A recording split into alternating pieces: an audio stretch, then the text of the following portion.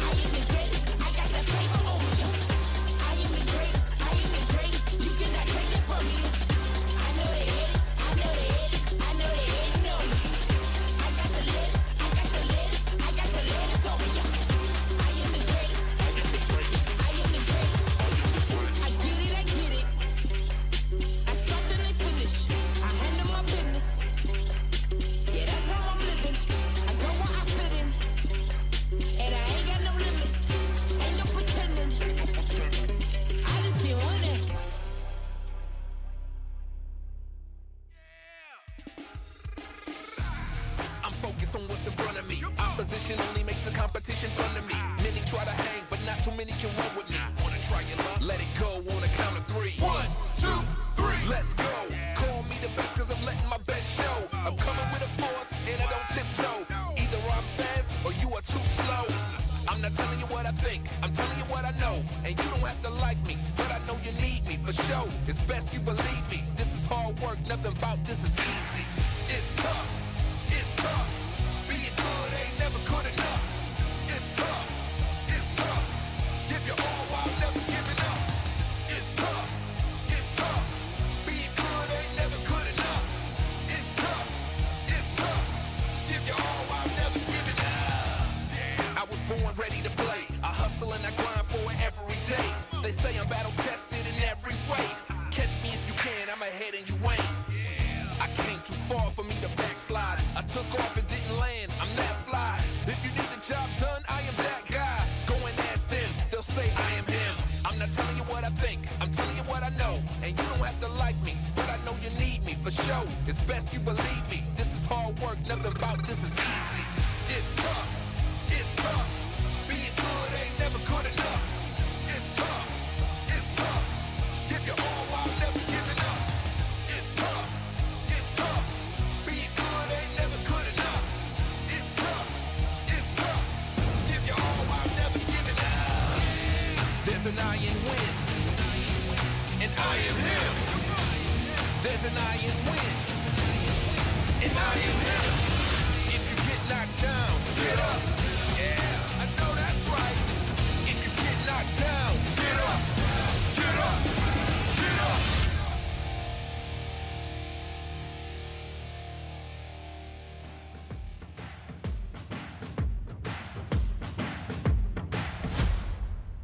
We on the way.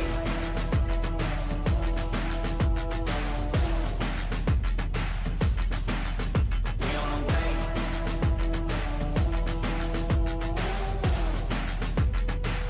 It's game time, yeah. We on the way. We back in your city, we back. I gotta get to it, in fact. No, never no time to relax. I'm packing the stats, you packing your bags. Okay, I step on the field, it's a wrap. They cannot keep up with the laps. No way. I put their record in a pass, you know it's a fact. Confirming the stats. Game time, game time, game time. They about to step on a landmine. Dialed in like a landline. Don't let them talk, I don't pay them on. Walked in with the mindset. Money line, that's a big bet. Top 10, I'm a prospect. Turn a problem to a profit. Top 10, I'm a prospect. Turn a problem to a. We on the way. We on the way. We on the way. We on the way. It's game time, yeah. We on the way. Whole team know the mission. Gotta focus all senses. Gassed up, no omission. Eyes on the vision. Gotta handle business. 100 yards on a play. Big dubs on the way. 2 play, it'll be played. Get up out my face, we are not the same. Get down in the city, I'm back on the base. Gotta get to it, no playing it safe. Running the game, they running away. They running their mouth, you know they are fake. Pick a side, pick a side. Okay, is you on for the ride? Okay, new kid on the block, next up, best up on the rise.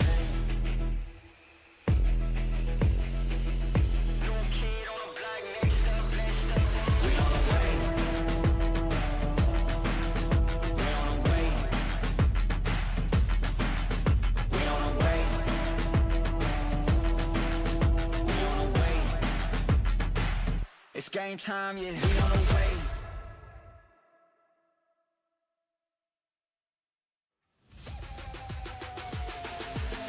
Click, click, bang, bang, I'm alright. I'm the one they talk about up in the streets. I'm the big bad one, don't approach me. Real cute and I'm crazy when I see. Kiss you with my tits, you won't be sleeping for a week. Don't fuck, don't touch, yeah, I bite back. I'm sick in the head, but you like that. My body's the epic, you'll never be me.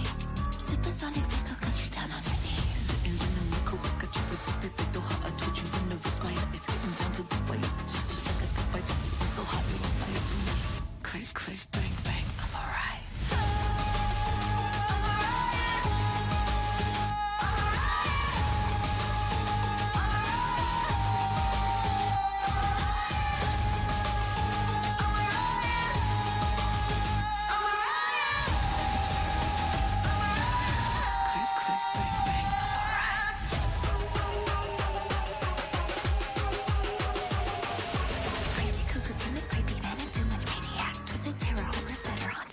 made to last. Paranoia, losing it, I'll never leave, so watch your back. I will find you better running if you run real fast.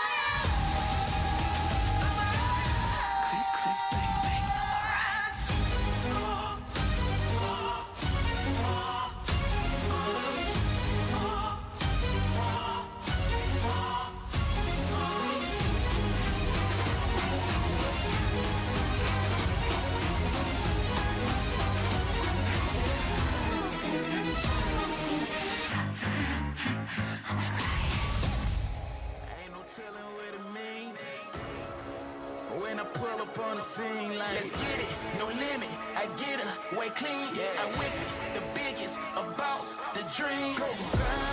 I had to level up the team. Loud, now it's rebel everything. The B, the E, the S, the T, the G, the R, the A, the T. Now it's rebels on your scene. It's the season with the time light. Somebody tell them get their mind right. Catch me speeding through the traffic with the limelights. Headed to my future, that's the limelight. G-O-A-T-Z-O, that's pay me. We woke, they sleep, we cold, and they weak. No need to ask the question, cause we showing up. Cause when it's going down, bet we going up. Found, I had to level up the team. Loud, now it's rebel everything. Let's get it, no limit. I get her, way clean. I whip it, the biggest, a boss, the dream. Found, I had to level up the team. Loud, now it's rebel everything. The B, the E, the S, the T, the G, the R, the A, the T. Yeah. Now it's rebel everything.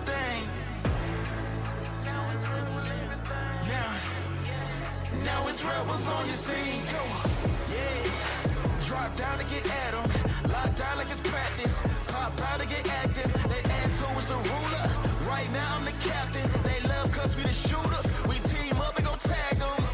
Yeah. Found. I had to level up the team. Loud.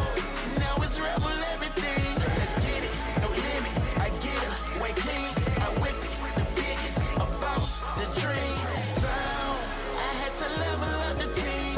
Loud. Now it's rebel everything. The E, the S, the T, the G, the O, the A, the T. Heard you on a ball. Are you gonna chase the dreams if nobody gonna make the call? Don't need crowds of people to cheer you on. When the lights turn off, that's how you know who you are. Say you want it all. Heard you on a ball. Are you gonna chase the dreams if nobody gonna make the call? Don't need crowds of people to cheer you on. When the lights turn off, that's how you know who you are.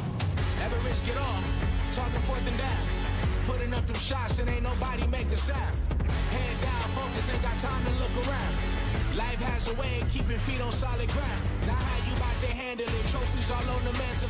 Working when you tired to make you the perfect candidate. And when the crowd screams high, you gon' keep the candle lit. Some rooting for you while others try and dismantle it. Still keep it authentic. It ain't all about winning. Time in versus time out. It's about how you spend it. By being committed. Write it down and go get it. Ride around on that side of town. Tell yourself you done did it. Horses in the chariot, only way you should carry it. Heart pure gold, they tried to label nefarious. No validation, that's the type of thing we stand for. Heavy is the head that wear the crown, that's what we plan for. Yeah, say you want it all, heard you on the ball. Are you gonna chase the dreams if nobody gonna make the call? Don't need crowds of people to cheer you on. When the lights turn off, that's how you know who you are. Yeah, say you want it all, heard you on the ball. Are you gonna chase the dreams if nobody gonna make the call? Don't need crowds of people to cheer you on. When the lights turn off, that's how you know who you are. Yeah, greatness I animated and illustrated. Grinded it on the daily, I couldn't take it. Won't rage like Olympics, I'm getting tempted. Pull up with the windows tinted, are you offended? a summary. Busy as a bumblebee, the weight of the world will crumble under me. That'll get you anything you wanna be, huh? Just hit the point of no return, everything was earned, lights bright. Jitters with the nerves, make your stomach turn. Fight night, but it's with yourself, summer never learn. Trying to calculate the purse, that is none of your concern. Yeah, they know that I'm about it, can't believe that they got it. Rose up for that concrete, they can't believe that I spotted. Welcome to my rodeo, they clearly see that I'm wildin'. Don't matter what happened here, I'm still leaving here smiling. Say you want it all, heard you want a ball. Are you gon' chase the dreams if nobody gon' make the call? Don't need crowds of people to cheer you on. When the lights turn off, that's how you know who you are. Say you want it all, heard you want a ball. Are you gon' chase the dreams if nobody gon' make the call? Don't need crowds of people to cheer you on. When the lights turn off, that's how you know who you are.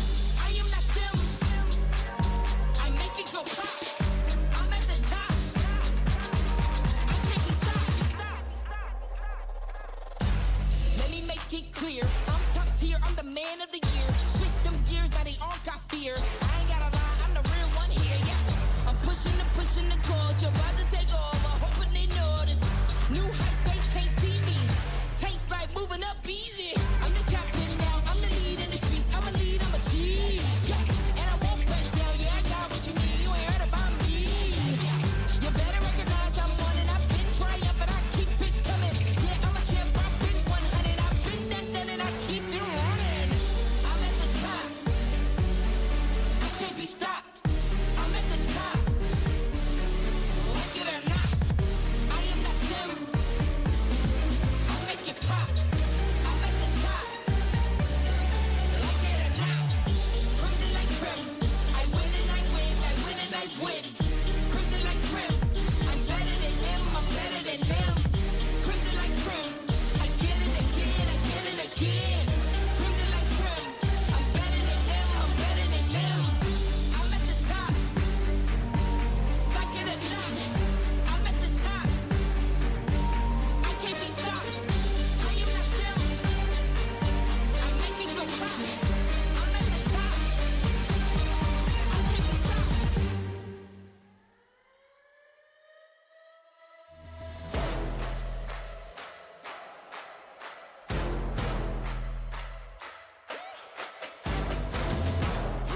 do my thing.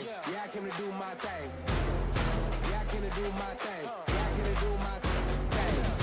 Yeah, I came to do my thing. Yeah, I came to do my thing. Yeah, I came to do my thing.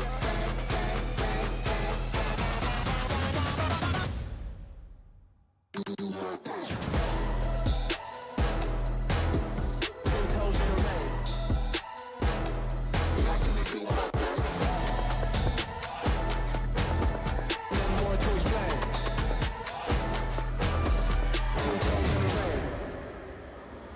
It's a calm breeze. This is all season. I've been rolling through the town just to cop these. Real hot, blowing up with a bounce beat. You know, gotta own it all. This is not lease. Leader of the pack like bang. Now I gotta do my thing. Making that swing. Do it till it hurt like pain. Gotta go and do my thing. Dunk on y'all like a candy candy. Nowadays I demand it, hand it. Photo finish, I get so candid. They just can't understand it. I do this for the feeling. Stack it to the ceiling. You gon' make us a billion. I came here just to run it. Yeah, I came to do my thing. Yeah, I came to do my thing. 10 toes in the rain. Yeah, I came to do my thing. Yeah, I came to do my thing. Nothing more to explain. Yeah, I came to do my thing. Yeah, I came to do my thing. 10 toes in the rain. Yeah, I came to do my thing. Yeah, I came to do my thing. Nothing more to explain. Nothing more to explain. Nothing more to explain. Yeah, I came to do my thing. Yeah, I came to do my thing. 10 toes in the rain. Yeah, I came to do my thing. Yeah, I came to do my thing. Nothing more to explain.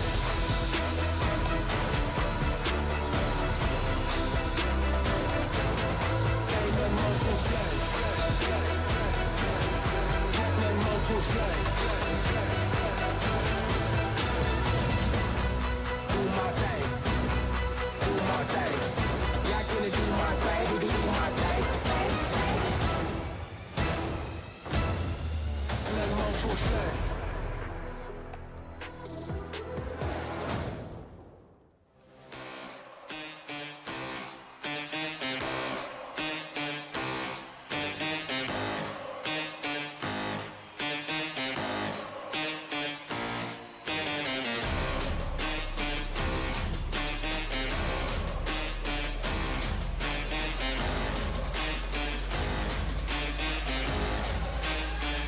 Yeah, it's been a minute.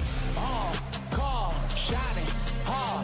Got a ball on them. Put in work till I'm tired. Bringing number 5. Name all the lights, gotta do it right till the day I expire. Whoa, that crowd noise can't faze me. I'm not scared to go back to all of that hard work that made me. Glow, illuminate the whole city. The job ain't done till it's finished. And now it's time to replenish, You ain't gotta come with me, but it's something here with this shit. Yeah, no foul when I touch down, but I'm showing out in your hometown. I'll tear the roof off the building. Dreams I had in my younger years, I bounced back when life hit me. And I ain't seen no one with me, One in front the other, that's the only way to run it. Rain, sleet, or snow, yeah, I gotta keep it coming. B-grade, affirmation of a real one. Just put up some more points, gotta make you feel solid. Go get it, get it, yeah. On the road with it, in my zone, winning every year. Set the tone when I'm on the road, feel it in the air. Check the stats, this is facts, I'ma get it anywhere. Gotta go get it, get it, yeah. On the road with it, in my zone, winning every year. Set the tone when I'm on the road, feel it in the air. Check the stats, this is facts, I'ma get it anywhere.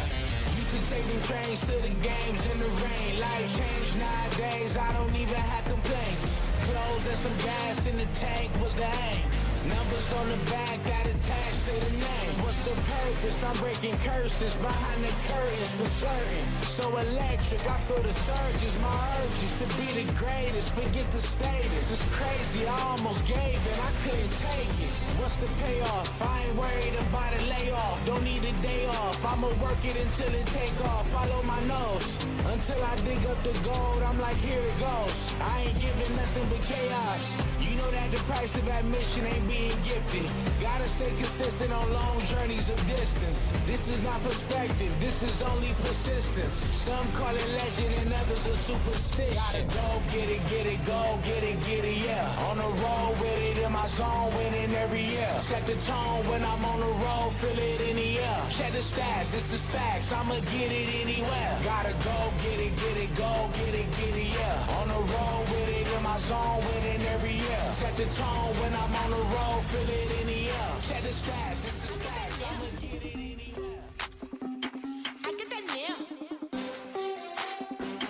I get that nail. I get that nail. I get that nail, nail. I get that nail, nail. I get that I get that Don't be a fool. You know how I do. I be so cool. That's what I do. They be like, yeah, insane. I must be out my mind. I'll be on my grind, working all overtime, bringing that fresh new, that brand new, that's like fine wine. Hard like bamboo, I'm taboo, I'm at my prime. Can you handle it? Can you handle it? This ain't no accident. Can you handle it? I get that new. I get that new. I get that I make a move. I get that new. I get that new. I get that I make a move. I do it all my way. I'ma be here to stay. You know that I'm gon' slay. Bringing that sweat. I get that brand new. First thing the morning dew. Stepping out on the scene. Yeah, got all you need. I get that now. I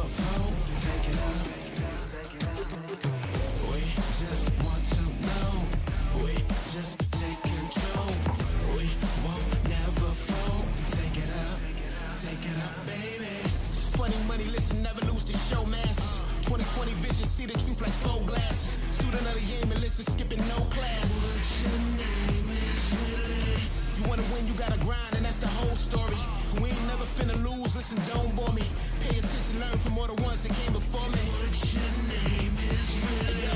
Patience is the virtue, listen, you should let it burn. Round around the world be moving, we gon' let it turn. And humble is the new cocky, and that's what I deserve. What's your name is really? Take it to the top, never gon' stop like we just want to know. We just take control. We won't never fold. Take it up, take it up, take it up, take it up. We just want to know.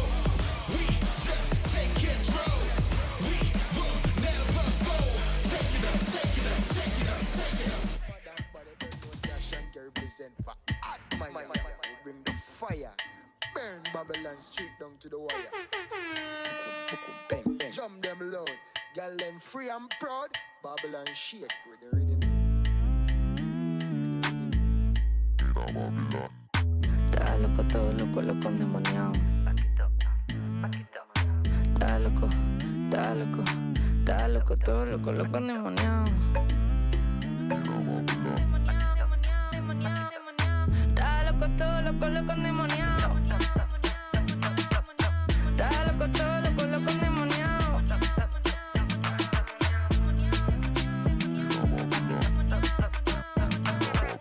Está loco, todo loco, loco, endemoniado.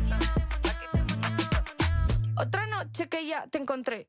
Que Marun tiene hambre de mí. ¿Qué será de mí? Yo no sé, ven y pégate a mí. Otra noche que ya te encontré. Que Marun tiene hambre de mí. ¿Qué será de mí? Yo no sé, ven y pégate a mí. Ven y pégate a mí. No puedes frenarlo. Es más grande que tú. Si este es mi fin, se siente déjà vu. Ya salieron las 666. Ladra mucho pero en acá faltan mucho de su chen. Que yo muerdo si tengo que morder. Que yo muerdo si tengo que morder.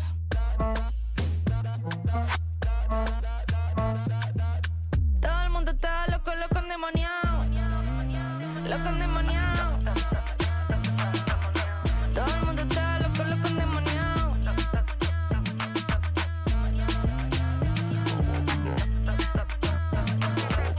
Todo el mundo está loco, loco, endemoniado. Otra noche que ya te encontré. Que Marun tiene hambre de mí. ¿Qué será de mí? Yo no sé, ven y pégate a mí. Otra noche que ya te encontré. Que Marun tiene hambre de mí. ¿Qué será de mí? Yo no sé, ven y pégate a mí. A mí. Ven y pégate a mí. A mí, pégate.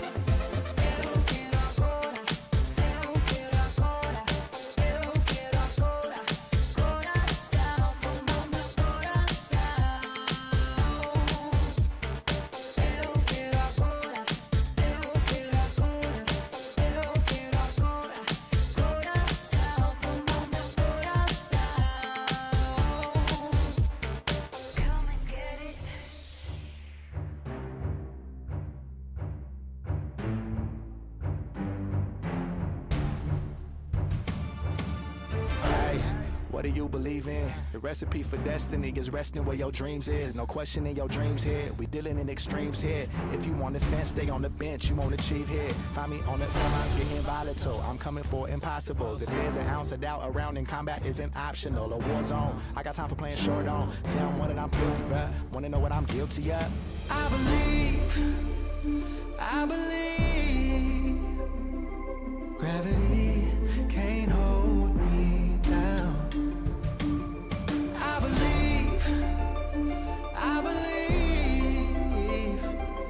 believe right here, right now, I'm gonna get my crown. I believe.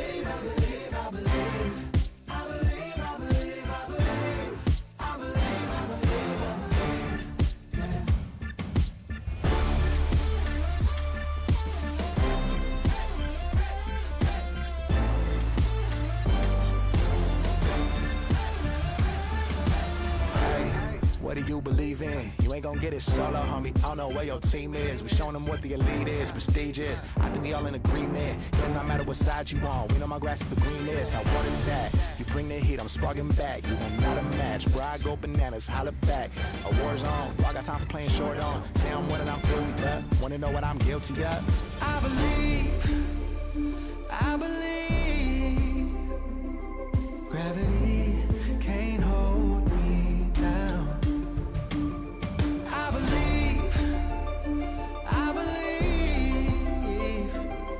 believe right here, right now, I'm gonna get my crown. I believe.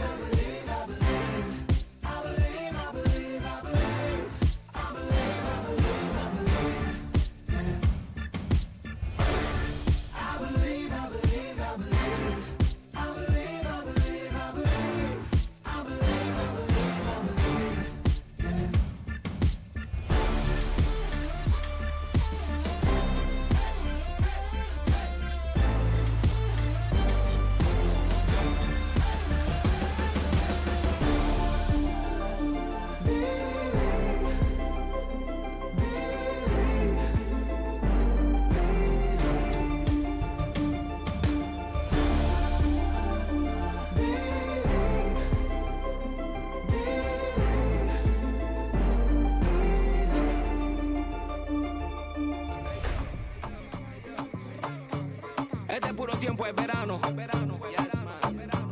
Todas las guiales con sus tanguitas, todas las guiales con su bikini. Yo la pongo a gozar, le gusta mi estilo que es muy original. La racataca yo la pongo a gozar, le gusta mi estilo que es la. Vengan pa' acá, si buena música tú quieres escuchar. No busquen más, los racas ya llegaron con lo que te gusta. Fiesta en la piscina, la piscina, la piscina, la piscina, la piscina, la piscina, la piscina. Pura que le sexy en la piscina, la piscina, la piscina, la piscina, la piscina, la piscina. Tengo una de party en mi piscina, la piscina, la piscina, la piscina, la piscina, la piscina. Foto en bikini en la piscina, la piscina, la piscina, la piscina, la piscina, la piscina. Hay un after party en la piscina, llegó la policía. Dice que la bocina se escucha hasta la otra esquina. Oficial, usted tranquila, tomo mucho de tequila. Y si quiere comida, venga y pase a la cocina. No sé sinceramente qué le pasa a la vecina. Si yo solamente invité un par de amigas, Pamela, Carolina, la Daniela y a su prima, Susana, Catalina, Mia Califa y a Cristina. En hilos de estar bailando en agua en cristalina. Pura guiale dura, nada de que latina. Europea, china, morena, la latina. Racataca, oye, ya no importa, voy pa' encima. Están haciendo fila desde la marquesina y mi vecina de al lado asoma por la cortina. Artistas que en tarima llegaron en limusina. El Neki con los racas que tú comes que adivina. Fiesta en la piscina, la piscina, la piscina, la piscina, la piscina, la piscina, la piscina. Pura guiale sexy en la piscina, la piscina, la piscina, la piscina, la piscina, la piscina. Tengo una after party en mi piscina, la piscina, la piscina, la piscina, la piscina, la piscina. Foto en bikini en la piscina, la piscina, la piscina, la piscina, la piscina, la piscina. Yo la pongo a gozar, le gusta mi estilo que es muy original. La racataca yo la pongo a gozar, le gusta mi estilo que es la. Vengan pa' acá, si buena música tú quieres escuchar. No busquen más, los racas ya llegaron con lo que te gusta. En su hilo dental, en el hilo dental, en su hilo dental, se ve bien criminal.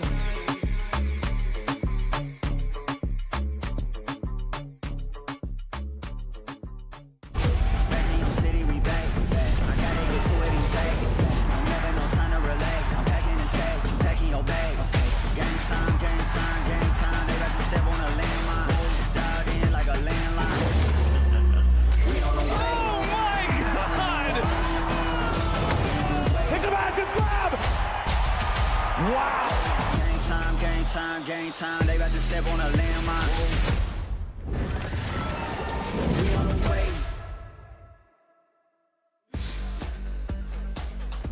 Bon dia and welcome everybody to First Stand Semi-finals day! We're still in Brazil, we're still in Sao Paulo at the Riot Games Arena to celebrate the last 3 best of 5s we have at First Stand here. Things are getting serious for our teams. 2 best of 5 today, and we see the first teams entering the arena. JDG signing the mirror once again. I actually want to check what they look like. Pretty basic.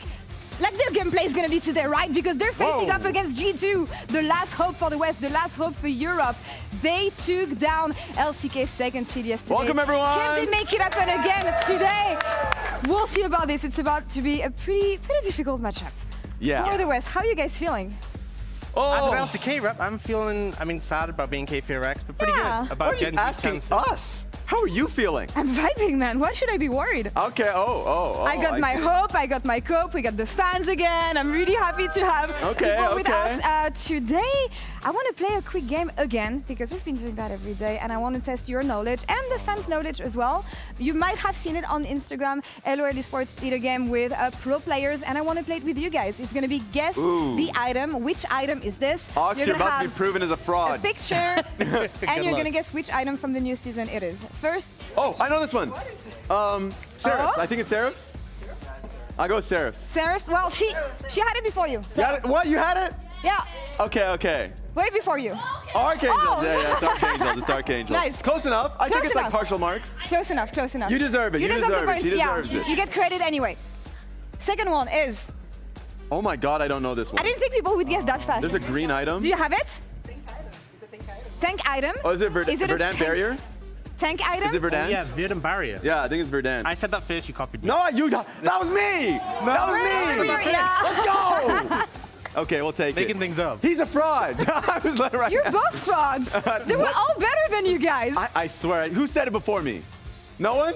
That's me. Then. I said it first, right? I'm going to side with the fans today. Anyway, if you want to see more of this, there's actually a version of this with the pros playing on LOL Esports Instagram. Check it out. It's really fun. Shout out to the social media team for this game. Now, let's get into the real stuff. Let's get into the series we have today. I want to check the bracket to see where we leave things as we're entering the knockout stage today with JDG versus G2 on the first series and BLG, JDG, a rematch of LPL matchup in the second series. What are your thoughts? I mean, it's pretty early in the morning, but I feel like we still haven't woken up. The fact that G2 is here today, I haven't had the chance to process it. Feel like Lion had the better shot. No. The fact that G2 is, they've really impressed everyone and shut me and a lot of people up. I think coming into the tournament, expectation was we'd just have LCK, LPL teams at this point of the bracket. So for them to come through was a big upset, big achievement. And then guaranteed as well an LPL team in the finals with that domestic sort of matchup. It's often like this, yeah. True. Yeah, any take on JDG making it yesterday? I was with Raz on the desk today, so I want to hear what you think, Ox, actually, on the way they made it here. Not their best performance I've seen. Yeah. There was a couple of game states which I think Lion had control of, and then just tossed it away. What about your boy Xiaoshu? That's the one question mark people had for JDG coming in was like, yes, consistency around mid, bot, all that, but like Xiaoshu was the one question mark player. Like, oh, give him his Renekton, great. But then we're in Fearless, what's going to happen there? But no, he really rolled yesterday. So. All right. We know we're going to have an LPL matchup later today, but the real juice is the first series we have today. As you said it, the last hope for the West, G2 3-0 against your team. Ox, excuse me, are they on the plane already? We don't see them anymore. Where are they, Ox? It didn't even matter. 3-0 against them, an amazing performance from Hansama, especially yesterday. I mean, the bot lane in general, especially going up against Diablo and Kellen, who was so feared, so fearsome, and the main sort of winning force for being K4X. Hans, Sama, and Labrov just had a massive step up in this series. A misfit. The fact that we haven't really, at least I haven't seen this performance from Hans Sama in quite some time, and for him to come in, and he had multiple games, not in just that series, even his Senna performance. I know that game, people look and criticize the draft, but if you look at his performance, you're like, no, I kind of want him picking that. And take a look at his carry performances throughout. Like, the stats are very loud. And I think for people who were critiquing G2, a lot of the times they looked at their side lane, specifically their bot lane, and they have not been talking. And I think another shout out goes towards Labrov too. So that bot lane, I feel like they're going to be a real question mark going in today because they might make the difference. Doing wonders here. And yeah, as you said, it's been a long time since we haven't seen this level from Hansama. The aggression, especially when the team needed it, that's what we're going to be looking at today. Among other things, they're facing off against the favorite team in the tournament. But another French player, guys, that I really want to highlight here because both of them have been smashing it so far, it is Qmond. Last year was his rookie. Yeah, thank you. I appreciate it. After his rookie year in the LEC, he took a new form completely this year as the captain of G2, as he said it himself in the LEC versus finals. What of him so far at first 10? He's been instrumental to G2's victories. He's been incredible. And I want to hear from some of the fans on this one, just their thoughts on Qmond throughout this event, just because you're the one excited about it, right? Oh, yeah. I mean, he has been playing so well. I mean, he grew a lot compared to last year, and I mean, he has played very well, and I think he can play very well against Canyon. I think he can step up a lot. I'm really hoping that he will step up and be the captain for this game and win in the jungle. I mean. Hell yeah. What are the hopes for Canyon, actually, in the matchup against Qmond? What are the hopes for Canyon, actually? That's the question here. I think a continuation of the form we've had. I think last year we saw Canyon not be as proactive, but this year he's been on a tear. You know, a lot of players have such a strong opinion of Canyon. You hear so many junglers talk about how he's their favorite jungler, and I think we're really seeing that form so far this year.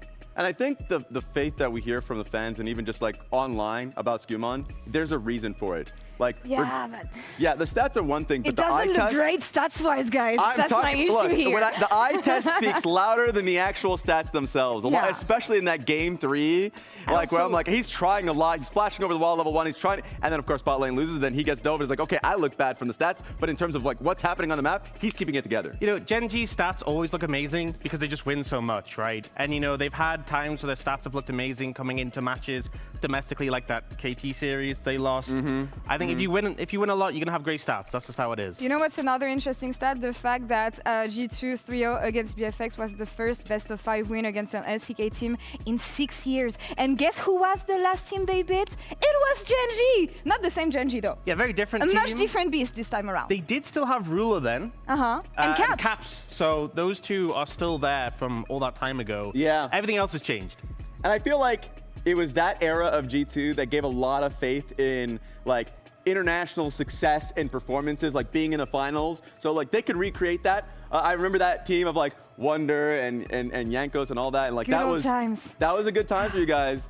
And all it takes is like another shock and awe. We got that the day before. It could happen today. So it's all up in the air. I'm just throwing that out there. But the one person who's been a thorn on a lot of teams' side has been Keen. Keen has been a demon throughout this tournament so far. He's just been playing so well. This matchup up against Dokla on the Embassy was an absolute monster. And for me, I think Keen is just such a complete top laner. He can play carry so well. He can play range tops, melee tops. He can play tanks. Anything you really need him to do. And you know, Keen's always been a fantastic player throughout his career, but I think Fearless has really unlocked him because he can just fill any role the team wants. And when you have a lineup as stacked as this, having so much flexibility in your top laner is so powerful. I mean, that's what he was telling us in the interview last time, Raz, the fact that he's been working on tons and tons of matchups to be ready for Fearless Draft, and the fact that now, whether he counter picks or he has to blind, he's ready, no matter what happens. He has just been the best performing top laner in the world right now. And for the matchup to be him versus Broken Blade, someone who's kind of at the beginning and good portion of the tournament, I feel like has been struggling a little bit in lane. That is the test. That's why we must track how he does throughout this entire laning phase, because even hearing from Caps just yesterday, he's talking about, and even any team that goes up against Gen G, they're like, early laning phase, pretty important, because they might just roll us from that. That's the top matchup that I want to see in how we get to see from Broken Blade versus Keen. Yeah, and Gen G about to do something amazing potentially, as so far they are undefeated at first time. We never had a team making an undefeated run at all in an international tournament. Usually they lose games in finals. Yeah. What are the most dominant run we had in league in history here? I mean, I remember that one, 2015 Worlds. It was right in the finals where they ended up dropping that game. That one was so close to having it, but you know, we've had a lot that get very close, but never quite gotten over the edge. I think it's just difficult because obviously as the tournament goes on, competition gets stronger and stronger. Yeah. And even if you're winning all those series, keeping the consistent form over the entire series is so hard. Yeah, and you can make the case, of course, of like Worlds and MSI, like the amount of games that you end up playing, but I think Gen G has given the respect throughout the entire year of how dominant they have just simply been, even in the LCK. And in this tournament, you're going up against the best teams globally. Like, you're going up against number 1, number 2, so that's going to always be a question mark if they can keep that even in their more creative drafts. But that's the thing, it hasn't really been a challenge for them so far at first stand. So let me ask you guys, as much hope as I have here, what are the win conditions? Where is the hope for G2? What do we want to see from them? Oh, take this I'll let one you today? take this one. Okay, I'll try. I'll make my gambit here. I think for me, there's a few things you can land on. Just to throw this one out there. Draft for strong bot priority. Look at this. Look at the. Just yesterday, we got to see the Ashe Seraphine constantly pushing through bot side, heavily punishing it. We can disregard what happened level 1, and then it made it super easy for them to like go for early Drakes. And I think that was my main topic of concern, and they were able to do that. I noticed something here. Yeah. Talking to Inspire, talking to the G2 players as a whole, something that they always tell me when it comes to what is hard against Gen G, more than the early game, it is those cross-map plays. Because if you try to face Canyon, the team is going to onshare on the other side of the map. If you try to face any lane, the team is going to take your money and everything you have on the other side of the map. So don't go for useless aggression. Go for something that is going to be a useful trade. Otherwise, this is how Gen G builds lead, and this is what you want to be careful about. And just to like cherry on top, I put down play easy front to back team compositions. Obviously, like you're never going to really be able to guarantee that within the draft. But I think what we saw is a really on-point Hansama so far this event, and so I think you can try and put the ball in his court and play around that, especially since I have a lot of faith in Skumon. So like all of that is there. Have a clear strategy. The early game, Caps made it very clear. Do not make mistakes in your early game. So all of this needs to be done for G2 to have a good chance. I like it. Pretty good. What about Gen G then? I've actually prepped some win conditions for Gen G. Oh, did you now? Oh, it's right behind you. So first up, wait, what? Waking up. Very important. Also, all members of the team do need to do this. That is key. Travel to the arena again. So every member of the team needs to do this. This is check. They woke up. I've seen them at the arena, so we have this as well. Already. And this one, so this is important because you don't want to be picking agents, characters. It's League of Legends. Pick champions. So. Okay. Yeah, I get it. I think all 3 are vital. They've already ticked off 2. Well, we'll see how woken up they are, right? Might be a little sleepy, we'll see. But if they can get the pick champions one, I think they're in with a great shot. All right. Thorough analysis here. Thank you, Ox. I want to see what the fans think. Oh, yeah? What happens when Gen G gets a little too confident, huh? That's all I'm going to put out there. What happens when that happens? Not sure what you're referring to. Let's see what the fans think here. What? 48% for G2? You know what? We take it. We take it. Wow. Okay, you know what? I don't want to hear none of that nonsense. I want to hear from the fans right now. I'm going to go towards some people. I want to hear predictions from you guys, okay? Oh, you're rubbing your hands. You have a thought already going in your mind. What do you think so far in this series? What's the numbers? I'm here to say that, Laura, I'm with you. Thank you. 3-2 G2. I appreciate you. 3-2 G2. There you go. Yeah. Shirley, okay, what about you? I think it's going to be 3-2 G2 as well. We need to. Wow. Okay, you're giving a reason? Because I think Hansama gonna make a show today. Okay, Shirley, someone else. I see some Gen G signs. Gen G 3-0. Okay. Let's notice the difference in confidence. With Gen G, it's always a 3-0. Who's more confident here? Why are you on this side? What do you think? Even though I'm a really big Chovy fanboy, I'm a West. I live in West, so I'm gonna go for 2-2. Okay. And guys, that's fair. All right. See. Wait, Laura, this is why people have hope. I did not pick the wrong team. I did not pick the wrong team. You two, I find your lack of faith absolutely disturbing, guys. If G2 has 1 million fans, I'm one of them. If G2 has 10 fans, I'm one of them. If G2 doesn't have any fans, it means that's death. Why would you not believe in them when they made things happen time and time and time again? Why would you have hope when you have cope? Why would you have analysis when you have delusion? It is Gen G series to lose. They're the favorites anyway, so G2, bring in everything you've got, and let's get into this semifinals.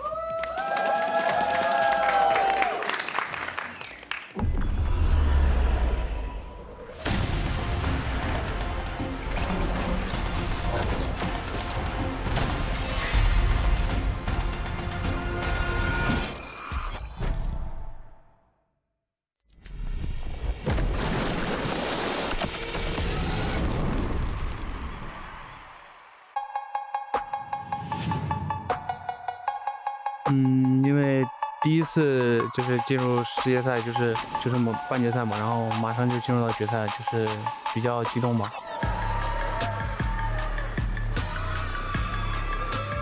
然后再次面对到 BLG 的话，就是想把我们自己的东西都打出来吧。我觉得我们其实因为这几场比赛我们没有太多训练嘛，然后我觉得从游戏上来看的话，我觉得别人应该会怕我们。LeBron takes a ton of damage there. Cozy Campfire keep him alive, but it's first blood to On. Viper gets another whack at him. It's G2 blood splattered all over the bottom lane. 然后就是 BO5，然后包括比较大型赛事打得多了，可能心态会更加的沉稳吧。让大家想起我的话，就是一个比较全面的上台选手。To try and take him down is my God. 下场就不管碰到谁的话，我觉得他们应该都很怕我们，我们一定能拿下比赛。I was really not really handling the pressure well, whether it's from the results or from the fans. But the most important thing will be to learn from these mistakes. 그리고 이렇게 4강에 일단 빠르게 안착하게 돼서 너무 기쁘고. JDG will look to round this one out as the quickest series here at First Stand. 저희는 그냥 어떻게 해야 이길지, 그리고 어떻게 해야 더 좋은 퍼포먼스를 끌어낼 수 있을지 이런 생각밖에 없습니다. The goal lead in mid for Vikla over Caps keeps him low. Chungus will land onto Vikla. The wave cleared out there, the chains. Oh, they have to be careful! I really hope that our iteration of G2 will be able to bring back the international glory. We'll have another chance to prove it against probably the best team in the world currently against JDG. 반 정도밖에 못 보여줬다 생각하고 많이 더 보여줄 수 있다. He's eating all the cupcakes and almost going down berserker. Dashes in and dies. 보여드릴 수 있는 게 많다 생각합니다.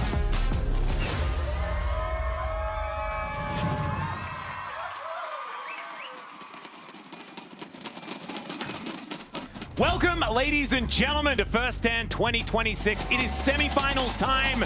We have brought out 3 commentators for this first one. JDG versus G2. And one of them is Kobe, as you just heard. The other one is Vedius. I'm Atlas, and we are very much looking forward to getting into this. It's feeling like a bit of a classic, right, Vedius?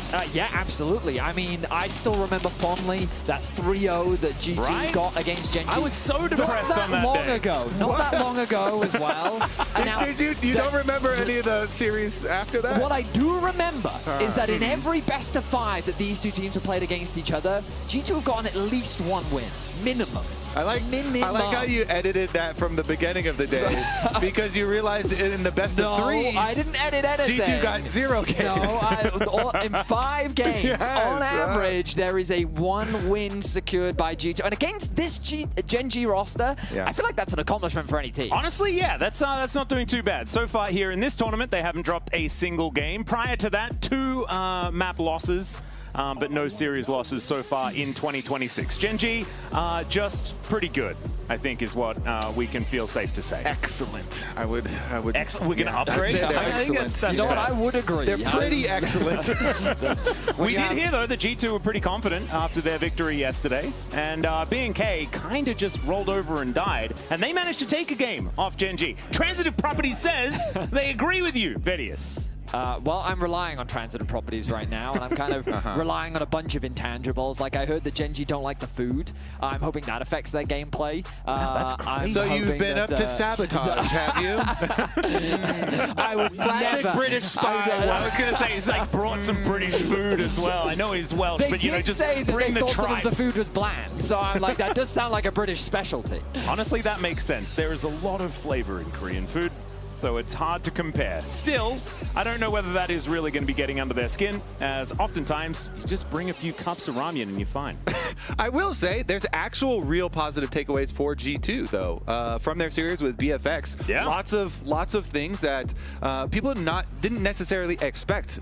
Specifically Han Sama, the bottom lane really did perform, and it's especially against Diablo. Yeah. You know, he was very aggressive in some key fights. You know, Hans was falking forward, he was positioning aggressively, and he was gaining a lot of advantages for G2. So let's see, you know, this is the beginning of the series where all hope is still alive, Eddie. It absolutely is. And here we are into Champion Select, powered by Omen and HyperX, and already all of the bands have come on through. The Rumble, the Rise, and the Orianna all make some sense. The Varus ban, quite interesting. I've personally been a bit of a Varus anti this tournament, and the Karma has been cropping up all the time here, just to make sure that you get a whole bunch of that lane priority. Is Seraphine first pick? Gentlemen? I mean, we know that bot lane has just become so meta-dominant, and making sure that you have that winning bot side of the Rift was the strategy that G2 implemented yesterday. By taking the Seraphine away, they've now put the pressure on G2's bot lane coming into this matchup to say, well, what have you got as an answer? They've showcased the Senna Nautilus before. They might feel confident, but the problem with the last time they did it was that that composition just lacked damage. It did not have enough to bring them into the mid-game, and they fell rapidly far behind against BLG. I think the Nautilus angle, though, is the correct angle when Karma is banned. Like, you could go like Karma Ezreal poke style into it if the Karma's not banned, but if that is the case, then you kind of have to go for some sort of kill pressure onto the Seraphine. And so maybe they do you know, either Nautilus or Leona with the Misfortune. Some of the common pairings. Yeah, we'll see what they decide to do. Back in the LCK, we would say that they'd be heading towards Zeri Yuumi. That has been the considered winning lane into I'm not such a big fan of Yuumi at the moment. And sometimes it didn't work all the time, Kobe. It worked that one time, and then everyone thought that it was going to be okay, and then it was definitely not. I kind of like this idea instead, going for the Misfortune, and there is the Pantheon. Certainly a big jungler on this patch. I really like the adaptation. I believe this is the first time we've seen Hansama on Misfortune this year. If you want a real throwback, he had a really stellar performance on the champion. I want to say back in 2021 Worlds when he played for Rogue, and he was styling on Fool, so very experienced on the champion. Lane dominance has kind of been his go-to back in the day, and they seem to be confident in their ability to bring something out against the Ashe Seraphine. With the Xin locked in, I mean, this is exactly what we saw from G2 yesterday. It's such an effective staple, easy way to start off fights, easy follow-up as well. The Seraphine Xin combo, like the ultimate can combo beautifully off of Xin, providing that extra range in the team fights. We're expecting the Nautilus to come through here, maybe even a Leona if G2 want a little bit more ranged engage. It depends how aggressive they're feeling in the bot side. Yeah, so they are going to go for it, try and kill this Seraphine in the bot side, because if you're not able to, the team fight just gets crazy for Gen G later on. But I really do like this. You know, Misfortune, very good at the one-item power spike, move her into mid lane, and then kind of opens up for areas for Pantheon to make some plays with too. And now Aurora and Ahri rise in priority. These are the two mid laners that we've seen heavily contested when Rise and Orianna are the main mid laners that get banned away. I think we've seen some answers into the Ahri. Mel, another one that's also been becoming just more and more popular, because I think teams are struggling to find an effective counter pick into her outside of some of these assassins, which in game one aren't always the best to bring out. And if you're banning away the Mel, and you already have Pantheon, like Pantheon and Ahri is such a good mid jungle, very strong early game, lots of kill pressure. So G2, they definitely could go, and it's even looking better if they wanted to be able to grab that Ahri. Yeah, it could be more disengage as well from Gen G if they'd like to. We know that Chovy really does like things like the Hui that we saw come out a couple of days ago. And so I think that Ashe Seraphine opens the doors to a lot of different mid laners that you can throw in. And so we'll see what they do decide to go with. How likely do you feel about it? Oh man, they want Ahri so bad. Look at this. And Silas ban also. Yeah, I mean, it's Mel looking and like Silas ban, they're like, please, can we have Ahri? The Gnar ban to me also suggests something like a Cassante for Or Key. a Renekton. Or a Renekton, exactly. Something relatively safe. It's likely that he's going to have to blind pick. Based on the bans, you're very much right, Kobe, that it feels like G2's looking at an Ahri pick, and then Gen G will have to pick something blind on the top side, but they'll get counter pick for Chovy in mid. I like Renekton with the Seraphine. I feel like you can add a bit of longevity to the champion by keeping them alive a bit longer and being a little bit more frustrating. Do they now just pick something like Cassante themselves? I don't know if they feel like they need the front line. I mean, we talked about the Ahri and the Aurora. I didn't love Caps's Aurora that we saw when he played against BLG. I mean, I'm hoping that Cap shows up today, because he definitely had a couple off games yesterday and against that BLG series as well. But we'll see now what Chovy brings as a response. Annie is sometimes used, but I don't know if I love Annie in this composition. Yeah, it kind of feels like Annie's going the wrong direction for a composition like this. As there's that Renekton that we were talking about. don't think too worried about things like Kennen as well. In the LCK, we'd often see the Na and the Kennen both banned away to protect the Renekton pick, but not something they seem to be too worried about at this point in time. As Duro wanted to pick up something for Chovy.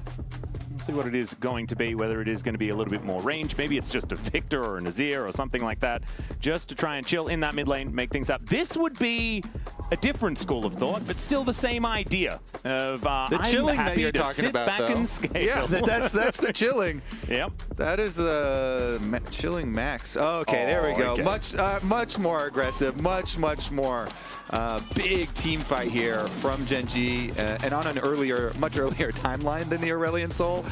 Now, this Aurora, I mean, it is a good matchup into the Renekton too, so you could still put it up there if you want to switch it up here for Caps, but honestly, I kind of do expect the Cassante, and just give Broken Blade the Cassante, or some sort of tank up there. That's the direction G2 have been drafting, is just keep Broken Blade on a bunch of, you know, these frontline big beefy tanks, and they're going to keep it up.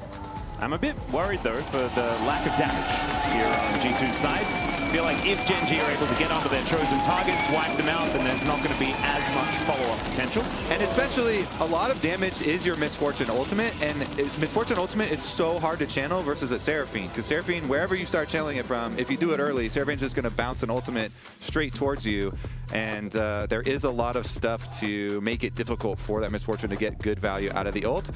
Of course, you know, Pantheon and Aurora in the mix there as well. And that's true. Pantheon does do a fair bit of damage.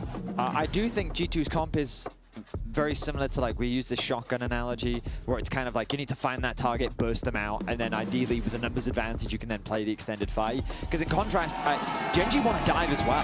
When you've got Renekton, Zing, and Galio, 3 champions that love to be in melee range of their opponent.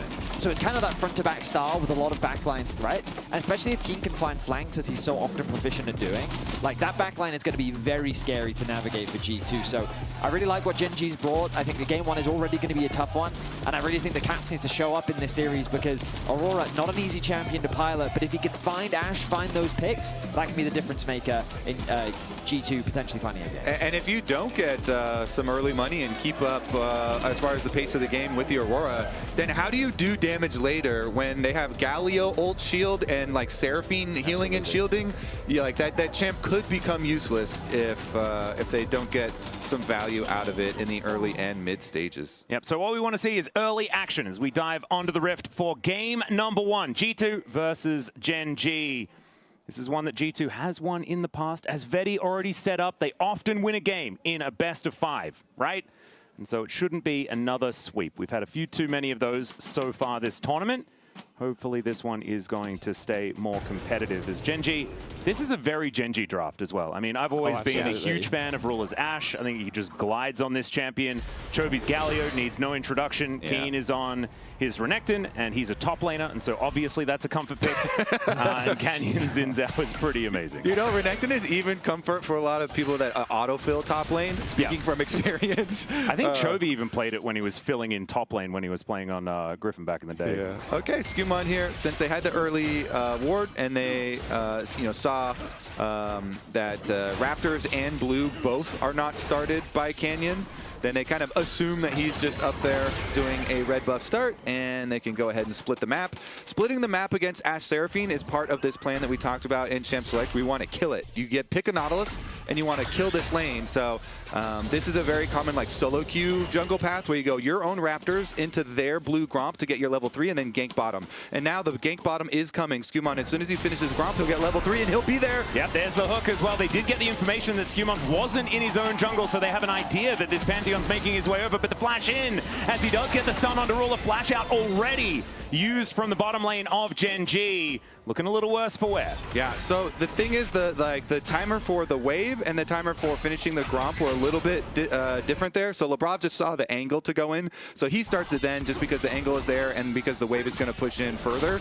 But, Skumon obviously had not quite finished the Gromp to get to his level 3, so he wasn't quite at the perfect timing to actually complete the kill, and they just get the flash. There's a pretty interesting jungle interaction now because Canyon, with great awareness, seeing the gank from Skumon on the bot side, sees that there's a window to steal away his red buff thanks to the Ashe E. That Ashe E completely changed Canyon's plan, and he's kind of adapting on the fly now to the situation that he's in. There was an opportunity for him to potentially gank bottom lane, which is why Skumon had to path bot. He had to try and clear his bot side camps and be ready to cover for a potential fight down there, because if Canyon was able to find a gank, then this whole early game investment would have put G2 very far behind. So his clearing and his path is a bit awkward, but now they're fighting over that bot crown.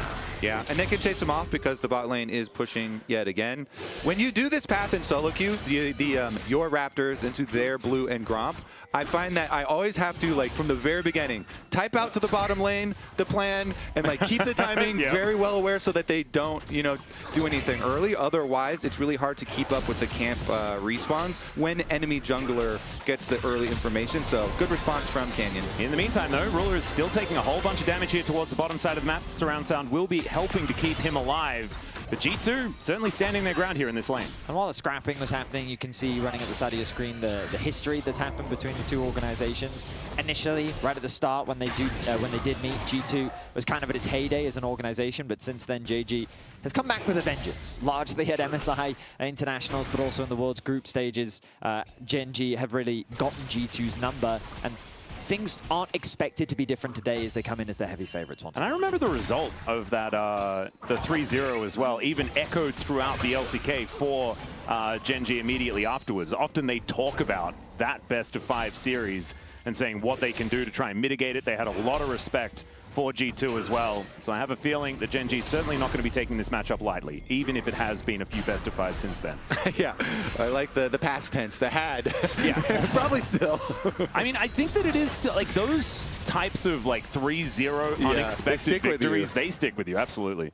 Yeah. And I mean, G2 do, like, in the West, they are kind of just the most winningest team when it comes to playing against teams from the East. So I just imagine that a lot of teams, especially from the LCK, have that respect because they know the history's there. And Caps is always a player that can always show up on the day. Right now, though, you look at that mid lane matchup, Chovy, I mean, his Galio is just always so impressive to watch because I see him losing half his HP constantly in the lane. But you look down at the bottom of your screen, oh yeah, even in farm. No difference in gold. He does such a good job at staying even in often these very difficult matchups to play in the early laning phase. Yeah, very even game here in the opener. All solo laners using their teleports right back to lanes. And junglers here finishing up and coming right back to the bottom lane. I don't think there's going to be any further action, but remember that the flash from Ruler is still on cooldown, as is his barrier. So in their attempts to push in this lane as well, there's a little bit of a dangerous timer. That's why Canyon is hovering here on the control ward. Yep. Making sure that he's there for a counter gang big spot. Skumon out as Canyon looking to move in, but Ruler is already in so much trouble. First blood to Hans Sama. And yesterday he was certainly the linchpin of this squad. That's going to continue here as he gets the most money. Great hook from LeBron, and Ruler's got a position more towards, Duro there a little bit to ensure, because that hook lands, you're just so dead. You are so dead.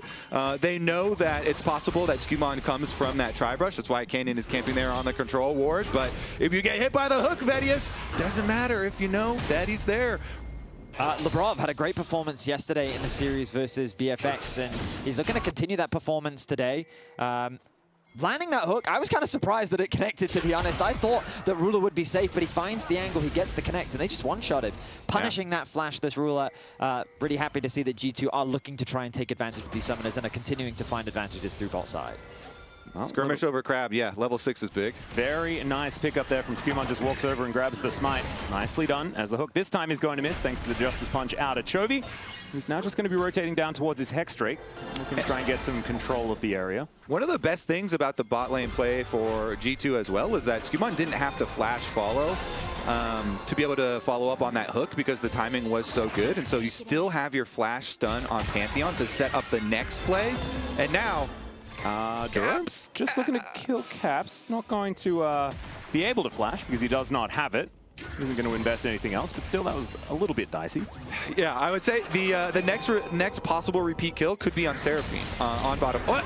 Well, speaking of which, yeah, Duro just caught in rotation. Really nice back sample out of Skumon. How does the rest of the script go? Does this look good for G2? Is it looking positive? I mean, It was happening yesterday too, and it's actually, I mean, it's easy to follow the like no flash on squishy targets and then still having kill buttons on Pantheon, right? And I was thinking about Pantheon's flash, but Pantheon's ultimate also, and so just right into the river there, Labrov sets up another one, and they're just chaining these, the summoners on bottom lane here. G2 just destroying the Gen G bottom lane throughout the map and earning themselves this big gold lead. I mean, I'll be completely honest, like this seems like such a basic concept, but it's one that's often lost in the LEC where you burn a flash and then you just keep attacking that same lane, and they're doing such a good job of Skumon just investing his focus on the bot side of the Rift and they're netting advantages. And I'd say I would also blame multiple supports for basically this sin of you burned your flash on bottom lane and then you're just like right back to your duties as usual and you're like, oh, I'm just gonna go get some vision now. No, you don't have flash. You know, we saw an Alistar do it. I don't remember which one it actually was, but right after burning flashes in bottom lane, then getting yourself in dangerous territory. Ashe Arrow. Arrow gonna connect there. Let's see whether Trophy does have enough damage here. The Justice Punch comes through and there's the Colossal Smash. And Gen G are on the board. Duro is gonna be punished for it though, as Hansama takes him down with some bullet time and gets back to farming. Okay, so Ruler with great accuracy sets up a play in the mid lane, so Chovy gets himself a kill. But the same thing happens in the bot side as Labrov catches Duro out and he finds himself at 0-2-0 on the Seraphine here 9 minutes into the game. This is why a lot of teams, they kind of wait until maybe a little bit later in Fearless or something, or maybe drop bans on Nautilus when they go for Ashe Seraphine, because Nautilus is so good at looking for picks and kills onto these squishy targets like earlier in. Absolutely. And that's why you expect this pick, but Labrov also props to him for playing it super well. He, the champion has so much versatility. I think hook champions in general against squishy targets feel so deadly for the squishy range support, just because once that CC does connect, you're also prone to dying. The Ashe Arrow, I mean, Caps did this exact play with Hansama yesterday. Yeah. And now he's getting a taste of his own medicine as Chovy gets an easy kill. Flash over the wall from Labrov as there's a bit of a contest over the vision. Ruler is not in the area, and it results in a kill on the bot side, so 1-for-1 overall. Yeah, they are just blasting this bottom lane here. We'll see too, because it's an earlier Bloodthirster is the result of these early kills here for Hansama. And that's a huge power spike for the champion. You just get infinite sustain basically off the wave now. And I will say, like, so far at first stand, or at least the first few games, Broken Blade, I think, was underwhelming compared to what we expected of him. But since their approach to, we're just putting you on tanks, bro. You're playing Ornn, you're playing Sion, you're playing Cassante. Like, yesterday, he was extremely solid. Or, I would say his Ornn performance was carry levels of performance as well. And now against Keen, he was behind about a wave, and now he's pretty much kept it dead even against a Renekton matchup, which can get quite ahead early. Keen has continued to try to proxy, but he's been that steadfast tank on the top side, being a pillar, while G2 invests more resources in the bot side of the Rift. Yeah, it's been such a cool story for G2 where even though Caps hasn't been having his best games, you know, pretty far from it, honestly, the rest of the team has been doing so well around him. The bottom lane, as you're talking about, Broken Blade as well for top lane, and they've had him on a lot of these tanks and kind of playing the role. G2 really feels like they've identified the way that they want to play the game here at first stand, and they are succeeding with it. Skumon especially, with the Pantheon ultimate available. Another arrow coming down here as Caps will be able to avoid it this time around. And Chovy looking for a little bit of an angle towards grabbing some plates, but not going to be getting kills this time. And, you know, we've been talking a fair amount about how, like, G2 have been rising up, but it's because they are such underdogs in this series. The reality is that Gen G is just exceptional. And you only have to look at some of their stats. They're undefeated so far at this tournament. They're first in almost every single stat. Their average gold lead at 14 is 3,000 gold. So they are unbelievably dominant. And the fact that G2 actually have a gold lead in this early game is one of the biggest surprise factors going into this Gen G matchup. It's quite considerable. Like, this is not a nothing lead. 1.3k is certainly snowballable, you could say, as Keen and Broken Blade going to be finding each other one more time. One, I guess, hesitation I would have is that Gen G's composition does 5v5 very effectively, and their bottom lane is a large amount of utility for this squad. Not necessarily what they're going to be needing to play through later on in the game. We got to emphasize the utility here with the early deaths, because the damage is, the damage might not be there. Well, Chovy does not quite find a taunt there, and another hook from Labrov is fantastic. They could be able to take the Gargoyle down, and in fact, they absolutely will, as Caps manages to get that last hit before the heroic entrance comes down. An uncharacteristic catch onto Chovy. Generally someone who's very stable, hard to catch out, but caught in the river, no support from the rest of the team. G2 find another pick. And it's made possible because Hans can 1v2 bottom lane with his early Bloodthirster here. The Ashe Seraphine are in no position to punish him at all. You can't poke and chip down Misfortune when he's got full Bloodthirster this early. He just heals back up, destroys the wave, and even 1v2, he pushed them out because Scumon's ultimate on Pantheon always threatening if Ashe Seraphine are too far up in the lane. And that just means G2, they get priority everywhere. They're going to grab another objective. Double Dragon. And the Galio death meant that the bot side of the Rift as well was very scared. They had to back away. That support with the jungler on the top side of the map as well. They have to go back to base early. They're playing safe underneath the tower. Keen getting very low. Yeah, has to Dominus actually just to avoid death from Broken Blade. Really good positioning there to catch him out of position after that slice had come on into the wave. And BB is going to stop him from trying to get home there as well. Keen going to be delayed a little bit on his return. Keeping my eyes on Scumond. I thought there were a couple times where they would actually threaten a dive onto top side just because of how low Keen was, but they're sticking to their game plan, playing around mid, playing around bot. After that kill, Caps has definitely closed that gap against Chovy. Second Dragon in their favor. I'm cautiously optimistic about how well G2 are playing this early game. But as you highlighted, Atlas, it's those fights. Well, hang on now. Hang on now. It's the fights with which Atlas did warn us about, and it is the team fighting of Gen G that has been the undoing of many teams that have found advantages against this team before. With how big Broken Blade is, though, Thornmail is already completed. He could certainly just be a frontline to play around here for G2. Just play it front to back, keep it honest. I like that there's no risk for me hyping up G2, you know? Because if it works, I'm like, oh my god, look at the hype. And then if it backfires and Gen G wins, just Gen G. then I'm like, too bad, Benny, sorry. Yeah, I'm risk-free from me. Right now, I'm cautiously optimistic. Herald's going to be spawning in 30 seconds, and you can see that's what the swap has been for. So Broken Blade being sent to bot lane has the TP available. Caps now with control over top, and Lebrov is just hovering here to make sure that his mid laner is safe. MF moving over, they're going for the dive. Yeah, they're looking for it. The hook is going to miss because of the flash out from Kane. Avoids a whole bunch of the extra damage as well. So arrow does go wide, clears just up the wave. And Kane will survive, but no flash for the Renekton could be a big deal. Yeah, honestly, well played from both parts. You know, G2, they don't make the mistake of taking tower aggro after the flashes were traded there, and, you know, they're happy to trade Lebrov's flash for the Renekton flash. Despite not getting the kill, Rift Herald is spawning. That's why you go for that play on this timing anyway. All right, Gen G, is this the moment, though?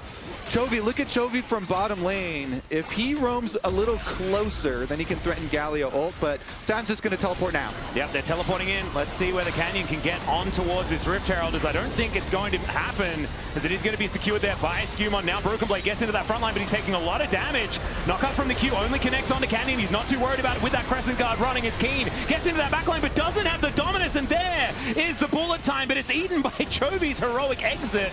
Just escapes the situation as Canyon looking to try and escape on the other side. It is still a win for G2, and we'll see whether they can take down Canyon as well. He's chasing, but I think Canyon should be able to walk his way out of this one. He's got his tier 2 boots as well. Yeah, tier 2 versus just the brown bags or the free ones. They're going to trap him. Teleport here. All right, Caps should be able to make his way forward. Just needs an auto, and in fact doesn't need anything at all. Going to be able to lock down that kill onto the jungler as Chovy moves on over, but knows there's a man advantage here for G2, and it just everything keeps coming up G2 in this game. Yeah, even with Seraphine ult hitting like 3 people there, you know, Hans is able to cleanse it, then backs off, fires off the Misfortune ult, and still has enough power to chase off Canyon from the other side. So G2, they get the Rift Herald, plus they get a bunch of kills after. Keep your eyes on the Scion here, because Broken Blade goes in super deep, but then he uses the Rift Herald to actually get out of the situation, because the threat of the Galio is real. But the Scion is getting low, goes into the Rift Herald, knocks up Keen, allows him to get the pick, and now it's Gen G that's split apart. Scion is just creating chaos on the backline. The bot lane of look on me, look on me, look on me, look on me, look on me, look on me. And I think Hans wanted them to look on him. That he did, because he was cautious of Canyon and Chovy threatening him on the backline. But, I mean, yeah, impressive stuff. G2 win a fight, they get the Herald. But that gold gap between the AD carries, there was a 1k gold lead for Hans Sama that Ruler has successfully been able to shrink. Yeah, I love it. The Broken Blade driving, spinning donuts there in the middle of the river. And as the team is killing Keen, Hans is like, okay, yeah, finish killing Keen. And then look at me, okay, I got 3 people over here. So 40 seconds. That'll be the next big point of contention. Items looking good for G2. Skumon really the biggest threat on G2's side as the ulti's chuck top lane. Yeah, Grand Starfall is going to come on through here as Chovy does have to flash, but I don't think it's going to save him as the Aegis comes out and Caps is going to lock down a killing spree for himself off the back of Skumon's great plays. Great stuff. Yeah, Skumon's here, still 0 deaths. He's only missed out on participating in a single kill, and that was the bottom lane one where they flashed on the Seraphine and got that one for free. So another really good game from Skumon himself as well. And with Pantheon, it's very easy to keep up the pace. When they start to get these outer towers down for G2, they're the ones that can now continue to pressure side lanes and then look to collapse. That spear from Skumon definitely hurting. Yeah, he has 2 items, and there is only a Ruby Crystal on Canyon. Caps has not got TP. This is a numbers advantage. Galio has the ulti to arrive. Broken Blade has ulti too. Broken Blade can sign ult down this river. Let's see whether they can actually utilize it as Broken Blade, as you can see, just off to the side, but they're not going to go for it. Arrow is going to go wide as Ruler does not quite find his mark. And Gen.G will successfully take away the Drake, stopping that soul point. Yeah, Caps was coming from base, so Caps was just a little too far. Yeah, I think it was a good punish from Gen.G and good respect from G2 because they realized Cap stayed top, they tracked his TP, they knew he couldn't arrive. Chovy matching him, even though he was dead, had the ultimate to arrive in time. But also G2 saying, do we need to force a 4v5 when we can just save our stuff for a play like this? Well, that is going to be Keen taken down once again. Caps is just picking up kill after kill here as he goes towards the bottom lane to do the same thing. Hansama just holding onto the wave here in this mid lane. The Bloodthirster meaning that all of that poke just does nothing at all. And Broken Blade has teleport, so he can actually recall and then go teleport to top lane to try and catch the top wave that Chovy is putting in. And G2 showing some good restraint during a timer where we're close to a play, but just not quite because Caps is a little bit too far. And then they get the follow-up play instead. Yeah, you know. Yeah, I'm really proud of my region right now. I'm showing some restraint there. Because it was one of those things where, like, yeah, on instinct, you'd want to fight that dragon. Normally, I would expect G2 to fight it. But, yeah, they recognize this is a bad position, and we can just concede it. It's okay. It's all good. But they'll get a kill. They'll get a tower. Hans did lose his flash in mid lane, which could really hurt him as we get later into the game. But Ruler. Yeah, Ruler is very, very He's dead. very hurt. Actually able to barrier that last little bit of damage. As now the Encore comes forward. The double charm is fantastic. Underneath that turret there as well as Labrov trying to get his way out. Canyon really wants to punish that positioning as Wind Becomes Lightning is not enough to do anything at all. And G2 managed to walk it off. Yeah, Hans did now have vision on Ruler as he walked away through the brush and didn't remember that the barrier was still there. So he knew, okay, it's just a couple of waves of my ult to be able to kill him. But because of the barrier, he does survive. And Hans canceled his ult early just so he could go back to mid lane and continue the pressure. Okay, Caps having a much better Aurora performance. Aurora performance. Yeah, better Aurora too. The Aura's looking pretty good as well. Yeah, you guys are right. His Aurora. I mean, I'm honestly just shocked by how proactive G2 are being and the fact that they just keep punishing Gen.G. This team that genuinely felt so infallible based on what we've seen all split long. For G2 to playing with this level of confidence, like, it really does feel like they've turned the nameplates off and they're just treating them like any other team, which is exactly what you need to do. And it's not even necessarily confidence, it's discipline that they're using. We've seen already with that dragon fight here as well. They notice that Ruler is overextended. And yeah, that was a little unfortunate, not being able to get the bullet time to fully complete, but still even being able to walk away from that great encore out from Duro. They just seem to have all of the answers, and it feels like it's preparation for each of these plays that's really benefiting G2 in this game. Yeah, Hans was feeling benevolent. He was like, you know what, fine. Ruler, world champion, I'll let you walk away this time, buddy. You can have one. Remember that. I mean, how kind of him. Ultimately, he got what he wanted, though, which is the long-term play of no sums on the bot lane. And that Pantheon, we know that Skumon, he's got a homing missile with that ultimate, and he's going to be locked and loaded, aiming for Ruler's head. And now, he will for sure be timing that barrier. For he's sure. like, all right, I remember.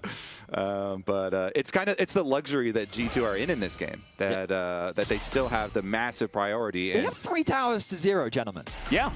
I mean, this is a bit of a shutout right now. I'm not excited yet. They could still throw this. I still fully believe in their ability to throw this game. I don't. They're looking, as we said, really disciplined. Say the cast a curse thing again. Do it, Max. Stop this man. Stop him right now. Nope. Not this time. I've been told that I should not do that anymore. I'm a changed man. And Gen.G are looking really sluggish, honestly. Well, I mean, it's true. And I feel like this has been a thing for Gen.G, but not in 2026. It was a 2025 thing where it felt like they just pick a very slow composition and then just try and play to stay even throughout the game and then win in team fights later. But they're not very proactive when they're playing this style. And that is looking like it's what they're continuing to do here today, which is not a great sign if you are a Gen.G fan. I thought the Broken Blade was doing a bit of a bait there. Starting that one off, trying to bait the Ashe E out to draw that attention, get that vision done. Instead, their focus is very much on the bot side of the Rift. They did lose that third Dragon of the game, but this time around, their position, their timing is good. Cap's quite a little unfortunate for him. He's just short of the death cap. You can see he's very close, but if he can get that gold, he does have the teleport available and could regroup with the fight. If he can secure that, his kill threat onto Ruler significantly increases. And remember, those flashes still unavailable for Ruler and Dura if they want to contest. Ruler also taking a big chunk there from Caps. Gen.G very far away from this dragon. It's spawning in 1 second's time. There it is. Second mountain to come on through as now Keen deals with this outer turret on the top side of the map. Finally, Gen.G are on the board as far as that is concerned, but it looks like Soul Point should be going over to G2 without a contest. Yeah, you don't want to fight this as Gen.G. You're so far behind right now that just try and get some gold in trade for a dragon. Singular dragons are not that big of a power boost, but actual gold from turret plates, if... So King got the top side turret, and he got one turret, the little baby turret off the turret plate off the secondary turret here. Just try and get as much gold as you possibly can to fight your next fight after you get a couple more completed items here. I'm still keeping an eye on the itemization from Caps. He has to be so close to that death cap now. A couple more waves should probably do the trick as they clear out vision. Start setting up around this Baron. 25 minutes in, and G2, they've held on to a gold lead this entire game. We've seen little to no mistakes from G2 so far against Gen.G, and they're going to, with a gold deficit like this, as you're highlighting, they're going to need a big team fight to swing the game in their favor. And I just want to take a moment to talk about jungle again. Okay. Because this is why I'm always such a big fan of deviating from full clears when your comp really indicates like a lane will super benefit from it. And there isn't that much risk to doing it. Skumons, remember back to the opener, we're going to have a little bit of a fight here. Skumon does have ulti, Pantheon could join. Yeah, race to the bottom lane as Chovy avoids the CC and will be able to get out with the heroic entrance. So that does mean that ulti is on cooldown, but still manages to escape. But remember back to the opener, and it's like, okay, so you see this this clear a decent amount where you go your Raptors into separating bottom lane. When you've got an Ashe Seraphine that's going to be a very vulnerable but heavy pushing lane early, go for the 3-camp attempted gank. You know, get the flash. Wait a second. Arrow going to connect there as there's the encore. Gen.G do not want to waste anything here. Making sure that they take down the Aurora. So Caps lying on the floor. There is a bit of extra money going over to Keen as well. Yeah, very good pick from the side of Gen.G, punishing Caps as he's trying to clear out vision. They even got the flash out from him as well. It looks like he's still short of that death cap gold. But I don't think Gen.G is going to get much off the back of it. They'll buy a little bit of time. They won't even claw back much vision, though. We look at the minimap and we can see that they don't even have any vision lit around the river. This entire other half of the map is completely dark, and they're very reliant on Ruler as he's forced to use the hawk shot to get info as to whether the Baron has been started or not. Yeah, Gen.G just constantly standing on wards here in their own jungle. Finally, some sweepers going to be utilized as Dura might be able to find this one ward as well. As there's control ward in the back of the pit, and immediately Broken Blade says no, you're not allowed to see. Yeah, they have to rely basically on the timer of Hawkshot and the 2 blue trinkets and try and rotate those. So Hawkshot used now. For next timer, they can use a blue trinket. Control ward actually back in the back of the pick. Now G2, I would say, only thing is don't flip versus Canyon. Well, Canyon will steal those. It's a bit of a scary situation here. It looks like they are going to pull away, though, as Keen makes his way in with the teleport. I imagine that's what G2 are looking for, right? Make sure that the Crocodile does not have that in the side lane. And they get it, and then they back away. And that's that discipline again, Vedius. You start the objective with your goal, get your side lane teleport there. Of course, Caps, no teleport on the Aurora as well. But yeah, they got Keens out, and they should have been tracking the fact that Chovy already TP'd earlier, so they have TP advantage with Broken Blade. So they can do this exact same play again. Put Broken Blade bot, draw pressure towards that area of the map, then TP, guarantee the numbers advantage, but they're kind of forced to have, you're seeing it now, Chovy has to match, because he's the only person that can get within range to ulti to then join the fight. So G2 just have a lot of leverage right now, and finally the death cap is completed for Caps. It's taken him a little bit longer than he had planned, but a big item spike for the mid laner at G2. Meanwhile, the Lord Dom's done for Ruler, so he can actually do damage to the Scion now. And if they are able to get a good like initiation, maybe a little bit of someone sectioned off from the rest of the team, then you do have to be wary of the Gen G CC, because the game is not completely exploded at the moment. It's still teetering there. There's chances. Ooh, unless Ruler just gets one shot. The answer is no. Not just yet. The opening salvo, not enough there from Caps, but I think fear of death, certainly there for Ruler. Mid lane has always been a little bit of a rough place for Ruler. We call it the Ruler position for a reason. It's just around beneath the Raptor pit right there. You guys might remember. Yep. I believe you guys even have a name for it. Yeah, it's just called the Ruler spot. Well, the Dragon's spawning in 30 seconds, and I don't think Caps is going to have his ulti. I can't quite see the cooldown on it, but it's going to be just short. Maybe if they can buy a little bit more time. Gen G actually invests a lot of time around Baron. They've cleared out a lot of vision, and I think they're starting this objective off. Yeah, they do just move over there. Teleport is going to bring Broken Blade into the fight, but this Baron is going down extraordinarily quickly. Ruler just pumping these arrows into it. Lebrov making his way over. And Skewmont off towards the back of the pit, but it looks like they might just be rushing this one down. Can the steal actually come on through? Skewmont waiting to get on in there, flashes forward. Who's going to get the smite? It is going to go to G2! As Canyon with that Crescent Guard just desperately trying to stay alive. But Broken Blade gets into the back line. Justice Punch is decent there from Chovy as well, trying to hold him in position as he goes golden at the same time. Gen G still kind of alive in the fight, and Cap says no, they are not alive in this fight. Atlas down they will go as he wipes out the bottom lane. The Grand Star falls there as well, and G2 may have just stamped this game in game number 1. They don't lose a single champion in their efforts to take the Baron and take down Gen G. Excellent discipline, excellent execution. G2 are living up to the potential that this organization believed in. Here in game 1, an over 7k gold lead. They're going to secure the soul, and they are dominating Gen G.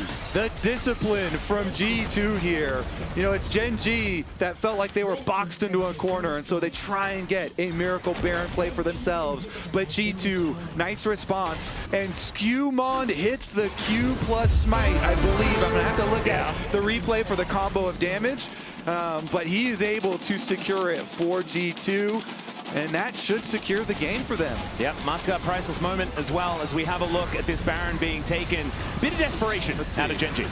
I think Broken Blade eliminating Ruler from the back was a really good way to start. Skewmon then has to stack up his Q. He didn't even have the fully stacked, but Q plus Smite able to secure it. Outsmiting Canyon, got to be a great feeling for the young man in the jungle for G2.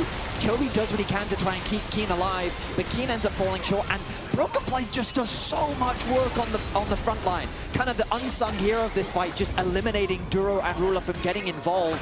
And then Caps, his ultimate comes back off cooldown, cleans up on the back end of the fight. And G2, again, like, I'm so impressed by their discipline. This level of play is the complete opposite of what we saw against BLG. This team is completely leveled up in such a short amount of time.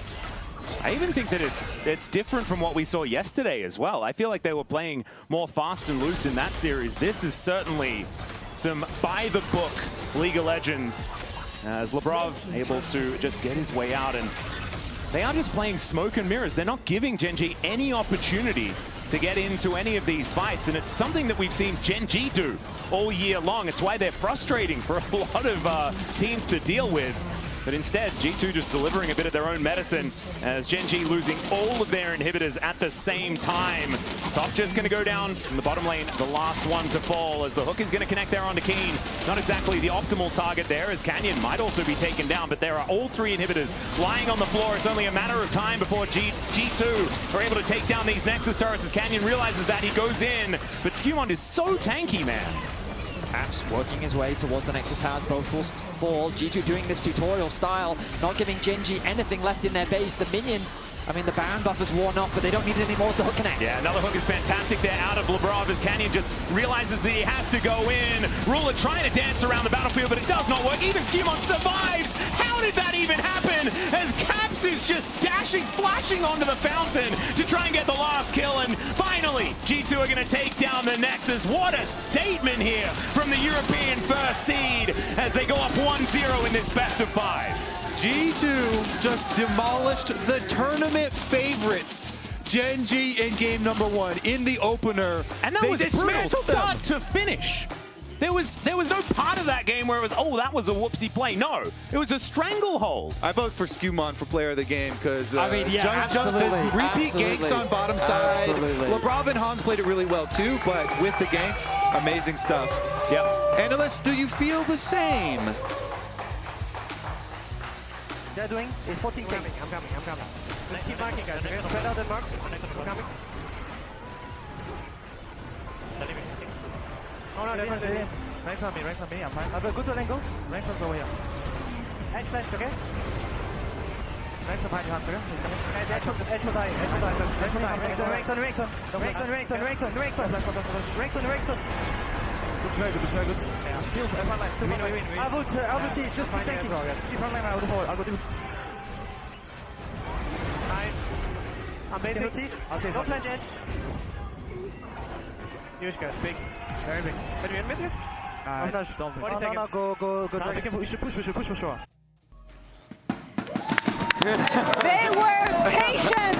They came prepared today against Gen G, and it's just one game, but God, this game means the world, especially when it's against the tournament favorites. Yeah, I mean, this is just a huge win already for G2. Cinema! You hear in the comms. No, not of that too. I'm a game 1 NT and I don't care. Let's just see the checklist. Because we came into this one really wanting to talk about it. And G2 came in prepared, like immediately, as you can see. Like the point that you made, Laura, be cautious of early game cross maps. They are very cautious of their timers. They hit that one. Play front to backs, like a straight up front to back team fight. That was as front to back as you can play. Maybe like Aurora can play it at an angle. Now the draft for strong bot lane was tough because Gen G banned the Karma. First pick the Seraphine. The thing is, it's hard to get 2v2 prior there, but they went the MF, the Nautilus, the Pantheon, and they were like, we'll just kill them. And that worked so well. And you know what? You're like, why don't we get a friend involved in it? So like, we got the Pantheon going bot lane. The early pathing from Skewmon was very smart. We should just run the reel. And that's what Caps was saying yesterday. You want to be cautious about Gen G in the early game, and they took that by the letter, putting that pressure on the bot lane, helped by Skewmon. This is what gave them the early lead, Ox. Yeah, and I mean, Labrov was just so on point with these hooks coming in. They'd beaten that flash earlier from Ruler, so they got a gank there. Duro's flash down here, get another pick here. And it just felt like that momentum built up so effectively. Here, Duro trying to contest a ward, ends up getting caught out as well. And it just felt like the support for G2 was so decisive on these plays. For how much praise we give to Skewmon and towards Hansama as well, Labrov's, this was his game. I felt Labrov was completely on point. And I think a lot of people in the community, rightfully so for this tournament, have been giving credit to Labrov. But this one was just everything that we really had wanted. Yeah. And what surprised me the most about this iteration of the G2 is that usually they thrive in chaos. This was meticulous. This was organized. They were patient time and time again, especially during this fight. This Herald play was crazy. The value he gets with all the knockups and the fact that he survives in such low HP, just such a great read from Broken Blade and the comms to get the Herald set down there. And this is a point in the game where Gen G have seen many times before, they've had sometimes early deficits, but those team fights are usually so crisp. G2 just manhandled them. What happened to my team? They're so clean. Out of nowhere. If you hear from Caps was like, well, goldfishes, right? Like they're talking about how the fact they forgot all of the things, the notes that they had mentioned coming into this event, and they just remembered it just like that, and suddenly they're cleaning house. They left the goldfish at the hotel here today, honestly. I came so prepared against Gen G. I know that it's only one game and I'm celebrating, we'll see what happens next, but it's still Gen G. No team could do so far what they did today. They're the third team, Ox, to take them down this year in 2026. It's been such a clean year in general for Gen G. And again, they only dropped a couple of games. Yeah. First time at this tournament. We saw the stats as well, 3,000 gold lead at 15 minutes on average for Gen G. So when they got that early lead, immediately it was a game we didn't expect, but the fact they carried it out cleanly was so impressive. And I just want to see who the player of this game was. I give it to Skewmon. There was a lot of choice here. You can look at, I mean, you want to look at who made the action happen bot lane. True. Could be anyone, could be LeBron. I chose Skewmon here, and yeah, I guess that's what we're going with. I mean, that's fair. I think everyone probably ends up deserving it from the side of G2. And I'm interested in what the fans have to say on this one, too, because Skewmon, yes, LeBron second, we'll take it. We'll take it. I think I'm on board with that. They got their priorities right. I think also one of the criticisms in the past of this G2 roster has been the jungle support not linking up too well. They were interlinked constantly throughout that game, working so well together. What are we looking at next? It's just one game still. You know what?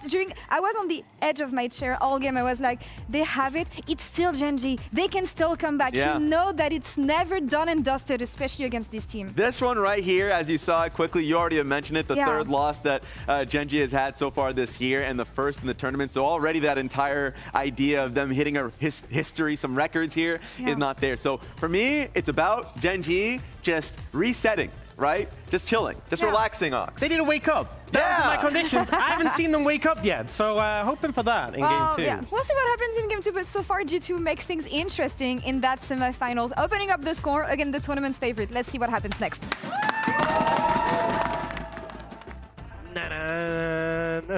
Wait.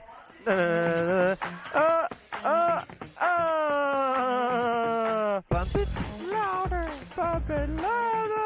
Right after burning flashes in bottom lane and getting yourself in dangerous territory. Axe Arrow. Arrow going to connect there. Let's see whether Trophy does have enough damage here to just... Yeah, Grand Stoffel is going to come on through here as Trophy does have to flash, but I don't think it's going to save him. As he just comes out, Caps is going to lock down a killing spree. Nice. That's good. That's fun, baby.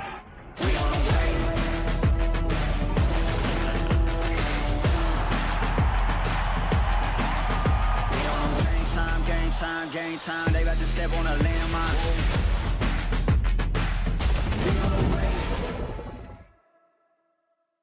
Time to spread my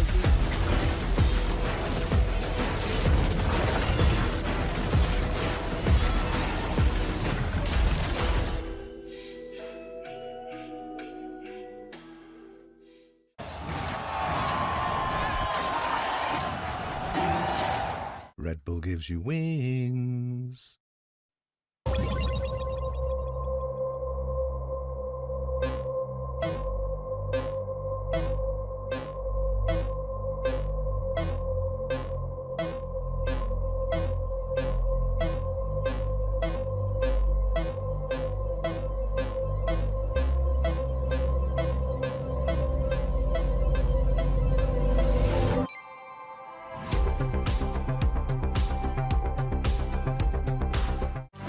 Players in the world are here. They can just burn this one down. Oh my God, he by 9. You are going to see them like you've never seen them before. Rocked at will as the Arcane Storm doing so much work in Gen G. They are just going to ace them. 누굴 만나도 이길 수 있다는 자신감 정도로만 생각하고 있습니다. Gen G, the EWC winners. Every moment of your journey, crystal clear. Landscapes, absolutely stunning. Close-ups, sharp and full of vibe. Group shots, packed with detail. Zoom in on one face, still flawless.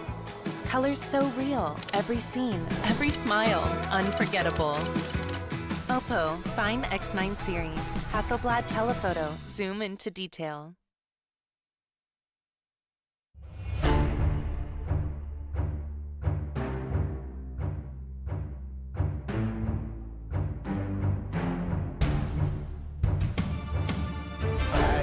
What do you believe in? The recipe for destiny is resting where your dreams is. No question in your dreams here. We dealing in extremes here. If you want to fence, stay on the bench. You won't achieve here. Find me on the front lines getting volatile. I'm coming for impossibles. If there's an ounce of doubt around in combat isn't optional. A war zone. I got time for playing short on. See, I'm one and I'm guilty, but wanna know what I'm guilty of? I believe.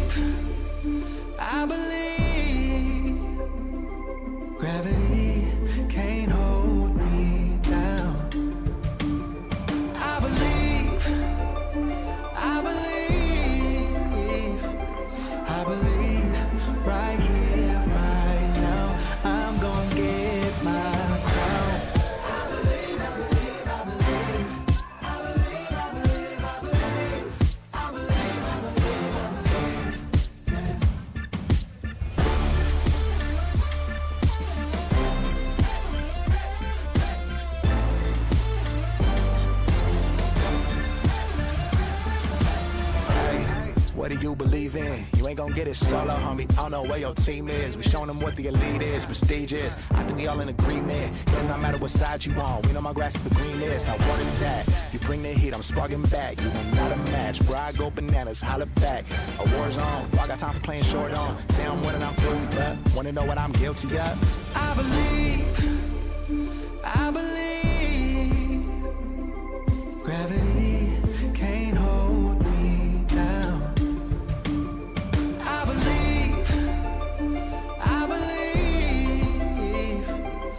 believe right here, right now, I'm gonna get my crown. I believe.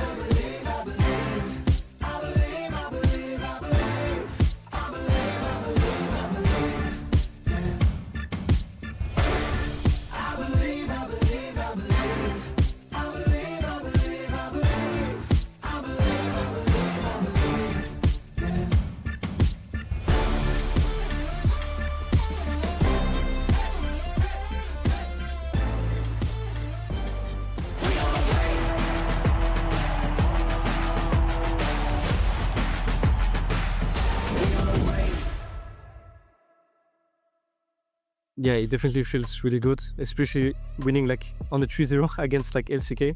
Like Europe has done this in like many years. I'm definitely proud of what we have done. But now that this is over, I will focus on like our next game, and I think that we can do a lot of stuff.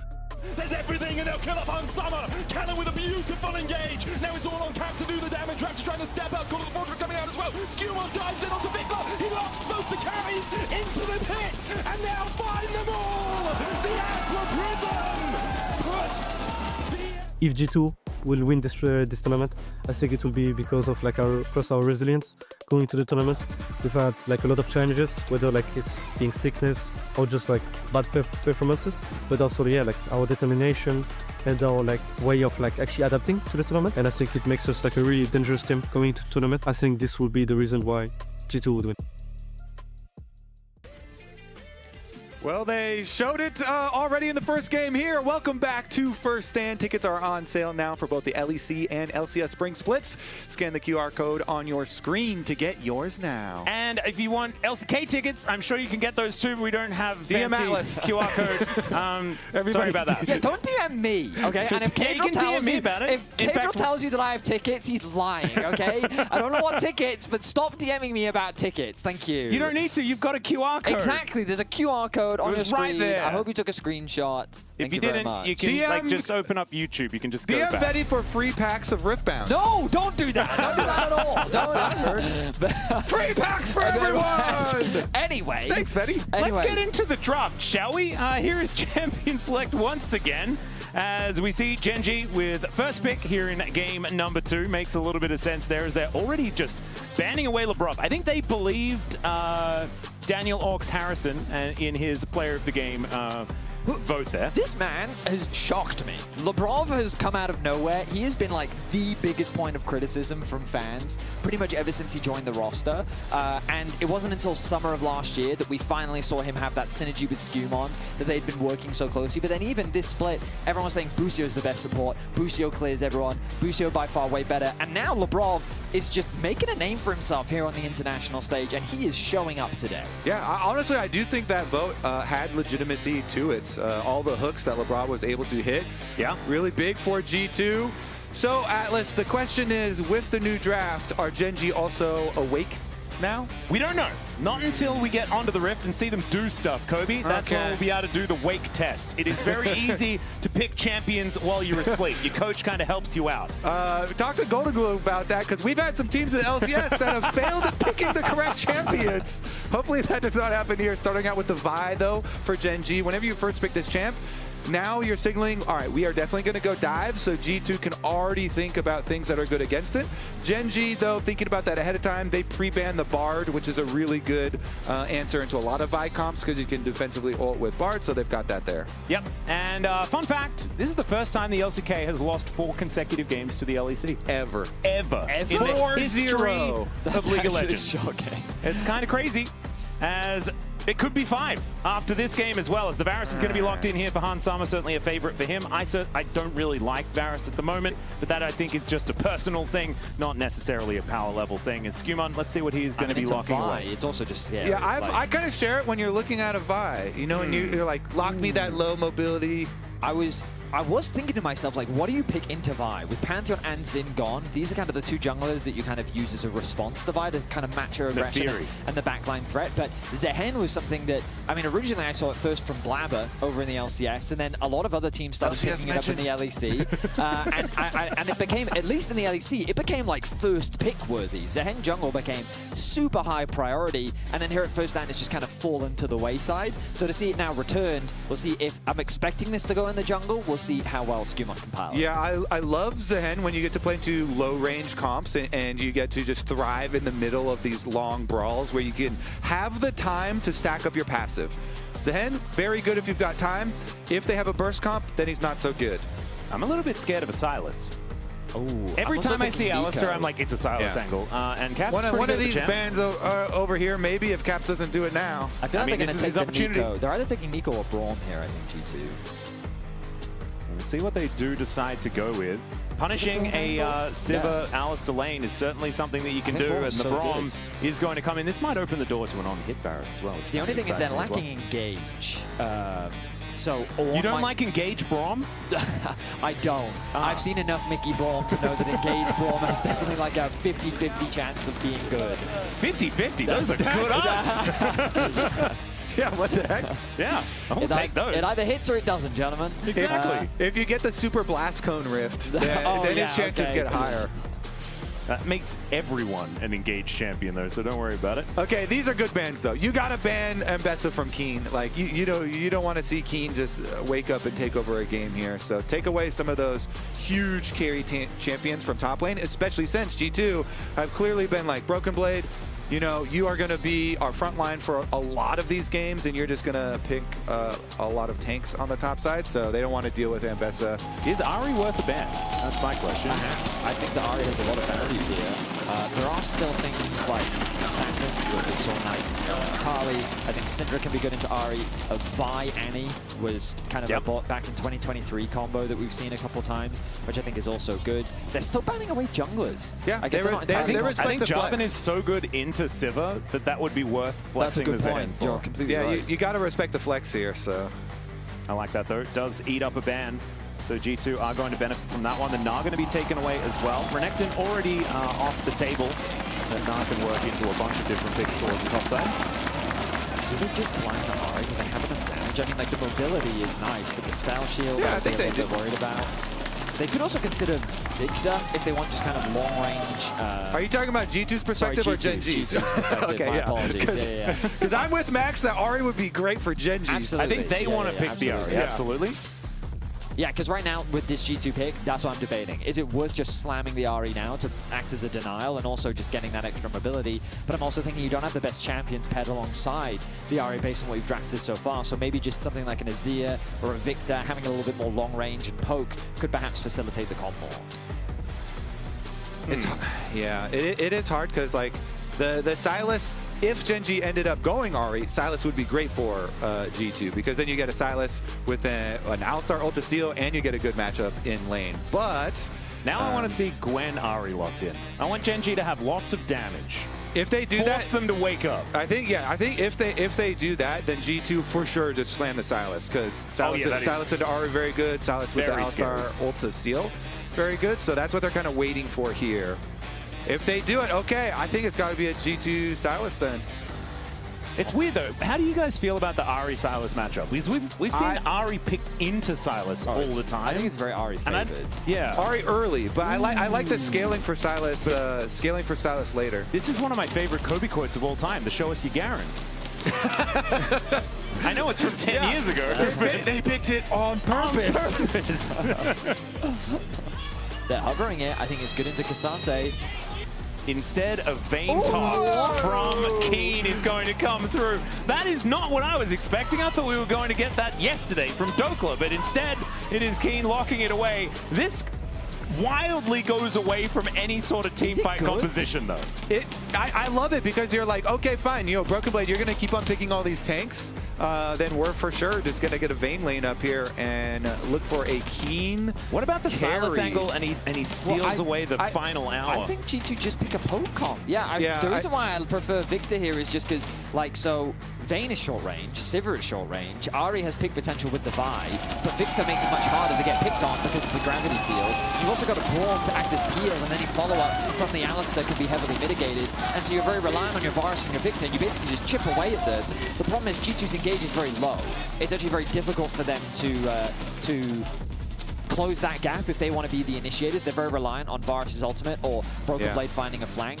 But Gen G, they are a relatively short-range composition, and I mean, I don't think G2's going to be happy if they close the gap onto you. Yeah, I'm a little bit worried about this. I don't think it's necessarily a composition that screams weak in teamfight really comfortably. It's not one of those easy-to-execute compositions that I would expect a team to pick up after losing a game one, right? Because oftentimes you want to go back to comfort, ease of execution, and just focus on the basics and get a win on the board. That is not what it's looking like. It's looking like slam the top lane, try and get Keen a massive advantage so that he is unanswerable in a side lane. But I mean, the craziest thing about Gen G is it feels like all year long, the conversation has been they can pick anything and they'll just win.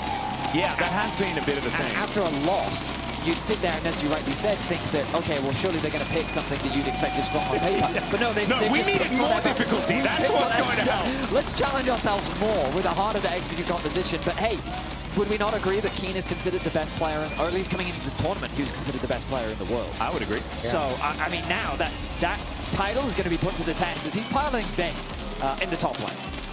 And honestly, I think it's actually pretty hard for G2 to catch these carries. 100%. Yeah, you were talking about the lack of engage. Yeah, Sivir speed and Vayne mobility and Ahri mobility, as much as it's like, oh, it's hard to pilot them, these are the best players in the world. And so I think that they will be able to pilot them fairly successfully because there's no point and click on G2's side. And Keen has gone exhaust as well. So even if the Zehen gets in the middle of them, how does Zehen stick on Vayne and Sivir and Ahri carries here?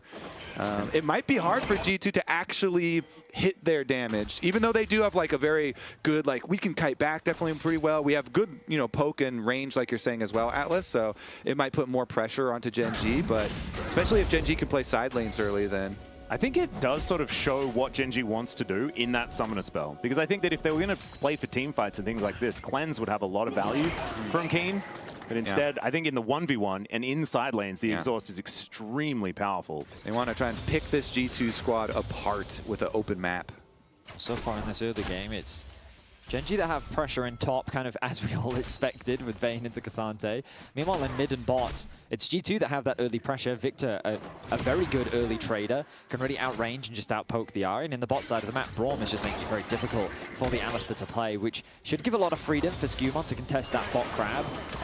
It's likely that we'll have to see Canyon forced up towards the top side, but I am expecting that if there are going to be early ganks, they will be centered more towards that Cassante to help accelerate Keen on the Vayne. Yeah, I think that Broken Blade is just going to continually have a pretty rough time. Silverbolt's now picked up at level 2 for Keen. That is why the Vayne is so good into these tanks with max health damage.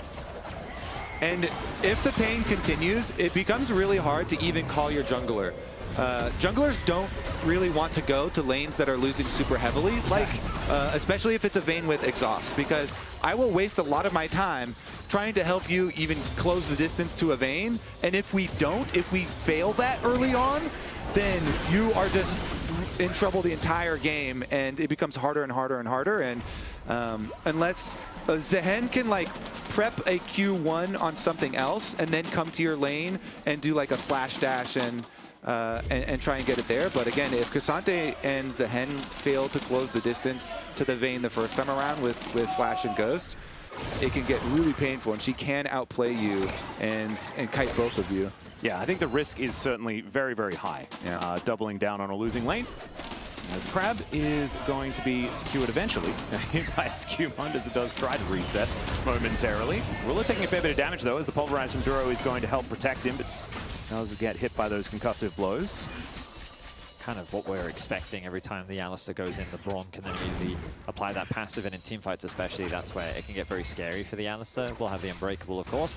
Ultimate providing a lot of assistance, but Duro set his sights onto Hans. Yeah, he's going in, doesn't find the Pulverize though, unfortunately, as Ruler has to deal with the door out of Labrov, and Duro is just dead. First blood going over to Hans Sama once again, 2 games in a row, and Ruler, he also has to flash 2 autos, would have meant the death of him.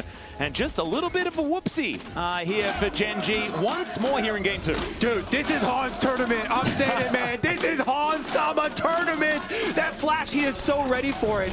Duro, it's fully telegraphed, man. He starts his trample. He starts running straight at him. So Hans is like, are you really going to hands check me and think I cannot flash this combo? Hans immediately flashes it, and he pops his ghost. He's turning 100% of the time. He flashes the combo from Duro. He walks up. Labrov puts the Unbreakable, so they know you win this return damage 100% of the time. And Hans Sama lays it down again in lane. They get the first blood, Vedius. You were trying to put Vikla as a North American player because he played in the LCS. I am going to claim Hans. No, that's not what I did. Because you did that. It's exactly what you did. And I'm going to claim Hans because he played in the LCS. That's my boy right there. I've always said it, Hans. That's my boy. Do you want to claim Broken Blade as well? Like, yes. You got a few different options. Honestly, we're going to claim Don Falco too. We got 3. I feel like we're going off topic a little bit. I feel like we've twisted the argument a little bit. But I mean, my biggest question is, what was Duro doing? Well, he didn't think Hans would flash it. I mean, that's crazy. He was just running straight at him. Disrespectful, That was mega disrespectful. I mean, he aptly got punished for it.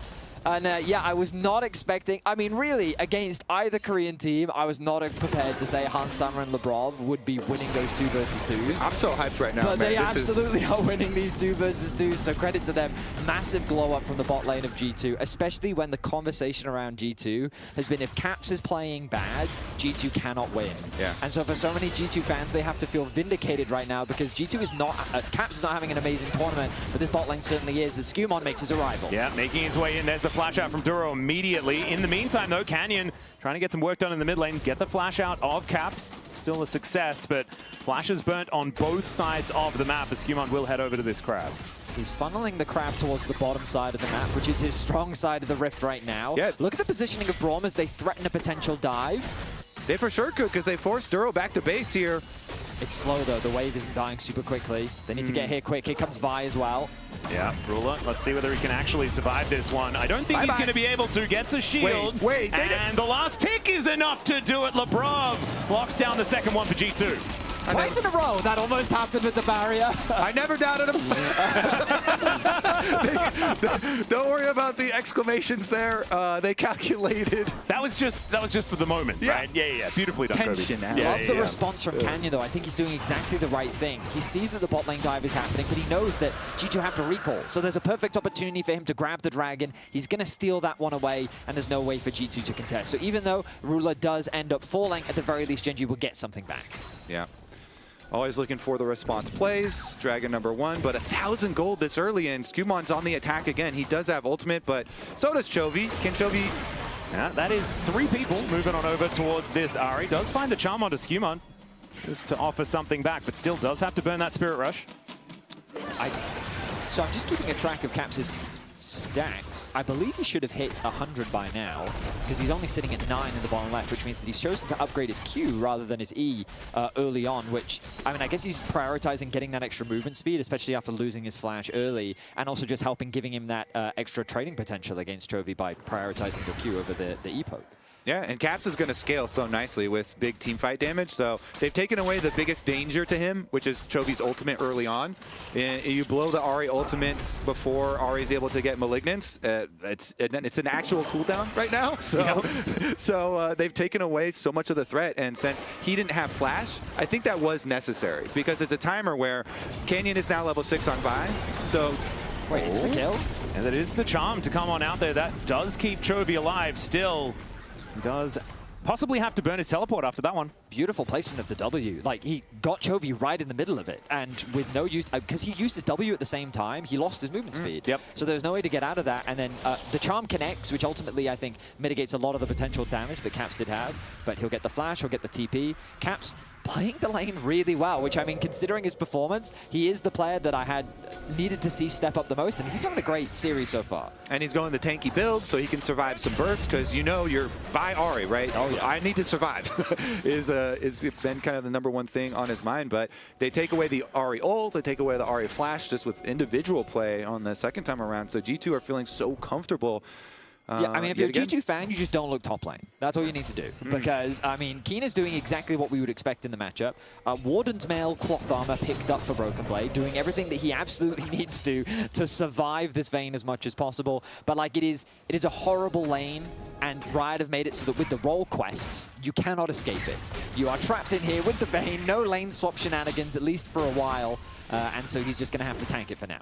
And Kenyon continues to pick up the objectives on the map. Ooh, Chains of Corruption here is going to get the Unbreakable Will out of Duro. And so that is a big cooldown. Still Canyon on these grubs, like you were saying, Kobe. Not going to be able to stop him from doing that. Problem is, if he finishes the 3rd grub, they're going to know Vi is top for sure. They might have actually had vision and seen him go. I mean, they read the play. They can sense it.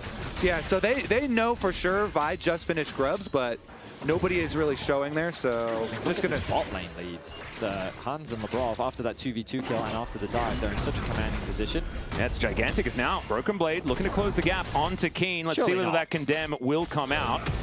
The answer is not quite yet. This is the problem. You can initially close the gap. It's just trying to walk away that can be quite difficult. He's actually a full level down as well. I didn't notice that. He's been zoned off a lot of XP as well. Still, though, I think overall, G2's in a fantastic spot. The fact that their bot lane is so far ahead, they are down in objectives. Canyon's been doing a good job in that department. Right now he's looking to cover top lane because he realizes Keen is in a bit of danger here. Wants to make sure he can push out this wave and get home safe. Guarantee the crash. The problem with casters telling me where not to look is that later on in the game, you're going to have to look eventually at the side lanes. When you're told not to look somewhere, you always look. Absolutely. Come on. I was subtly suggesting, hey, Gen G fans, keep your eyes on Keen. He's doing pretty well right now. And I will say, the way that you pick apart this G2 comp is going to be side lanes later, as we kind of went over. And neither the Cassante, who's extremely starved at the moment, or, of course, a Victor, is going to want to be in a long lane later on. So the biggest problem for G2 is going to be mid and late game. What has happened with our side lanes? You're completely right, actually. Like something that when in a very dragon-dominated meta, often it's easy to forget how difficult it can be. Is Rula, he's having a miserable time down here on the bot side of the map. Skewmont continues to make his presence known. Not a lot of vision available there, so I was a little nervous, but still, Hansama going to be able to get the push in. Has gone the on-hit Varus as well. Actually really like this. We've seen some pretty consistent nerfs towards the lethality version. So this will do a fair bit of damage. Still, not a lot of mobility, and you do have to try and auto-attack, so we'll see how he does do if team fights do break out. Still, certainly massive damage potential. Also gives them a lot of ability to do neutrals, right? Baron is going to die very quick as Arcane Storm goes down in trade for the Spirit Rush, and it looks like that is just going to be that. And all G2 have to do are stop those plays. Continue to stop them as Gen G are looking for a pick onto Caps. And all Skewmon has to do, jump out, show, scare him, and Dragon will be ours. Now, Gen G, I don't think you want to force anything on the other side of the map either. Just let Keen stay up there by himself. He's going to get turret plate money no matter what, and like push in this Cassante no matter what. Don't over-invest and kind of panic with all the stuff that G2 are getting on the bomb side.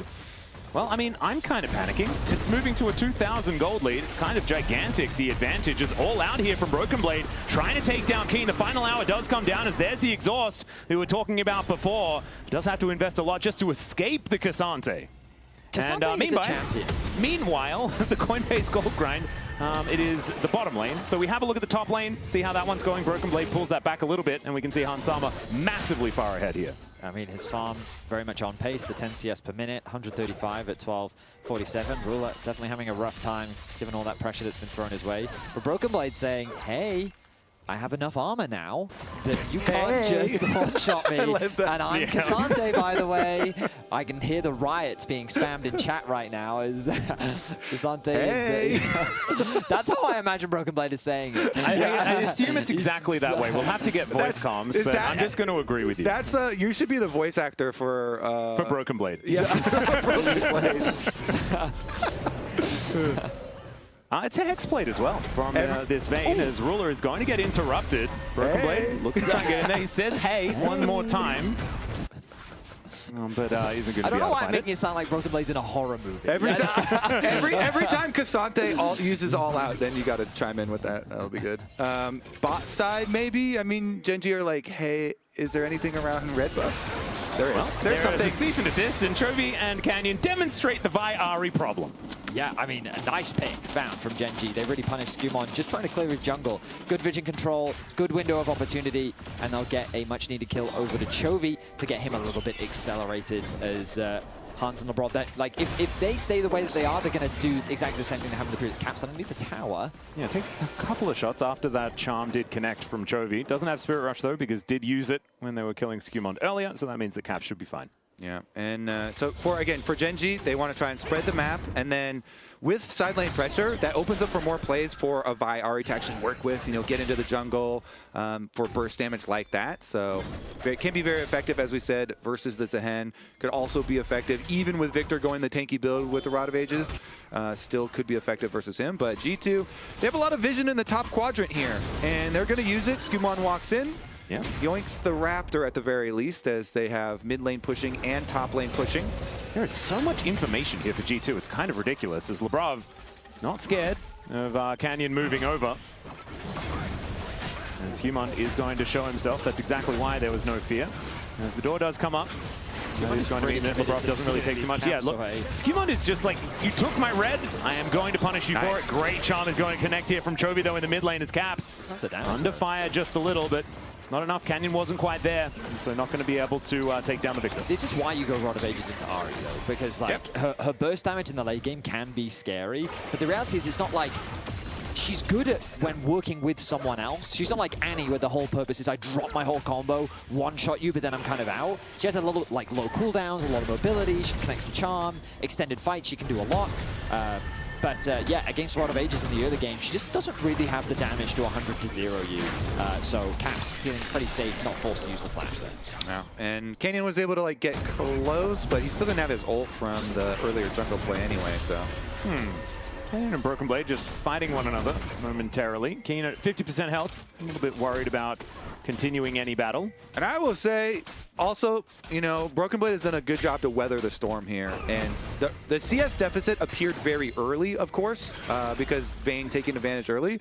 But he's kept it about the same here. And as soon as he gets his Iceborne, it's still pretty good. I mean, you don't need that much money to be useful on a Cassante, right? Yeah, and he got Warden's Mail and Plated Steel Cap super early on to reduce a lot of flat damage. And then you get your Iceborne, so you can have utility with bigger area slows applied later. He's still going to perform his duties. So Han's going, I mean, I should have guessed this from the lethal tempo, but he's going for the on-hit virus build rather than lethality. I did mention that. Yeah. Sorry, my brain was... That's all right. I have this really bad habit of tuning Medic out, and sometimes that just... I'm really sorry about that, man. I want to say really good point, Atlas, because... wait a second. Broken Blade could be in a little bit of trouble here, as can eat some of the CC, but not all of it. And Alistair does have a fair bit. Canyon comes down as well. Cease and desist. Man, they are really throwing the kitchen sink at him. But that flash was so good. Canyon will be able to get over that wall to take him down, but it costs him a flash and probably this mid lane outer turret as well. G2 on the cross map looking real good. Yeah. Cross map is beautiful. They may even get a second tower. Top lane as well. Caps continues to push in. That bot tower going to be chipped away at from the side of Genji. The Herald's going to be sent up towards the top lane. I think Skumon's more interested in the camps. I'm not going to... Oh, wait. In a mountain rift as well, being able to get through that wall. Obviously, does just move him towards the enemy Krug camp, as G2 Caps will be able to take down this outer turret. There it is. Shelly gets involved. And the Mountain Dragon should go over to Genji, the first of the game. 2 games in a row, though. G2 hold on to an early game goal lead. And it's actually really good use of the Rift Rail, because it can reset and get a new charge when they kill the other one. And so he still gets a charge on the secondary turret and gets more turret plate value. So honestly, that was really, really perfect from G2. You got your Krugs, you got the extra turret plates off the secondary charge there. You took Raptors as well. I mean, Skumon took the whole top side. Yeah. He just denied all those camps away from Canyon. He's now trying to steal some camps of his own, as Broken Blade is going to spot this one out. Yeah, is just going to get on out of there. Thought that maybe Canyon was going to think about trying to attack this Cassante, but decides not to. Skewmon going to be able to take this crab, move back towards his jungle. Canyon did return the favor by clearing out the entire bottom side. You can see, as far as the jungle CS is concerned, things very, very Actually, even. he didn't get the Raptors, and I don't think he got the Krugs either. I will say I'm feeling a lot. He didn't finish it up. A lot better for Gen G with the 2 dragons they've been able to get in this game, because it's going to be hard for G2 to force Gen G to take fights that they don't want. You know, this whole time we've been warning about the side lanes and warning about the pick potential that Gen G have. Since G2 have been unable to stack dragons of their own, you don't get to put that pressure to say, hey, come walk into our Braum and stuff, right? So G2, they can still try and use some of the range, but it does give the feeling to me, even with the 2,000 gold lead, that Gen G are actually still well positioned to pull G2 across the map. They're going to dive on top of Labrov here as well, who is rotating down to try and protect this mid lane. He should be going down, although stands beside Skewmon here, who gets into that front lane. Now the teleport in from Broken Blade will be interrupted there by Canyon, but not for long, as Keen is going to get taken out first. Labrov still amongst it as they take down the cow. G2 cannot be stopped in this series as they win another team fight. Yeah, never mind. They go right into the team fight anyway, and G2 love it. They can handle that team fight. Everybody assembles. Broken Blade teleports in. They get the chase there. Gen G unable to focus down a Braum. I mean, it is a Braum putting up the unbreakable here. So Gen G kind of running into enemy jungle here. And G2, they're very happy. This is just what they want. I just want to talk about how great Skewmon played it, getting the knockup onto the Vayne, getting the yoink onto the Alistar, and then getting, watch this yoink right here, again onto the dashed Ahri. I've never seen a Zehen provide this much utility in a team fight, but the placement and the timing was simply perfect from Skewmon in that fight to really set up G2 for success. You can see Ryu was also a bit like, oh wow, we'll give that one to them. The dreaded return is pretty hard to hit. It's not actually point and click. Yeah. Skewmon just makes it look real good. I mean, and he did so much damage in that fight as well. G2 with a 3K gold lead against Gen G for the second game in a row. I don't know what world we're living in. Like, I'm genuinely so shocked that this is the level of performance that we're getting. Yeah. Gen G not demonstrating their typical level of dominance, and G2 building just early leads largely through their bot side of the map, enter the mid game in such a dominant form.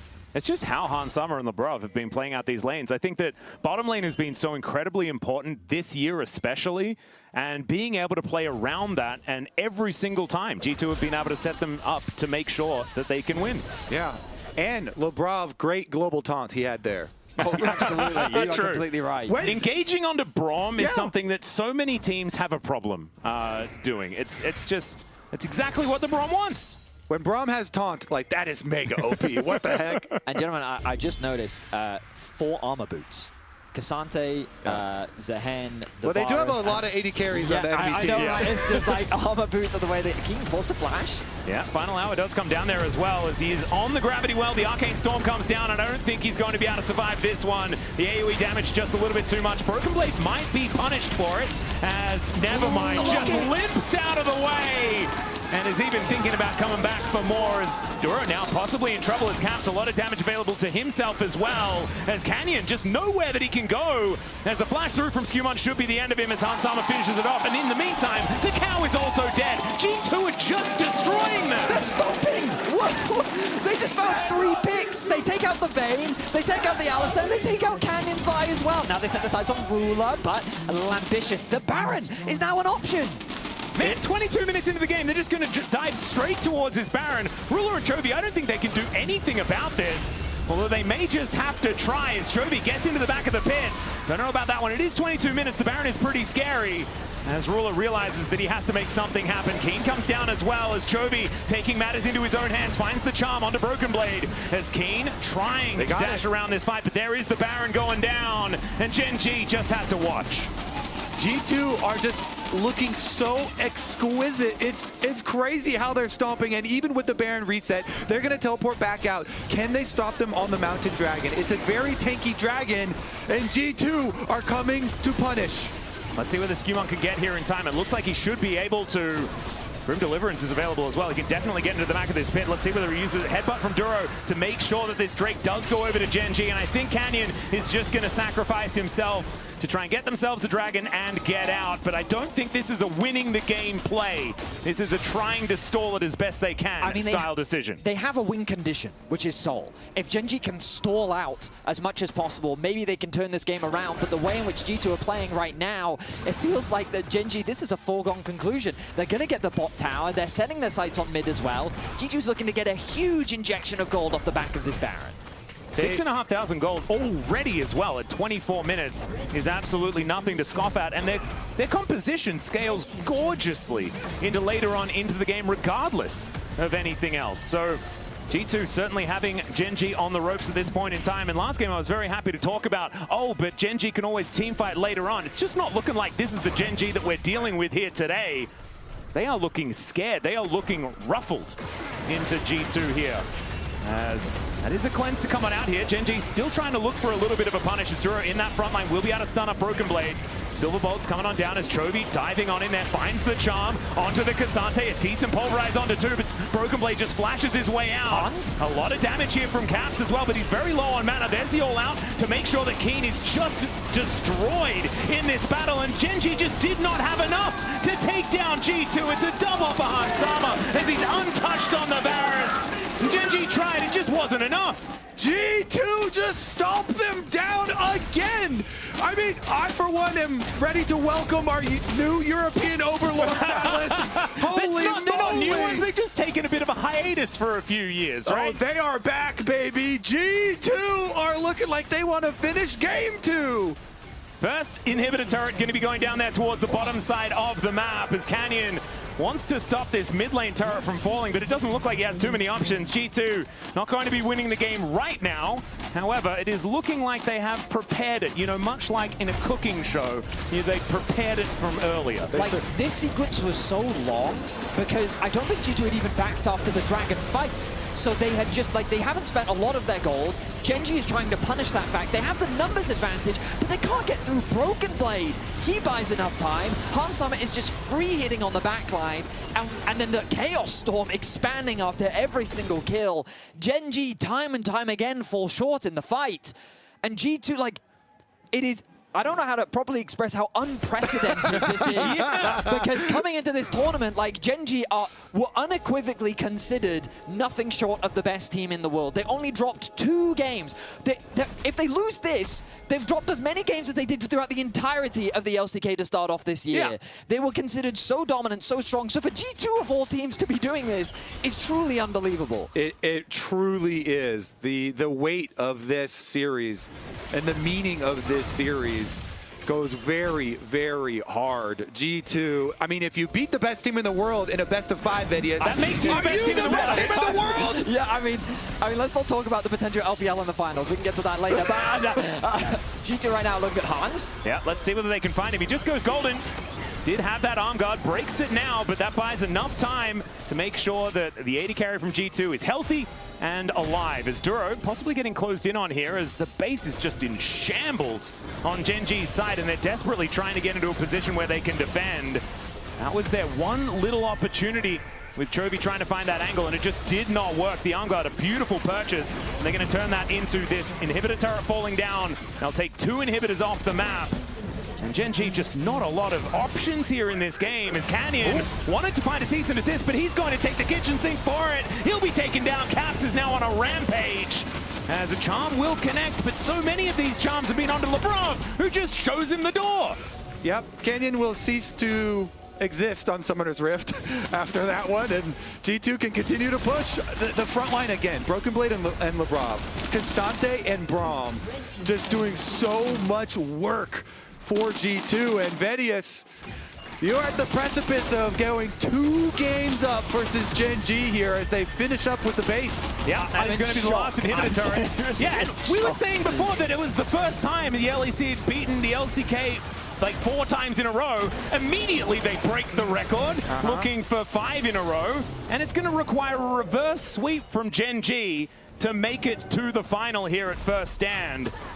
I mean, the only potential win condition for Gen G right now is that the Soul spawns in 5 seconds, and G2's interrupts, their recalls have been interrupted. Labrov is being hunted down. Keen is trying to chase this one through. You can see Chovy coming in through the jungle as well. Good slow, good slow. They pop their heal, they hit the Q. I know this spot. Ruler spot! Yeah, this is the ruler spot, and the teleport is coming down. On the hunt, has been popped here and does have a lot of movement speed, so it looks like G2 not going to be able to take down the Sivir this time, but Skewmon is on that dragon. Wants to be able to deny this soul. It'll only be the second Drake here for G2, so it's not like they're threatening any souls or anything like that. But that takes away that opportunity for Gen G to find that extra bit of power that they may have required. Thing is, their base is basically just destroyed anyway. And so it's just going to be a difficult scenario regardless. You just can't leave. There are just too many super minions. An 11k gold lead. I mean, Gen G of all the people. surmountability, I think, is low. So if we're considering this game basically in G2's hands, if they actually are able to complete this upset over Gen G, which first 2 games they completely dominated, so absolutely, that might be safe to assume. We would have to measure the magnitude of this upset versus the magnitude of the greatest upsets of all time, I would have to think. I completely agree with you. Like, the context of this is truly ridiculous just because of the way, like, every single expert said that Gen G, like, if they don't win this, it would be a surprise. Yeah, like, the whole tournament. The whole tournament, yeah. Like, they were considered favorites against absolutely everyone. But yeah, G2 is looking to bring us to match point. And when people talked about the 3-0s today, I can tell you right now, no one had G2 3-0 on their bingo card. Yes, they did. Lord actually did. Actually did. She very much did.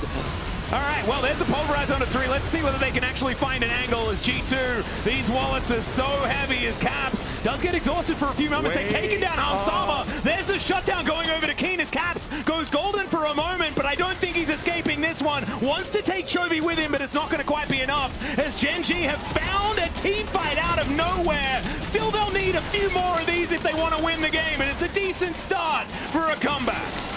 That is a huge team fight win for Gen G. They're going to be able to buy a lot of time, and what was an 11k gold lead has shrunk to 6. And 3 inhibitor lead. It's Duro over the back for the engage, right onto Varus. We said at the beginning, the Varus is going to have a hard time moving if they can get a flank. Duro finds the flank and they delete him. And the exhaust onto Caps from Keen was absolutely massive as well. If you consider these two to be the main damage dealers, when you neuter them, then it just becomes a damage race with which, with Gen G's comp, they're going to be able to win out. Yeah, they assassinate these G2 carries, take them down. Still, though, with 3 inhibitors, you don't get to do a lot except clean your base. And Sivir, the thing is, you clear a lot of minions. Cleaning your base is quite good if you get paid the a lot super for minions cleaning. also destroy all of the money that your opponents could be picking up as well. So yeah, look at the gold lead now. It's only 4K. That's kind of insane. Massive swing. Deathcat picked up for Chovy. He now has an individual 2.2k gold lead over Caps. Like, we were talking a lot about the momentum, but again, Gen G demonstrate why they are considered such a good team. They haven't given up just yet. Let's see whether Ruler can beat the all-time CS record as well. Has currently got a lot of minions. I think he needs to reach 1,050 from that 94-minute game, or 92-minute game. Achilles keeps telling me and I keep getting it wrong. All right, Chovy looking for a bit of an angle. Skewmon, my goodness, taking so much damage here. Does need to invest everything to try and escape. And the Grim Deliverance is fantastic. Skewmon's just being a menace. He will respawn as well. And unfortunately, Canyon does not have the same luxury. Losing their jungler here is Gen G. Now 4 versus 5 trying to defend their base, or what's left of their base. They still have a little bit left of the Baron, and they're going to use this to try and end the game. Duro. Yeah, there's a nice pulverize here from Duro, but I don't think the Unbreakable Will is quite going to be enough there as Labrov going down so incredibly low, but is going to survive in the end. Chovy looking for an angle, but Keen is going to go down. The headbutt doesn't even do anything. It's the first Nexus turret. It will fall. Ruler has to try and flash away, and he's going to be able to do so, but they're just going to rush the Nexus, and G2 have match point and are looking to clean sweep Gen G.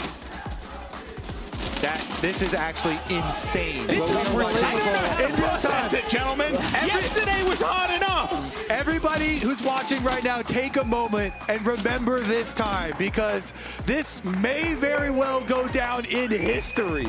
All right, now it is time to throw it over to the analyst desk. Take it away.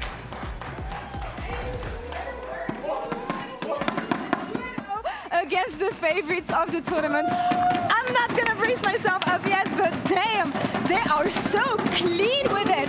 So hold on. you can give me the camera here, Ox, my dear Ox, how does it feel? How are you feeling right now?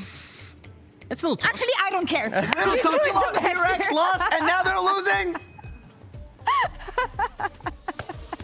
What did it come down to this time, guys? Because something that I set up at the beginning of the day was that G2 have to be careful, especially in the early game. That is something that Caps told us as well. And thanks to the reliable Cisco network, they're so clean with their cross-map plays because Broken Blade getting caught on the bot lane does not matter if they take the rest of the map.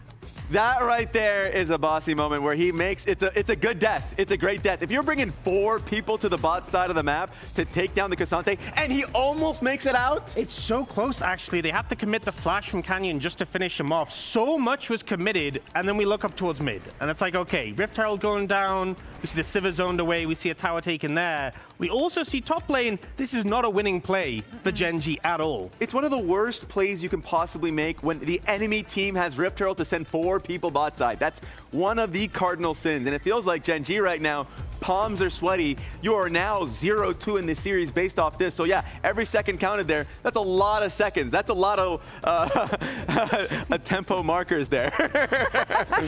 And even, I mean, similarly to the previous game, it's like, it's never done with Gen G. You have to be cautious every step of the way. You cannot take any fights for granted. I was sweating when they came to the base for the first time and get completely reset. I was wondering, can Gen G come back? Did you think they had the tools to come back here, draft-wise?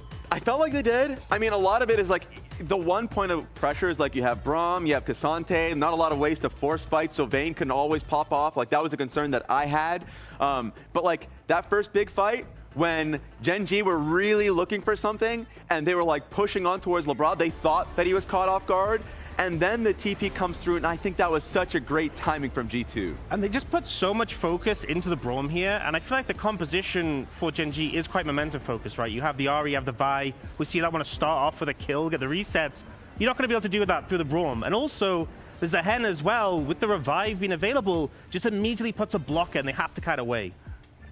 And it just kept going. What do you think they're saying backstage?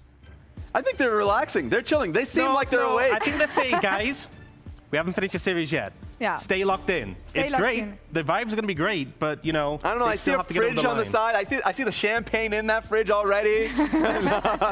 So, like, and then just even continuing to roll it. The most impressive part to me, especially after watching Lion lose their massive lead in game 1, is the extension of their lead.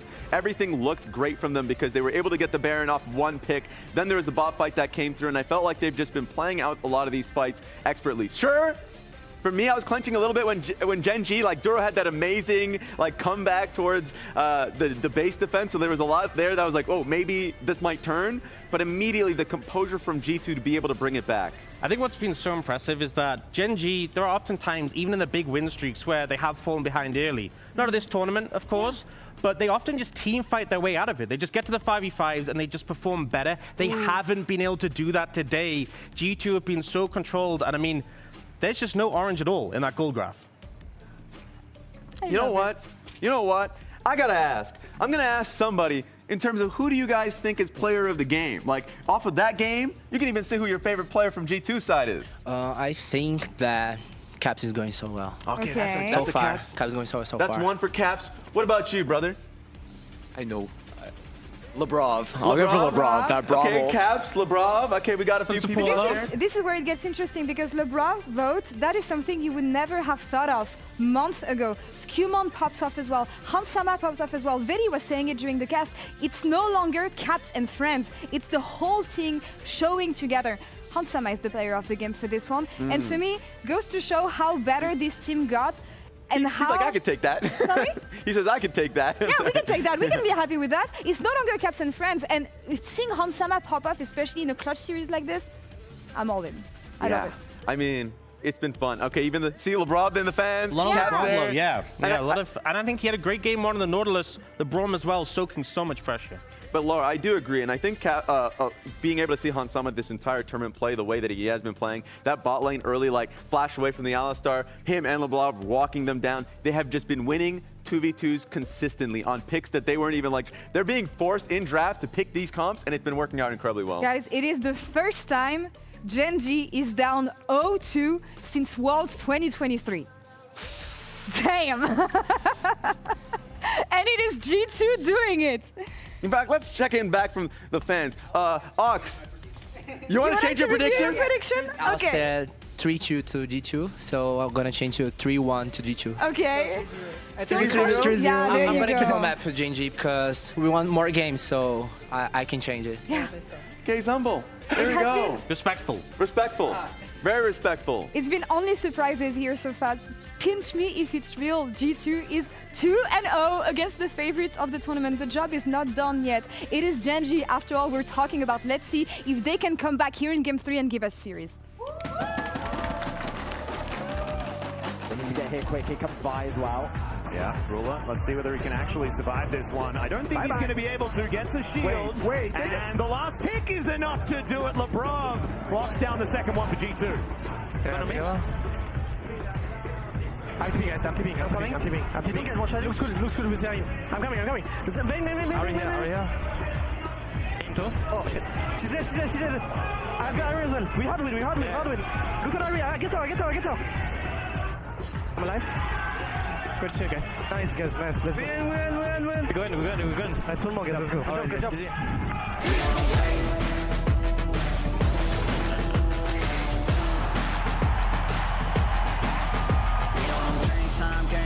Game time, they about to step on a landmine.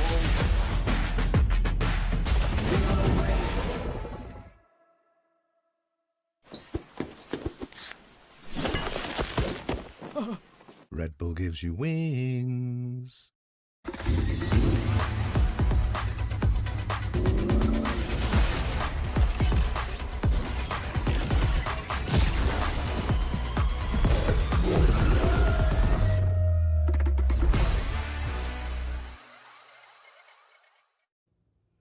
So slow. I told you I was done with basic browsers.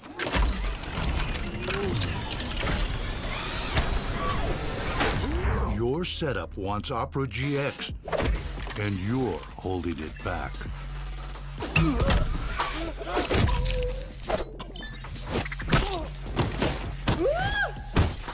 Upgrade to the gaming browser. Download Opera GX. The human body was built to move. Not trapped at a desk in one singular posture for 12 hours a day. It's time your chair evolved.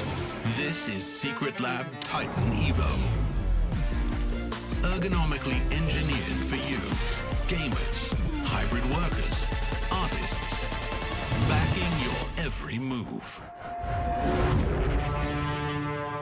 The greatest players in the world are here. They can just burn this one down. Oh my god, he went by 9! You are going to see them like you've never seen them before. Propped it well as the Arcane Storm doing so much work, and Gen.G, they are just going to ace them! 누굴 만나도 이길 수 있다는 자신감 정도로만 생각하고 있습니다. Gen.G, the EWC winners!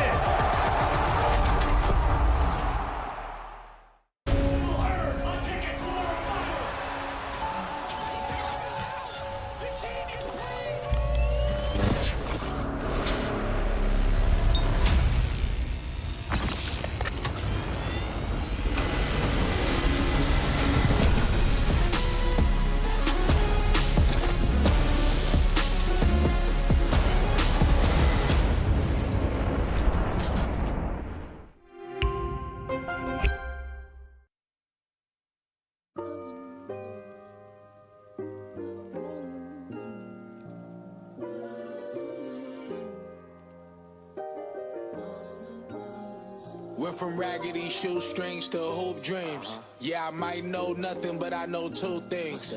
Discipline and hard work is routine. Bounce back from setbacks and grew wings. Tend to it like gardens, I plant the seed and watch it harvest. Look at us now, we come so far from where we started. Long days and long nights, knew I could take it farther. So I pushed even harder, realizing my calling until it caught up. You know, I've been getting to it all day and all week. We ain't worried about a thing, everything is on me. Used to run into a jam when the tape was on me. Now I've been getting to it, yeah. I've been getting to it, yeah. I've been getting to it all day and all week. We ain't worried about a thing, everything is on me. Used to run into a jam when the tape was on me. Now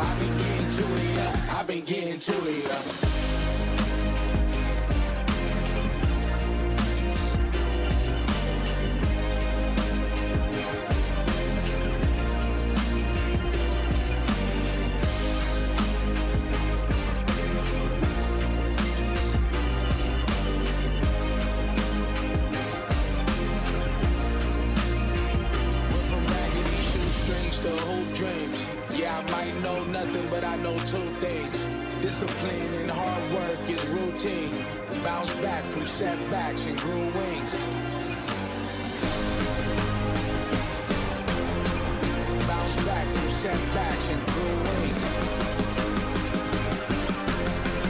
Bounce back from setbacks and grew wings. I be getting to it all day and all week. We ain't worried about a thing, everything is on me. Used to run into a jam when the tape was on me. Now I been getting to it, yeah. I been getting to it, yeah. I been getting to it all day and all week. We ain't worried about a thing, everything is on me. Used to run into a jam when the tape was on me. Now I been getting to it, yeah. I been getting to it, yeah.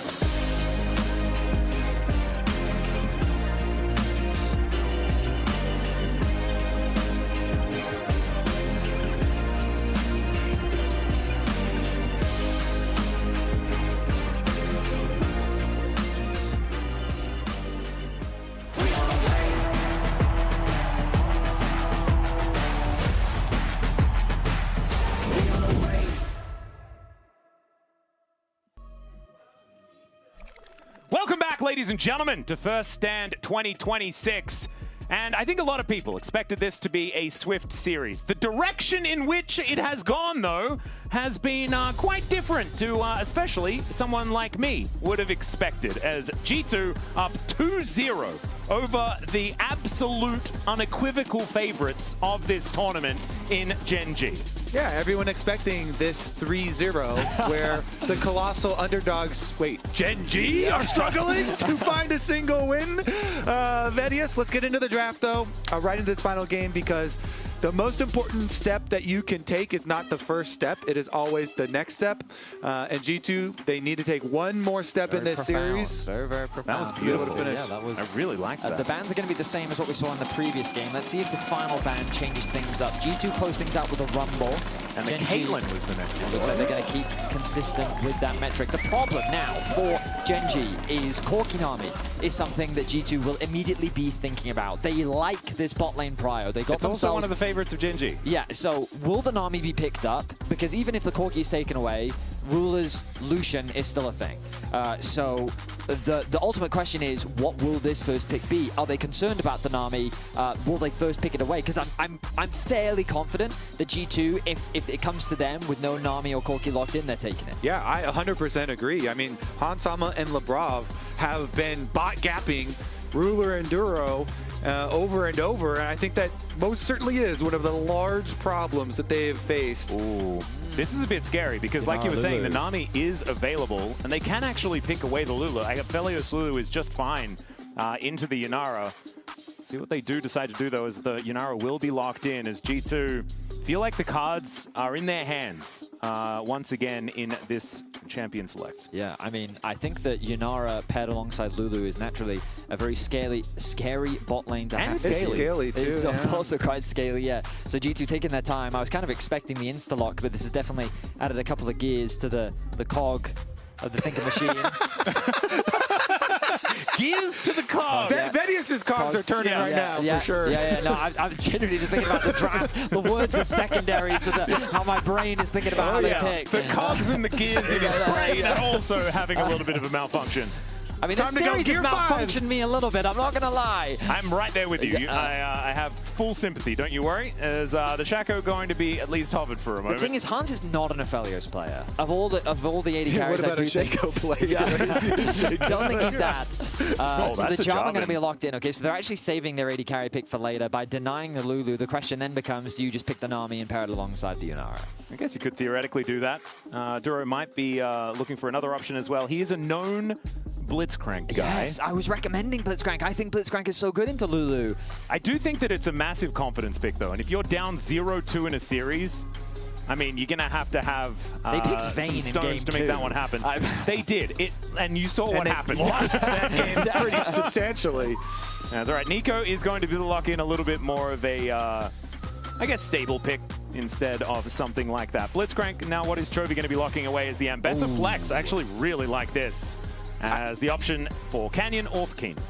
I think this is a big carry pick for Keen. As you say, it could be flexed in a jungle, so they're also keeping the counter pick a little bit on edge, but the Aphelios Lulu is kind of the expected when you're taking away the Lulu from the Yunara to break up the synergy. Aphelios starting with green Lulu gun. Shen, though. That's a great bottom lane. One of my favorites. This is one of his answers into the Ambessa. Early on it struggles, but later on it becomes better. I think that they are very much expecting this Ambessa to go top lane, but Gen G can be flexible. Also, it gives a lot of extra confidence to Hansama hyper carry here. You've got Lulu protecting and Shen Stand United available for bottom lane, so you can play to bottom lane really heavily for G2. And I would say Hans deserves that focus from this team. Yeah, maybe he deserves even more. Maybe we put the Lulu in the mid lane and put a Yuumi in the bottom lane. Let's really go all in. Let's get a Cillian in there as well somehow. Yeah, and as the LCK representative, I'd absolutely love to see that. It's okay. The Nocturne going to be taken away from Canyon here, not going to be switching off the lights this time. And as well, globals are so incredibly powerful. Still, the Aphelios does need to be banned, but I'm like you were saying, happy about the Aphelios fan. I don't love Hansama on Aphelios. He has had a fantastic tournament, don't get me wrong, but Aphelios has just not been like Jinx is more of the type of champion that I prefer Hansama. What about on the Jinx gets carries. banned and then he plays Cogmore? Now, Cogmore, they used to play, I mean, with Mickey, he used to play Cogmore Braum. Yeah. That used to be one of his go-to bot lanes. Of course, with the Braum gone and Lulu available, maybe. I do really like Cogmore. So, Betty, when G2 hovered the Aphelios, were they baiting by saying, oh, look. I don't think so, but I like to think so. That'd be an incredible next level hover. They're like, oh, we're going to stomp Dylan in draft is like, hover the Aphelios, guys. No, actually, I think we should go for the share. Really? Oh, they banned it? Oh, no. Shoot. I guess we'll go for the other option. Shucks, dang. Beautiful. Well, the Wukong going to be taken away from Canyon as they continue down the jungle ban's route. And there is the Syndra to be taken away from Caps. Wonder what that means as far as what Chovy wants to be picking up here. But first, G2 going to lock in their AD carry. Lulu Ezreal makes me feel not so happy, as Hansama being a bit of a Draven guy That in the would make me past. happy. Very old feel school happy. for his Draven, but I feel like every time he locks it in internationally, it doesn't go that well. The Draven would be cool, though. It would be such a throwback to how Hansama originally made his name on the scene. And there's the you Cogmore. called it! Nice All right, call! beautiful. And I kind of would have liked Jinx more, but still the Cogmore is going to be picked up, does have a lot of long range, and of course, the Hex Optics has been buffed. And like you say, yeah, bit of Juggernaut to come on through here for G2. What is the response from Gen G, though? Yeah, with the extra Shen shield on top of Lulu shields, you can just stand there and spit on them. Just keep auto-attacking. Absolutely. Don't waste time walking around. Ooh, here's the pivot that we talked about, though. And this is the pick that I was expecting Keen to go towards a bit earlier on in this series as well. His Gwen is very, very good. Although, Gen G, just in general today, have not been all that great. So, see whether that is something that Broken Blade can capitalize on, as now to round out this draft, looking for Chovy's pick in the mid lane. Does have to be blind. Let's see what it is going to be. Because I feel like G2's probably thinking Azir. So I was just thinking to myself, do you consider picking it away? The problem is, does this open up an Akali? I think it might. I don't know if it makes sense in the context of the comp for G2. No, if you're trying to play around and they lose 1 health, right? Because you got 2 ninjas in the team. Ah, shoot. Yeah, you can't do that. That sucks. It's actually illegal. Obviously, they did take away that interaction, but it did used to exist. I'm trying to think of like what other things you can pick into Azir, like with Ryze gone. Oh no, he slams it! He just did it! He actually slams it! I didn't think that it would make sense in the context of the comp. But the thing is, right, the thing that when you have to think about Akali is how much CC does the other team have? And there's really only Nico, which shouldn't really be used as a peel tool to protect. Ideally, it's an attack. Yeah, they're going after Kog'Maw with that. Yeah, exactly. So, but also, Shen synergizes well with the Akali as a backline threat. Lulu can provide peel for both the Kog'Maw and the Jarvan. And even with all this backline dive, I feel like that there's a lot of peel. So, like, I do like what Gen G have drafted, even though G2 have drafted, even though Gen G do have decent answers. Also, Akali did something very important here for the comp overall for mid-game too. Akali can play into Gwen really easily and into Azir. So you can play that into both solo lanes. So I think it's a really actual good, super good 5-pick, not just for the trying to kill the Azir in lane, but... And the 1-3-1 is absolutely terrifying as well, considering the fact that there is a Shen on the map. You can always collapse if they decide that they want to try and take down the Kog'Maw. I think that what G2 have put together is kind of beautiful. after that 5th pick was locked in. My only concern is like damage. On the other side of Gen G, they basically have 4 damage dealers. So if one falls, they still have backup. If Kog'Maw dies, a lot of your damage disappears. Shen doesn't have that same kind of threat. Jarvan is in the same position. So a lot of your eggs are in the Kog'Maw basket, because if Akali falls behind in the early game or doesn't have kill threat in the mid game, then like you're very reliant on Hans Sama to be your main DPS. I will also say though that Gen G are not tanky, so base damages of the other G2 champions do go a long way. Oh man, this is so exciting jumping into game number 3, because for this whole series, it has looked like Gen G, the colossal favorites for the entire tournament, can't do anything versus G2. G2 have just been methodical, they have been disciplined, and they have destroyed Gen G for the first 2 games. It's going to have to be a big turnaround, and I don't think the draft has necessarily given us a massive amount of confidence in Gen G either. I feel like they were just trying to answer what G2 were doing, not with a clear game plan of their own. And like you were saying, Vedius, there's not a whole lot of CC here to start fights. The engage options are kind of throw Duro in there and hope that he can hit as many people as possible with a Pop Blossom. I don't know whether that is necessarily going to be all that consistent. As otherwise, playing through side lanes certainly something that you could make happen. But live now, the Act 2 Battle Pass bundle. Purchasing unlocks the Prestige, Requiem, Sona skin, and the Chronos. Log in, pick that one up if you would like it. And let's just see whether the bounce back can come on forward. Because I'm personally pretty okay with some more League of Legends today, outside of just 3 games. Unfortunately, I have especially so far, in this position. I have only cast 3-0 so far at this tournament, Atlas. Well, there's always time for change. Yeah, I'm open for it. But let's see, Jungler's pathing towards the bot side of the map, kind of been the story of the entire series. Mid lane, Chovy naturally has that prio just because he has a range advantage. Caps being forced to play safe with the Doran shield, has that decent amount of sustain to kind of weather the pressure that Chovy's going to be exerting. They're on the bot lane 2 versus 2. Ooh, backflip did connect there as Caps doing a lot of damage to that 5-point strike. Chovy not even able to hit that auto as Caps will find the second one, and those Qs really starting to stack up. Chovy probably going to have to go for a reset here. It looked like he was in a lot of control of that lane, but Caps finding the backflip shuriken is just so much damage in these trades. Meanwhile, we get the tail end of the trade here where Keen went aggressive while his cannon was low, so he's able to push Broken Blade away. And not going to be used here as the heal comes out just defensively here from Duro. They tried to use their level advantage just as they ticked over to 3. They tried to rush in, get a good chunk, but Duro quick on the finger with the heal, gets himself to safety. The bot crab now going to be the focus as Skewmon looks to grab that one for himself. Broken Blade having a good time here on this top side of the map as well. Into Keen's Gwen. Do you know if the Spirit's Refuge stops Gwen from building stacks, or does she have to... It blocks the auto completely. Yeah, but so does it stop the stack generation? I would think so. Assuming so.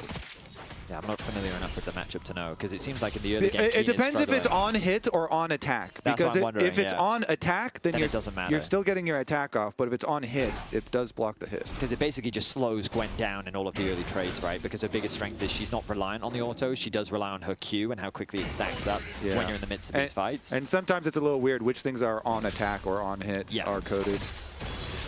Well, Caps, you can see with the big minion wave to pick up as this one does crash forward, but looking a little worse for wear as far as that health bar is concerned. Skewmon on vision, but the backflip does connect onto Chovy. You won't take it though, the minion wave's too big. Yeah, and Chovy, full information of Skewmon there as well. Exactly. All right, back into second full clears for both junglers then. Meanwhile, Caps is still fine, by the way. He still has his potion, so he's just trying to min-max here with his regeneration. Off of his... Now he finally pops it. There we go. It's really common on Akali as well. You feel like that against an Azir early, he doesn't really have a huge amount of kill threat. There's always ways to play around it just because of the Shroud. His Sand Soldiers become redundant. They can't hit you if they don't have a target. So Caps feels pretty safe in this lane. He's got his TP as well. He picks up that wave and he's going to go back to base. Now, normally you go for an early amp 2 and maybe you get boots early as well, just so it's easier to go for those trade patterns against the range that Azir has. The refillable is also super important just because you need that extra bit of sustain. Or you just buy a Hextech Alternator and come back to lane and say, I'm going to hit you now for a lot of damage. I like that option. Big damage, look for the burst. You're going to get to level 6, and Broken Blade taking a little bit of damage himself. But on the topic of boots, I think Boots investment for Kog'Maw is always really, really wise, because you just want to play around your W cooldown for activation. You pop your W and go super aggressive and push them off the wave. And Hansama and Labrov have done a very good job early on as we're seeing a patient Skumond hover around. Yep, there's the backflip once again as Chovy could be in trouble. Shifts the sands and does get out of the way of the flag and drag. But that is going to mean Chovy going to have to go back one more time, and that CS lead that he has is dwindling. Some mind games there from Skumond. He did the EQ. It was clear that it wasn't going to hit, but he wanted to threaten the flash. And so Chovy would kind of have to put into a position, are you going to play this game of chicken? Are you going to flash preemptively, worried that the Jarvan's going to knock you up? Or are you going to stand your ground? But Chovy, he's steadfast, and he doesn't respond, so no flashes end up being traded. Yeah, I like that because, you know, even if a Jarvan does flash his EQ at you, it doesn't come with the damage. You know, it just gives you the knockup, and you don't actually get the E and the Q damage there. So Chovy's like, all right, fine, do it if you want. Yeah. Skumond now does find some vision here as Emperor's Divide preemptively onto Caps, unable to actually quite get the damage on over, but now Canyon could be in trouble, and Chovy doesn't have that ulti to help out in this skirmish. Caps also hesitant to commit his ultimate. He realized how much mobility Canyon has and how close he is to the tower, so he doesn't want to run that risk, but the bot lane's now getting involved. Caps very low. Just fighting for the Scuttle Crab. Level 6 acquired. They've got the Scuttle Crab. They've got the ult on their jungler, so you better get out of town, Gen G. This is G2 territory around that dragon. We've won and lost many games in the LCS around the Dragon Scuttle Crab for level 6 for junglers, and around the world as well. It's an epidemic in the LCK as well. Don't you worry, Kobe. Yeah. This is all nice around the world. Barrier going to need to be used there from Ruler. Now Canyon in a bit of trouble here. Level 5 to level 6. The Cataclysm does come out, gets the flash, and Canyon just has to get out of there. That is so classic Canyon. Oh, the flash forward in first blood to Caps! I thought so. I mean, Caps, he saw it. He was pushing it. He was like, there's no way this man is getting away completely scot-free for doing this. He's got the R2. I don't think he's going to get much off the back of it, but an Akali getting first blood. Great start for G2. That is so classic. And G2 are like, no way, buddy. None of your little antics are going to occur in this game. And they slap him down. Skumond immediately turns on him, doesn't let the dragon get any lower, and they put a stop to that. Wow. And it's the same story as the last two games, already out to over a 500 gold lead here quite early into the game for G2. This time around, not necessarily based on the bottom lane. That one is still very, very even. But the advantages that G2 have been building have just been so consistent throughout this series. And the craziest thing about this series is the way that it looks, right? It's not even all the results, but it looks like Gen G are panicking at every moment, and they feel so much pressure to do something. They're like, guess I gotta go try and smite steal this dragon versus a level 6 Jarvan, or I gotta, you know, they feel so pressed and pressured because G2 have been playing so well. Oh my god, I just looked at the...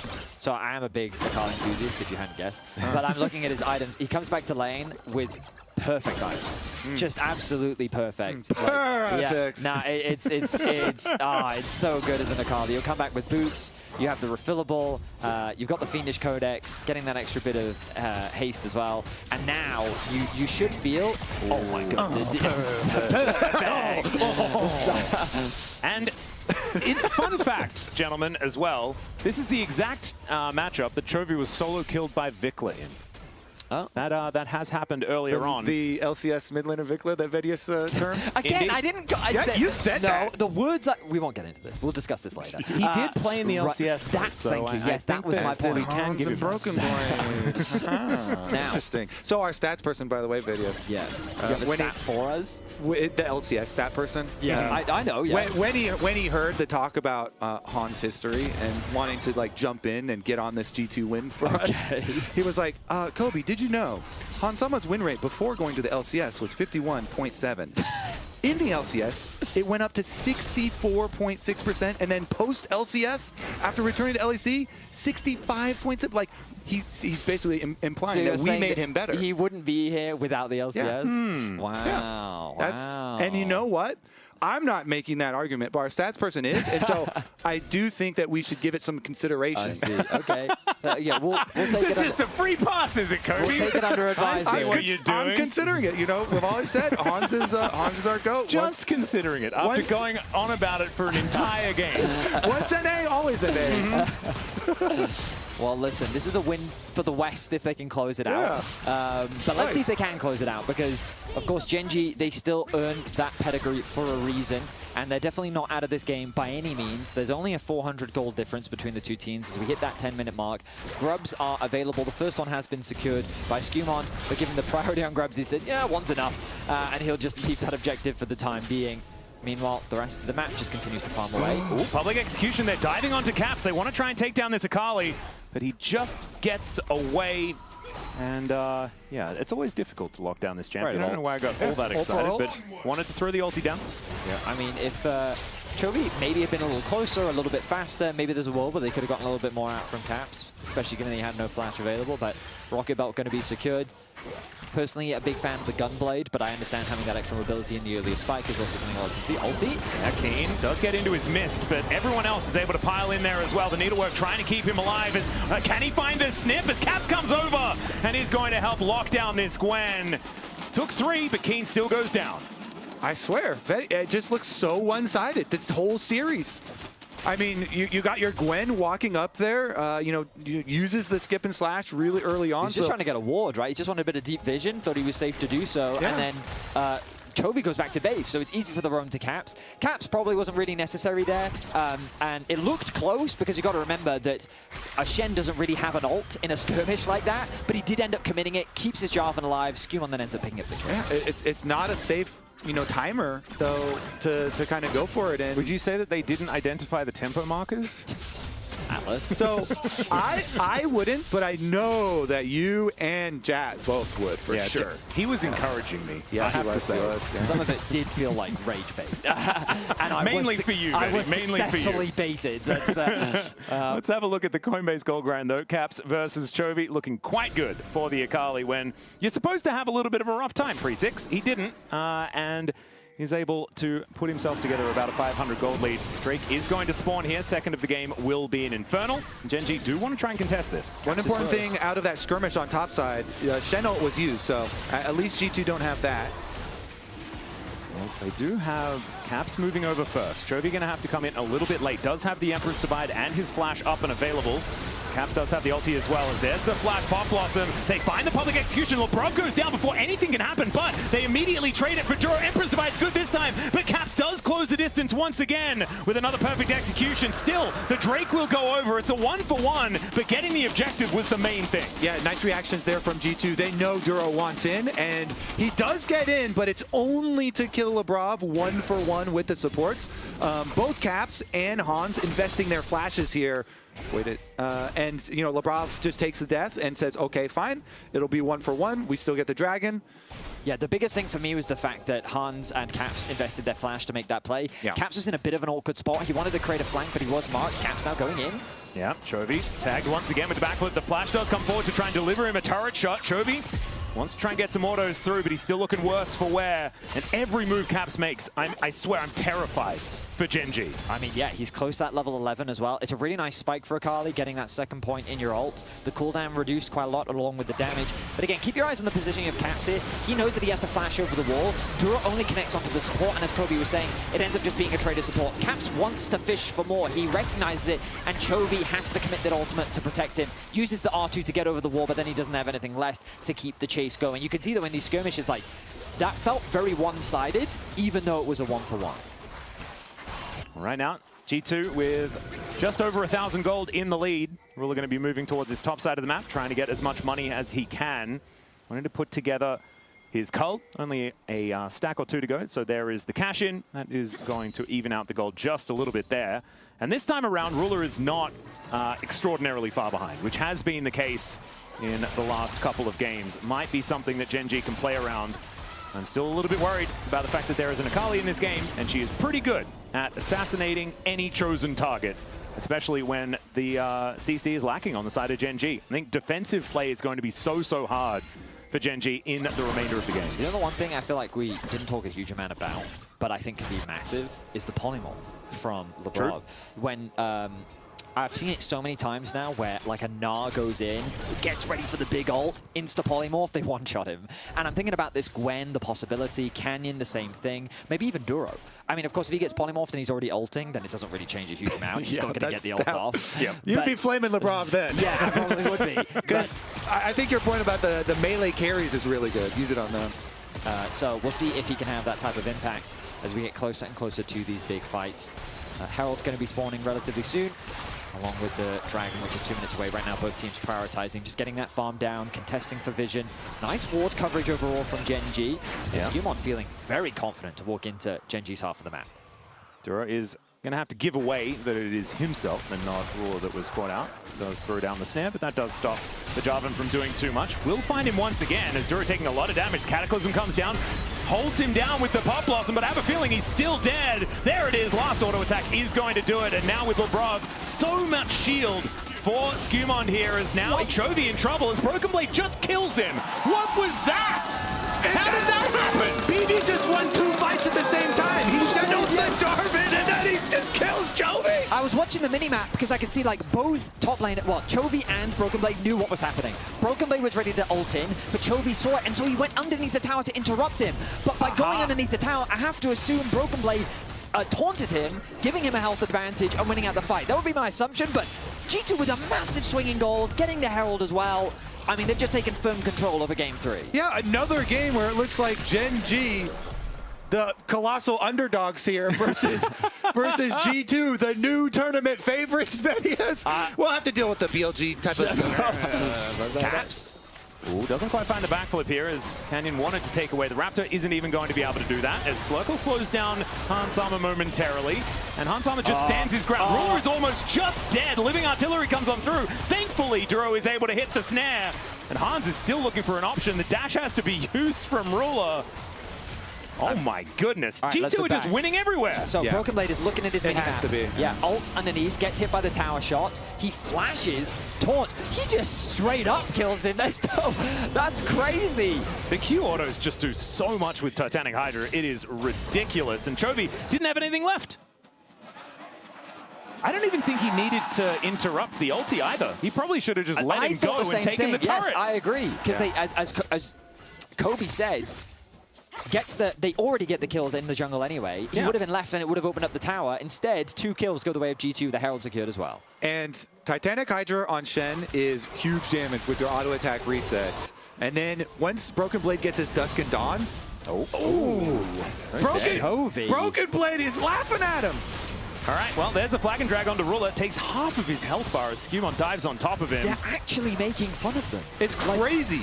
This is crazy to watch, Medius. Like, this is what Gen G does to teams. This is not what G2 does to them. I mean, this is unbelievable. Better change your narrative right now.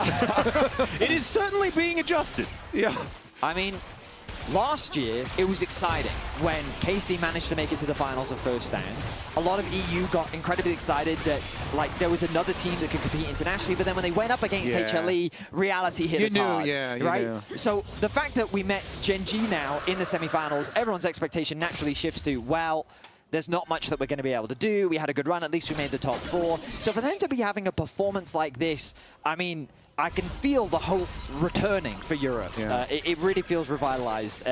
Even if Gen G make this reverse sweep, the hope is there. Yeah, I don't think it matters what happens from this point out. I think G2 have been absolutely phenomenal as Keen will be able to escape, but does have to use the needlework on his way out. Holds onto the flash, which is important, but will not hold on to this outer turret that Caps is able to take down. You were talking already about the fact that this Akali does just fit so well into any side lane option. Yeah, and so Caps is just going to be such a problem later on in the game, not to mention the fact that they lack the CC to deal with him. Like, the Akali was just a masterstroke. And not to mention, when I was talking about the side lanes and Akali being great and going into either one, I didn't even give the respect to Broken Blade, who can just Broken Blade can just dump on them too. Like, it's crazy. He gets Dusk and Dawn completed Vedius. The burst image is so crazy with the double activation. You Q early to get the stacks, and then the cooldown starts ticking, and then you can go for your big flash play, your Dusk and Dawn, and your reset with your Titanic Hydra. And then he just Bandle Pipe, surround out the build. Yeah, heck yeah. Because that's for the dancing on them. Absolutely. Afterwards. Yeah, he's playing. He's putting his Bard cosplay on.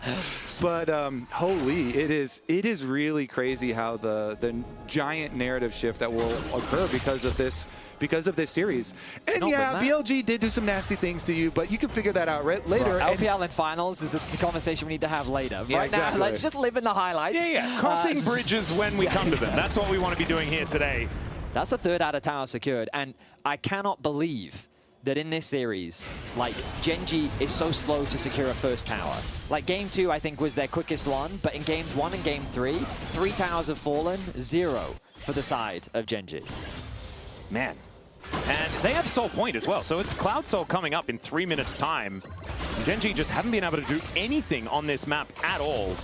Caps now on this side lane, looking for some shurikens, things like that, as Kane doing his very best to try and stay relevant. The problem is there are gold leads absolutely everywhere now, as Caps does go back to base. Jovi doing the same thing. I wonder when the next fight is going to occur. The Baron has just spawned. I don't think doing the Baron on spawn is really what we're looking for, outside of the fact that there is a Kog'Maw who does shred through the Baron extraordinarily quickly. And yeah, that lane economy snapshot is not looking great for Gen G. I expected that I was going to have to be up here, like, hugging Vedius halfway through this series, but I actually have to comfort you. I was going to say, I'm going to need a hug, Kobe. What in the heck? Do I even deserve it, though? I mean, the LCK has been relatively strong over the years. This is just completely uncharted territory. Honestly, it honestly feels like the fans don't know what to do either. They're like, I don't know what to do. I'm still kind of know what to do. They're like, whoa, what's happening? What are we watching right now? We're watching a stomp. A 3K gold lead, 21 minutes in. Caps has the E. Get back to his Shroud. Gets a big chunk of gold on this bot tower. And they're just keeping the pressure up. 1:45 until the next dragon. And that'll be Soul. And Gen G are going to have to try and find themselves a team fight that they're going to have to miraculously win. And the problem is, with the fact that nothing has really happened for the last, feels like 10 minutes, everyone has Flash. Like, there are so many options as far as escape from Pop Blossoms here are concerned, as Keen, fighting against Caps, does have to skip out of the way there. And Caps is still just as deadly as ever. Rula underneath this turret. And we'll be able to clear out the wave at least. Kane gets hit by the Flagon Dragon, will just be executed here. Caps finds it with the Shuriken backflip and will just finish off this turret as well. Just destroying them. I mean, Skewmont, perfect position in the fog of war over this little ledge, deleting the side lane. Like, need we say more? What else is there to say? Like, yeah, I don't know. I am flabbergasted. I'm genuinely so shocked at how clean G2 is looking right now. They are riding this wave of confidence. And I mean, we've seen Gen G collapse at the World Championship, but it felt like that MSI, other internationals, the expectation was that they were stalwart, they were resilient, they couldn't be broken, they couldn't find faults. But here at this tournament, again, they maintained that. They were 6-0 coming into this semi-final. And then G2 have shown up, and now it feels like that we're seeing that version of Gen G where, like, they have no options. They're not making any plays on the map. They're not really contesting anything. G2 is just taking everything for free and more. They're just trying to not lose, and they're failing at that. How come I didn't hear this narrative, you know, going into it with Ruler. European... wait. Oh dear. The Ruler position has now happened. Living Artillery almost just straight up kills him, but he does keep himself alive. Oh, another one coming on through there is level 13 on Hansama. The range on that ulti is pretty high, but this is just Cloud Soul. That's a Soul. And Gen G just realized they have to go and try and make some more money elsewhere on the map.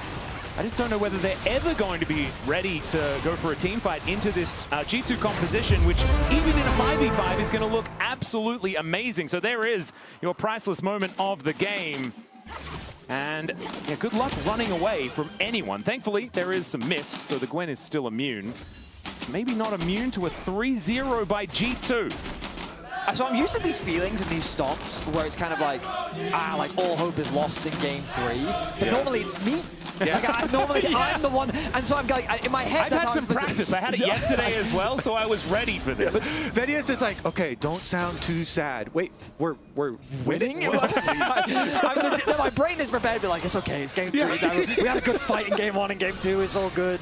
How about we glaze Broken Blade a little more? You know what? I think we can do that. I would say Broken Blade, he has played this role for G2 so insanely well throughout their run. And Skumon's actually going to maybe go for a fight. Yeah, finds a knock-up onto Canyon, who immediately has to start flash away. The Cataclysm's gigantic. Pop Blossom is decent this time around, though, and Ruler is free-hitting still. They lose their Nico. They do get onto the Cogmore, though, and manage to take him down, but it's a double for Caps. He is just obliterating Gen G right now, as Keen will finally turn up and look to try and take down Broken Blade, but they're out of there if they want to be, as maybe they're going to look to turn it. There is the taunt onto Keen. The flash wants to take down Caps, but it just doesn't work. Into the mist he goes. Snip, snip, goes the Gwen, but still they're trying to hold him at arm's length. Another taunt, another snip, and a polymorph from Lebrov. Keen will be able to survive as Skewon making his way back once again, and Keen, I don't think he can do this by himself. The Shuriken backflip comes through, and yes, he is just going to have to try and escape, and I don't think this Jarvan is going to let him. Skewon will shut down the Gwen, but I don't know whether Gen G are going to lose too much more. 4 members fall. They take out Hansama, but what does it cost them?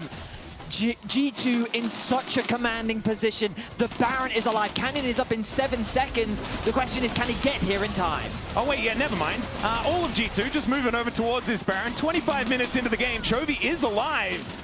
I do not think how long? that's going to exactly. If he tries to defend this, I imagine probably just going to be falling down. And so with Canyon not here, that is very easy smite. And down will go the Baron one more time. G2 just cannot be stopped today. As we're about to talk about Broken Blade, you know, Skewon's like, great, Broken Blade, ult on me. He goes for the EQ first, then he gets him to dissipate, then Cataclysm in to get all these summoner spells out. It makes it easy for them to kill backline. Chovy's dead, then they chase Ruler, they force Ruler's flash, dive him under turret as well.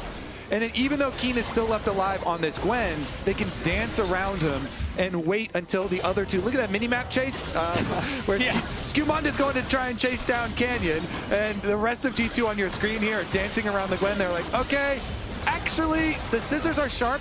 Let's call Skewon back. He's killed off the Ambessa.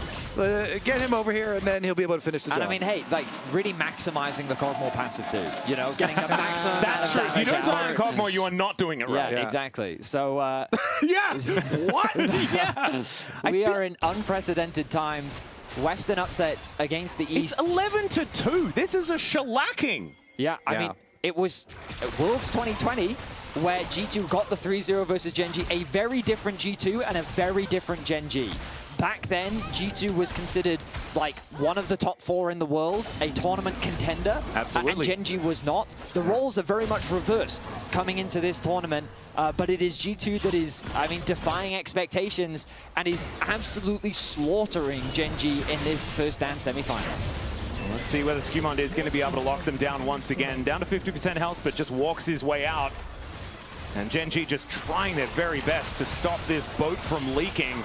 It is certainly going the way of the Titanic right now, as the inner turret will be taken. And G2 with this Baron running, and with the fact that Hansama can just press W and very safely obliterate these turrets, he all of a sudden has 3 items completed. It's Cogmore. Even though last time he did get executed, it didn't matter. They have enough backup damage. And Canyon dancing around with Skewon here momentarily, but they do need to do what they can to try and stop these turrets from just exploding on them. And there it is. On the bottom side of the map, I mean, the 4-1 is just not something that Gen G can contend with. Saw Keen there.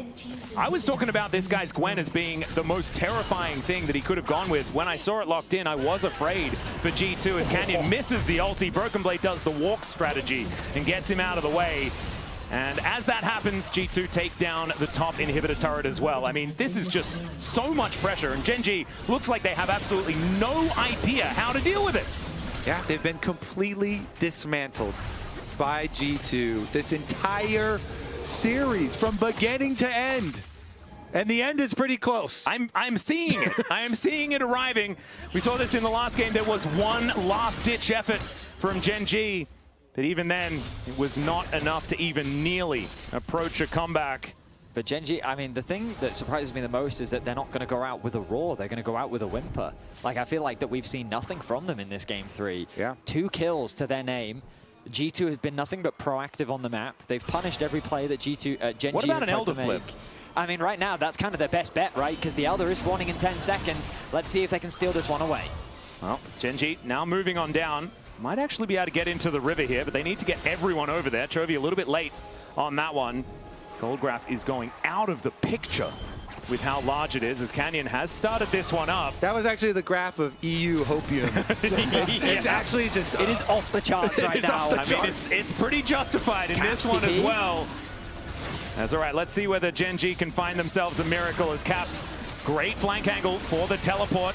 And Broken Blade just waiting off to the side. Once again, that Stand United into a good position. There is a flash forward from Juro. The Emperor's Divide comes down as well as Caps dancing in his shroud. And Chovy so close to dead and will be wiped out. Gen G will all follow soon. And G2 do not need an Elder Dragon to take down the LCK first seed. They are going to march up the bottom lane and complete back-to-back 3-0 victories over the LCK to get a date in the final. It has been 2,323 days since G2 has made it to an international final, but finally they will return to that stage as they slaughter Gen G. Where did Gen G go this tournament? Home. Wow, yeah, I guess that's a good point. That's where they're going now. Maybe they just went home a little bit earlier than they needed to. The thing for me is, like, I was expecting it to be hard fought. I was expecting it to be if they were going to make it happen, it was going to be a bloodbath, but it wasn't a convincing 3-0. All right, I'm going to have to stop you there, Vedius, because we need to throw it over to the Prophet Law. Can I talk my shit again, guys? What is this? 3-0!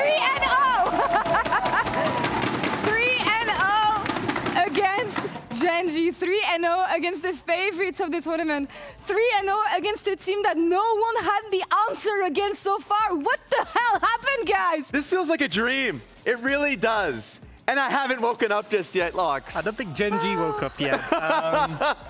They were missing one thing on the checklist here. Obviously, they didn't show up. They didn't wake up. They didn't wake up. But G2, I mean, the level of play, the consistency, to get a 3-0, we've seen big upsets, but a 3-0 is so decisive, such a statement. Come on, keep it coming. Keep it coming. And like, I'll just keep spitting, because like, for this to happen, for this level of a dominance in this series to happen, it's a team-wide effort. Yeah. Caps his best series so far of the tournament.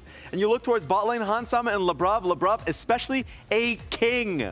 Like, Broken Blade looked great. He had to endure the Vayne top as a Cassante.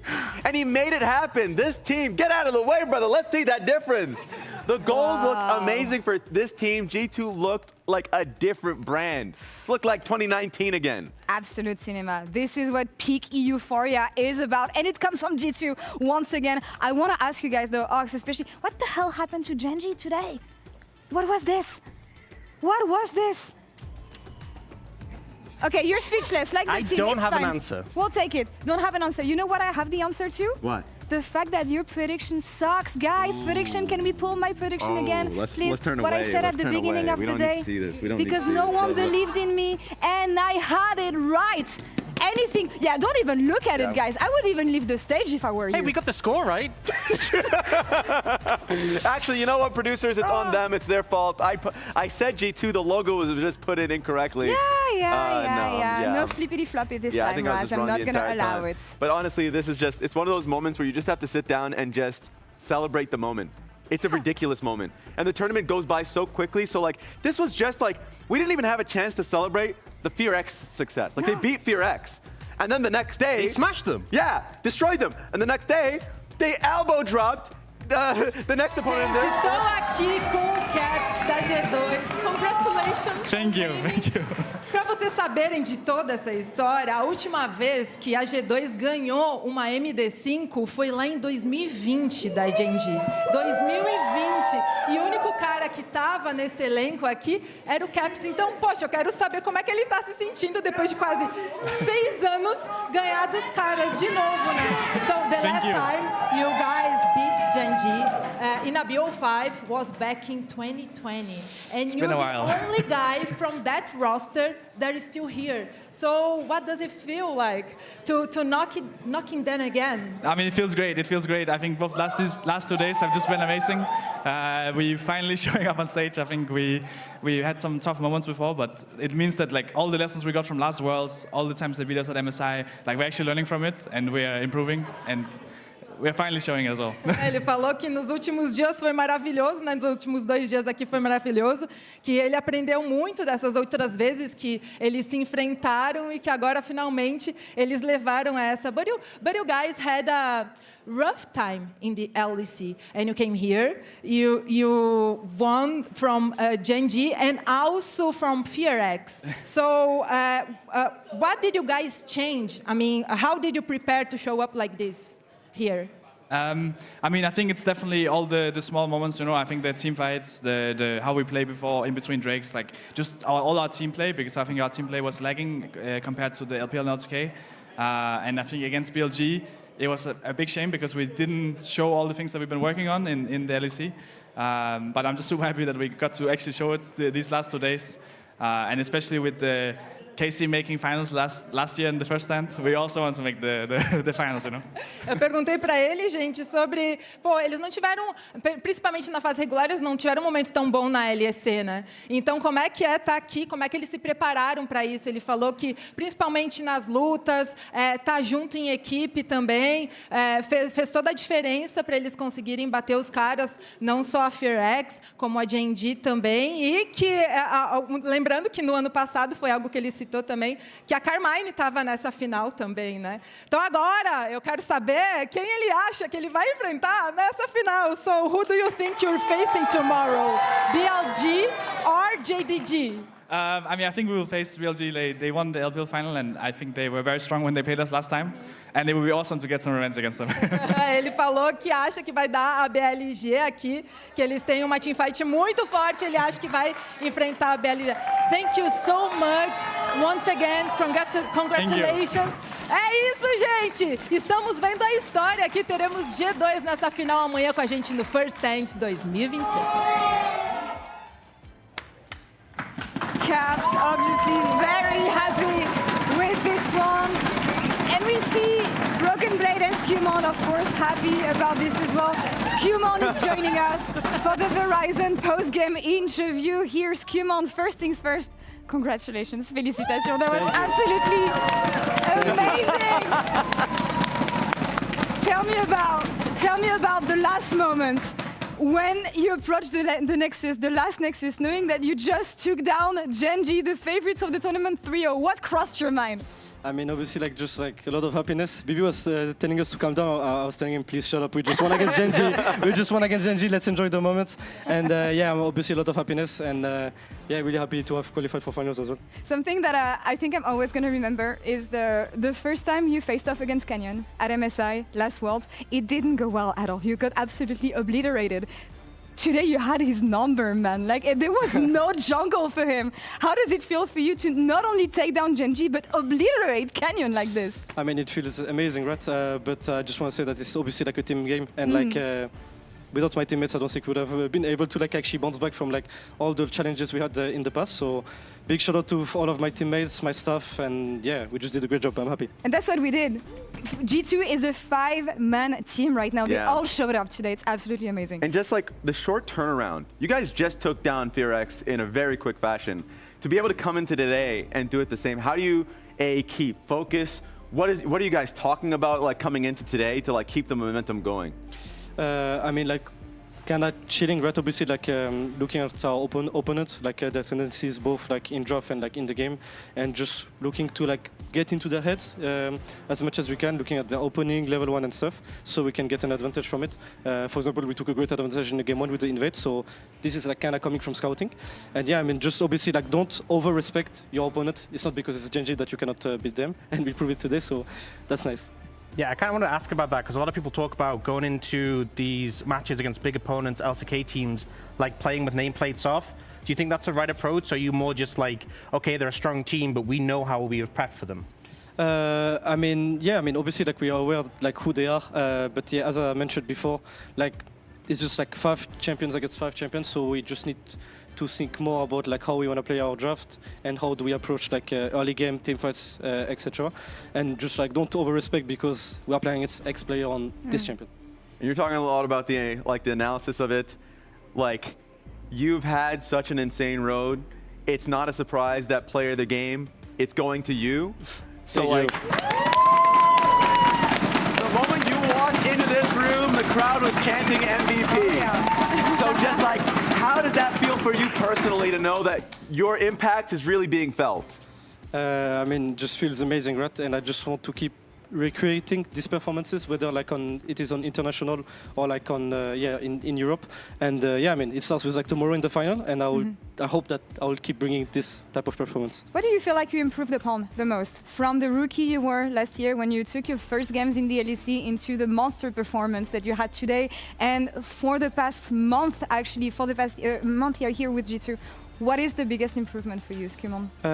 I think just like being decisive and like honest with myself and the others, like in the comms. If something, if there's like an objective that we cannot fight because it looks like very suspicious, we just need to like don't go for it, right? Just like stay true to ourselves and just like really being decisive on like what I'm looking to do when I'm ganking, when I want to farm, and just bringing a lot of like transparency to my teammates. You go for it, actually. So I was actually wondering, because we were having a discussion about this, is this the greatest upset of all time? What is your opinion a little bit? We have some examples of some other upsets. Another one from G2 as well, actually, so we can get those up. And we have this matchup, which was G2 against RNG, Worlds 2018. And obviously yours, that you just got down there. So how do you think the matchups sort of rank up against each other? I mean, I'm not sure for like in Europe history for G2. I don't think I remember like the RNG best of 5, but I think they came out from like winning MSI, so it was like a really important match. So like props to them. I do believe winning 3-0 is like kinda it shows some aura, you know. But I mean, I don't really know, right? I hope that in the future people will remember this series as like one of the best one in Europe. And also, how does it feel? Because there was that old G2 roster, which Caps was obviously on, but everyone looked at them getting those big upsets and the MSI win. And this feels like the new generation now also starting to make that legacy for themselves. How does that feel? I mean, it feels amazing. I think people will start to finally put some respect in our roster and actually believe that we can do some stuff in international. And I just hope that we'll keep proving the haters wrong, I guess. And it starts with tomorrow. It starts with tomorrow. It starts with, I'm not going to say it, not with success. No, it doesn't. We said it. You're the player of the game. You're the OPPO player of the series. He's here as well. So thank you. I mean, I think we can say one more time. What is your resolution for tomorrow, for the last series you're going to have? Obviously, you have the momentum, beating BFX, beating Genji 3-0 now, but how do you keep this performance going against LPL and potentially a team that you faced off against already? I think, just not really thinking about the stakes of our game, because when I think about it right now, I'm going to play an international final, which is absolutely crazy. So just stay keep our feet on the ground and just look to, again, as we did before, just look at our opponent, what they do, and think of ways to beat them. Who do you think is going to be your opponent? BLG, probably. BLG? Yeah. BLG. We'll see that after the break. Of course, Skimon, merci beaucoup. Thank you so much. Congratulations again on taking down JDG 3. And now that's all for us here for now. We'll be right back for the second semifinals. JDG versus BLG. Stay tuned. Oh my god! 3-0, bro! 3-0, bro! Good job, guys. Chill out. No, what do you mean chill out? I don't give a shit, bro! I don't give a shit, man! Shut up, bro! We won! I don't care, man!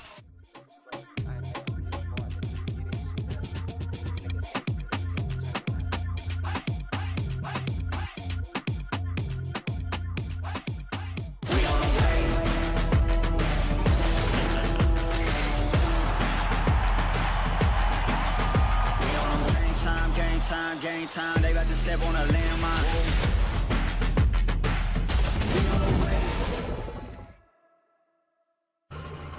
Can I help you, sir? Here's the bill from the dealership where I got my car, and I'd like you to beat it with a better deal on one of these fine cars. Not how it works. Guess you're not as cool as Verizon. Bring in your AT&T or T-Mobile bill for a better deal today.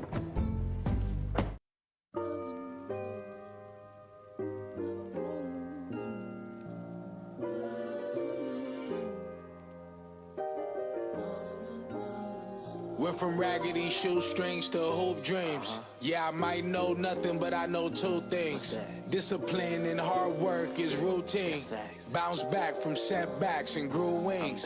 Tend to it like gardens, I plant the seed and watch it harvest. Look at us now, we come so far from where we started. Long days and long nights, knew I could take it farther. So I pushed even harder, realizing my call until they caught up. You know, I been getting to it all day and all week. We ain't worried about a thing, everything is on me. Used to run into a jam when the tape was on me. Now I've been getting to it, yeah. I've been getting to it, yeah. I've been getting to it all day and all week. We ain't worried about a thing, everything is on me. Used to run into a jam when the tape was on me. Now I've been getting to it, yeah. I've been getting to it, yeah.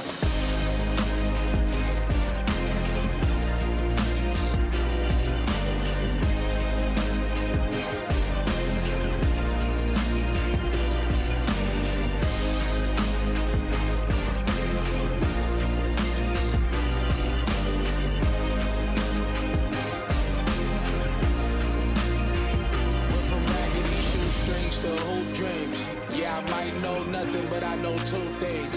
Discipline and hard work is routine. Bounce back from setbacks and grew wings. Bounce back from setbacks and grew wings.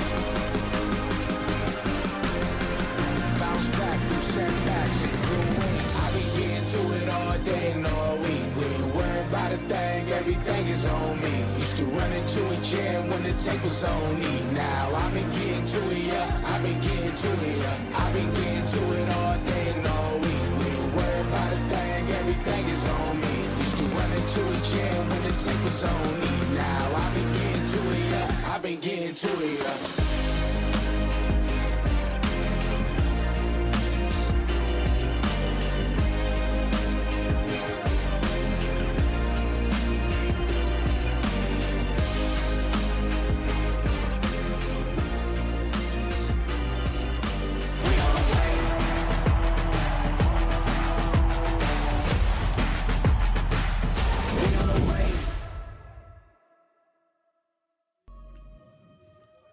Ladies and gentlemen, welcome back to the penultimate day of League of Legends competition here at First Stand 2026.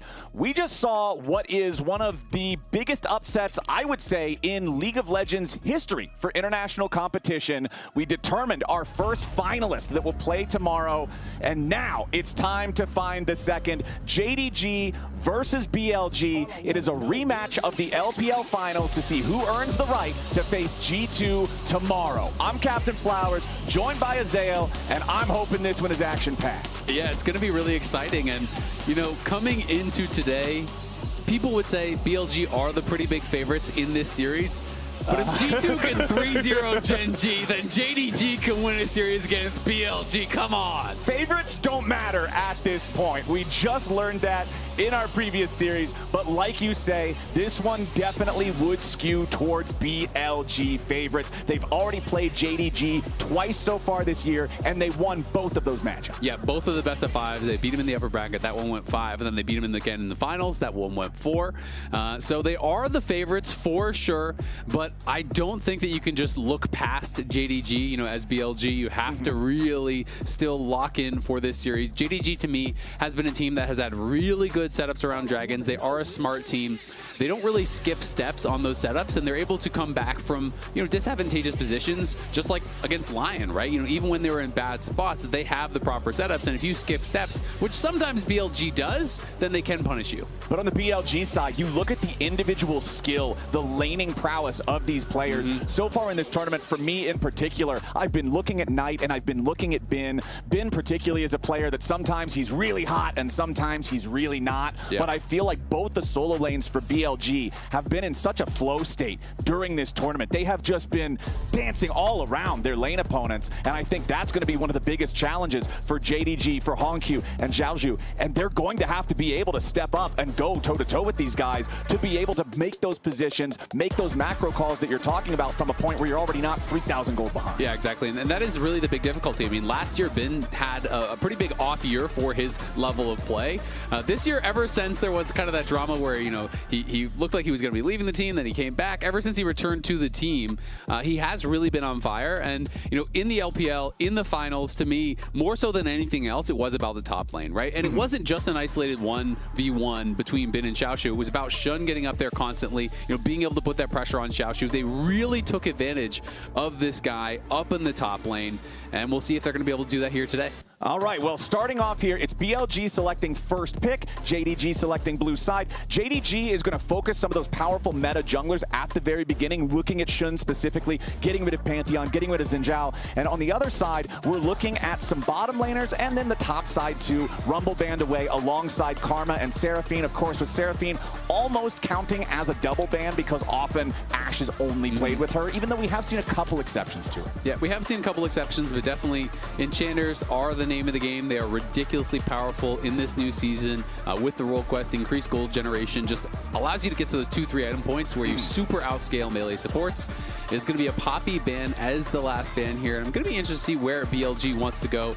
These LPL teams really do love their Vi, so I wouldn't be shocked if we just saw, you know, an early Vi, early AD jungler here to kind of set the tone. Especially with Pantheon and Xin Zhao already banned away, right? You look at, I know you're a big proponent of this conversation, how all of the junglers, all of the meta junglers these days are those AD bruiser types. So with two of the premier ones already removed, the priority on the remaining ones just goes up. So Orianna's going to be grabbed. Varus is another super high prio champion that is up and available. So now it feels like it is going to be a trade of the two. Okay. And the question is, do you want to try to deny the Nocturne trade, right? And so instead, it is going to be Jarvan plus that Varus. They are going to do that 1-for-1 trade. You are kind of expecting that Knockwave combo to be drafted for. We haven't really gotten to see it, I think, at all this tournament practically, because it's always been Orianna getting permabanned, right? And this time she is up and available. And even if she does get through, oftentimes it's what you were saying. The enemy team will then pick the Nocturne themselves to deny that combo. So let's see if that's BLG's read. And certainly enough, it is. So Knockwave, that will definitely be a problem for an immobile AD carry like Varus. Yep, absolutely true. But also, the same can be said for Orianna. You have Jarvan. If you don't have Flash, you can't really deal with the Cataclysm very easily. But someone who can deal with that Cataclysm would be the Ezreal, of course. You know, the premier pairing is the Karma, which was banned out by BLG, so they wouldn't be able to get that, but it would be a safe, stable AD carry here for Viper. The question is, you know, can you get a strong pairing alongside it if you want to go for it at all?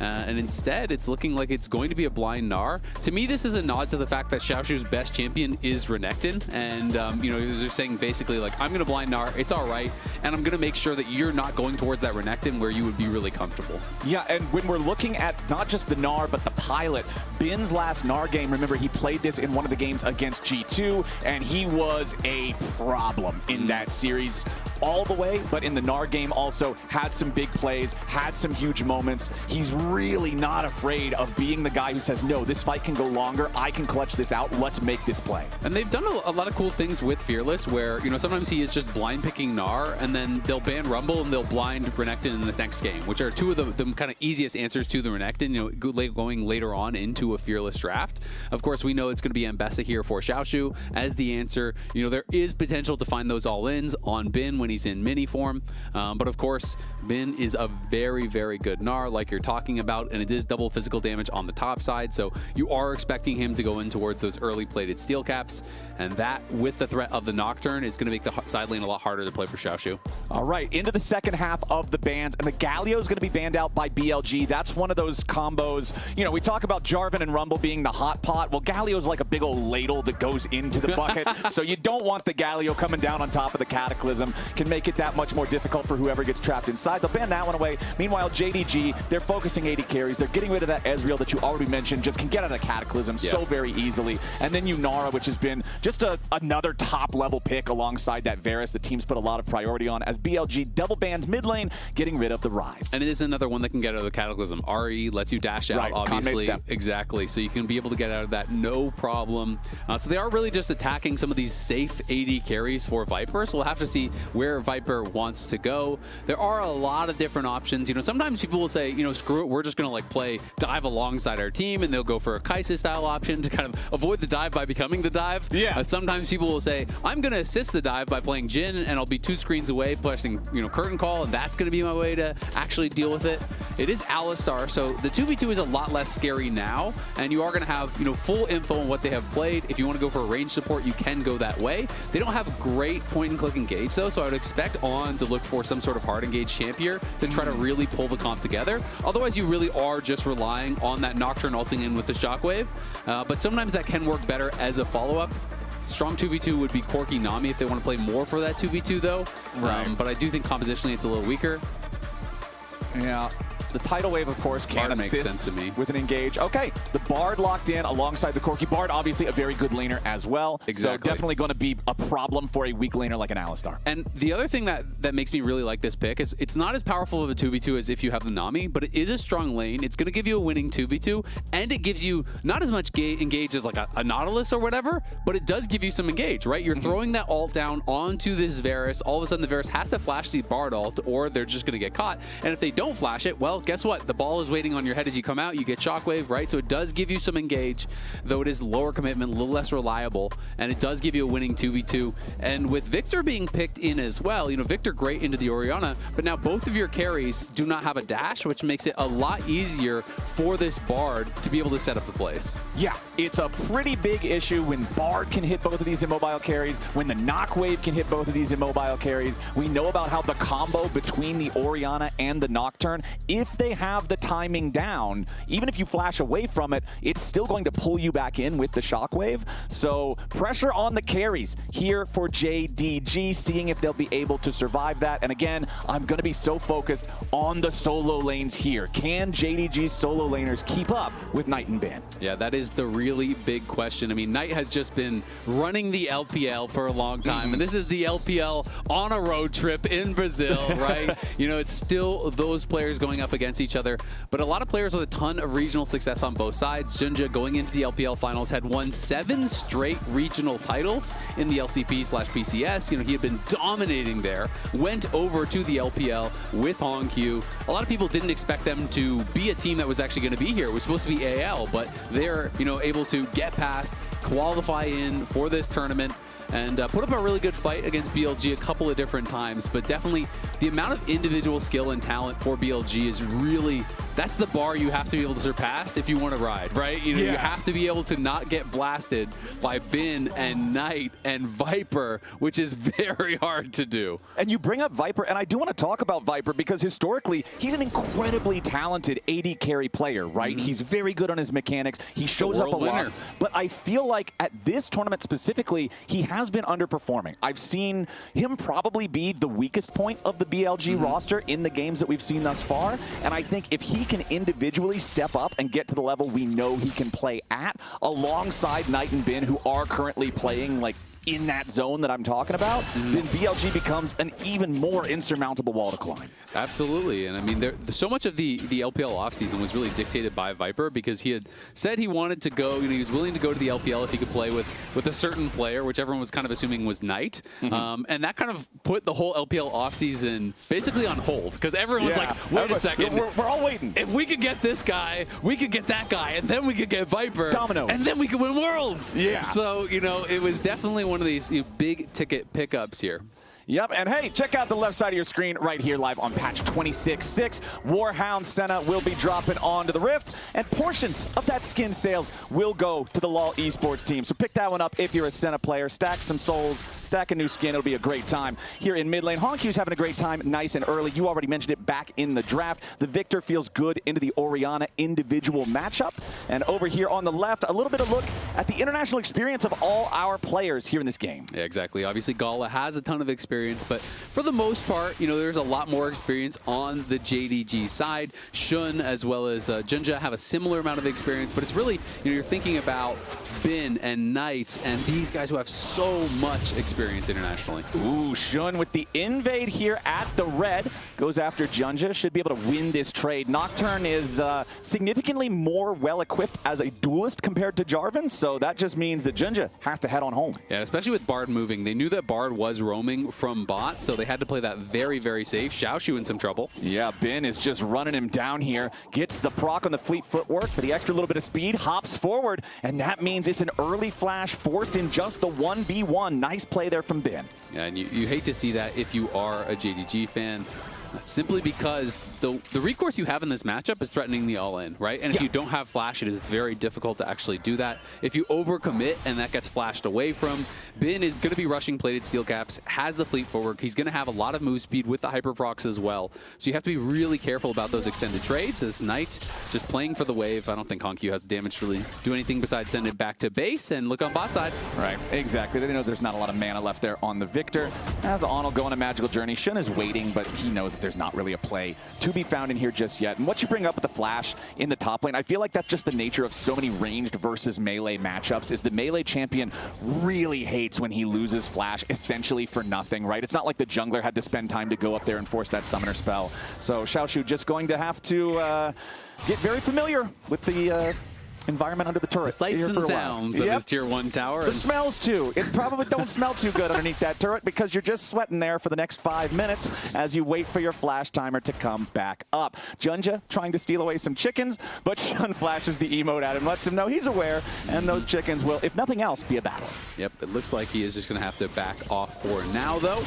Doesn't want to play too dangerously, as Knight definitely getting beat up a little bit here from Hongq. And despite the fact that, obviously Knight is the much more iconic player, is a player that was kind of expected to be pretty dominant in these 1v1s, Hongq actually did quite well in some 1v1s against Knight, solo killing him at times in the LPL, getting the best of him in those 1v1s. It was more outside of the lane where I think Hongq had struggled in comparison to Knight. When Knight gets an advantage, he often knows exactly how to slam it home, whereas Hongq still sometimes shows his inexperience, sometimes taking fights he shouldn't even be looking for, even though he feels like, I can just outplay this. And I mean, that makes a lot of sense when you consider the players themselves. Ooh, flash coming out there from On, wanted to threaten Hongq, forces the flash out of the enemy mid laner in response. But when you look at Hongq, he's very new to the scene, right? He kind of exploded onto the international scene last year. Everybody was impressed with his individual mechanics, representing the PCS. Knight's been playing for a very long time, so you of course expect him to be more disciplined, to have more overall knowledge, as Hongq, though, still has so much opportunity to continue to grow as a player. He absolutely does.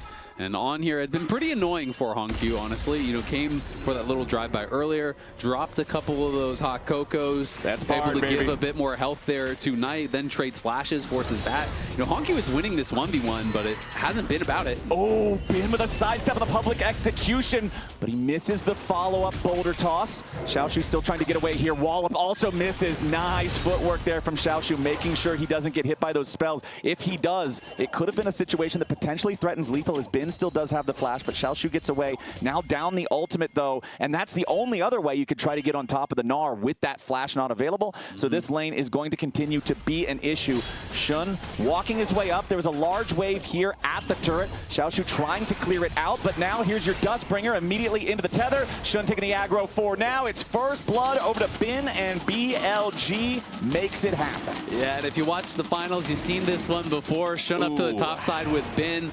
Bin creating advantages and putting Xiaoshu down in this matchup. And Xiaoshu, as soon as he's losing out on that trade, as soon as he's getting pushed back, it's very tough because then you're under your tower. You know a dive could be coming. You want to clear out that wave, but the timing was so good from Shun because Xiaoshu spends all of his spells on this wave, and as soon as you see that there's no spells, there's no flash, there's no outplay. Okay, Vampire goes in, tries to find a nice combo here onto On. They even commit the Chains of Corruption there from Gala. They get a good chunk of damage onto the enemy support. It costs his heal, but he's still just fine. Yeah, it's going to be fine for now. The question is, can Junja get in behind him and look for the follow-up? Because there's no flash on because of that trade in mid. That's what they're trying to punish. Okay, On level 5 now.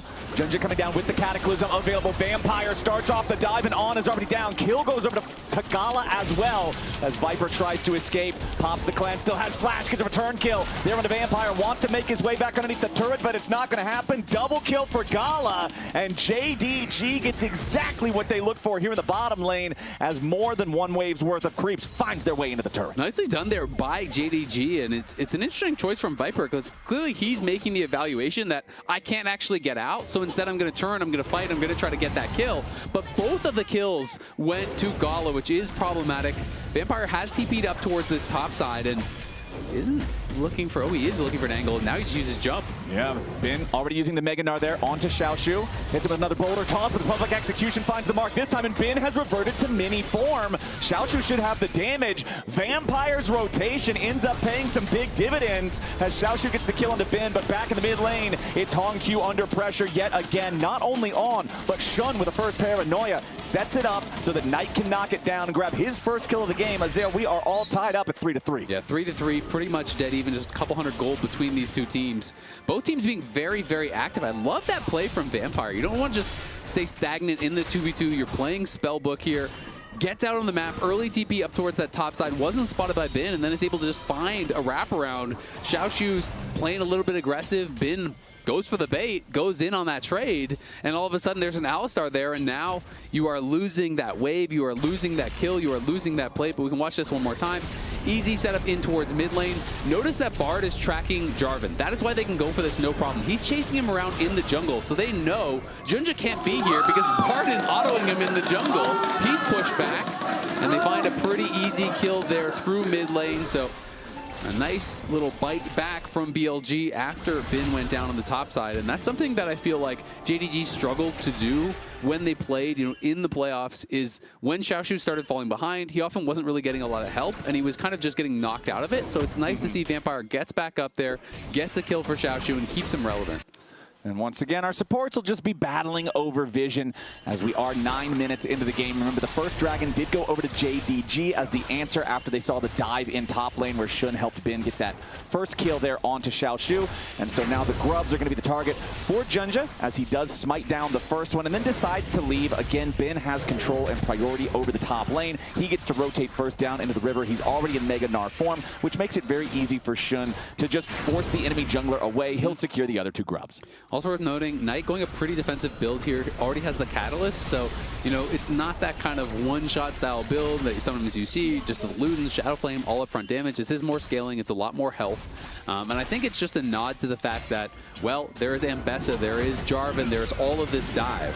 Okay, Chains of Corruption here on the bottom side, lots of damage from Gala, and Vampire on tries to get away, pops the heal as the piercing arrow just barely doesn't have the distance. Gala gets caught by the Tempered Fate, and now Viper's looking for a little bit more. Nice timing there on the Foss Bomb plus the Rocket. Meanwhile, over in the mid lane, looks like we might have a little bit of a problem as junglers are showing up. Paranoia was already spent. However, Junja was ready to respond, and that means that Hongq won't drop.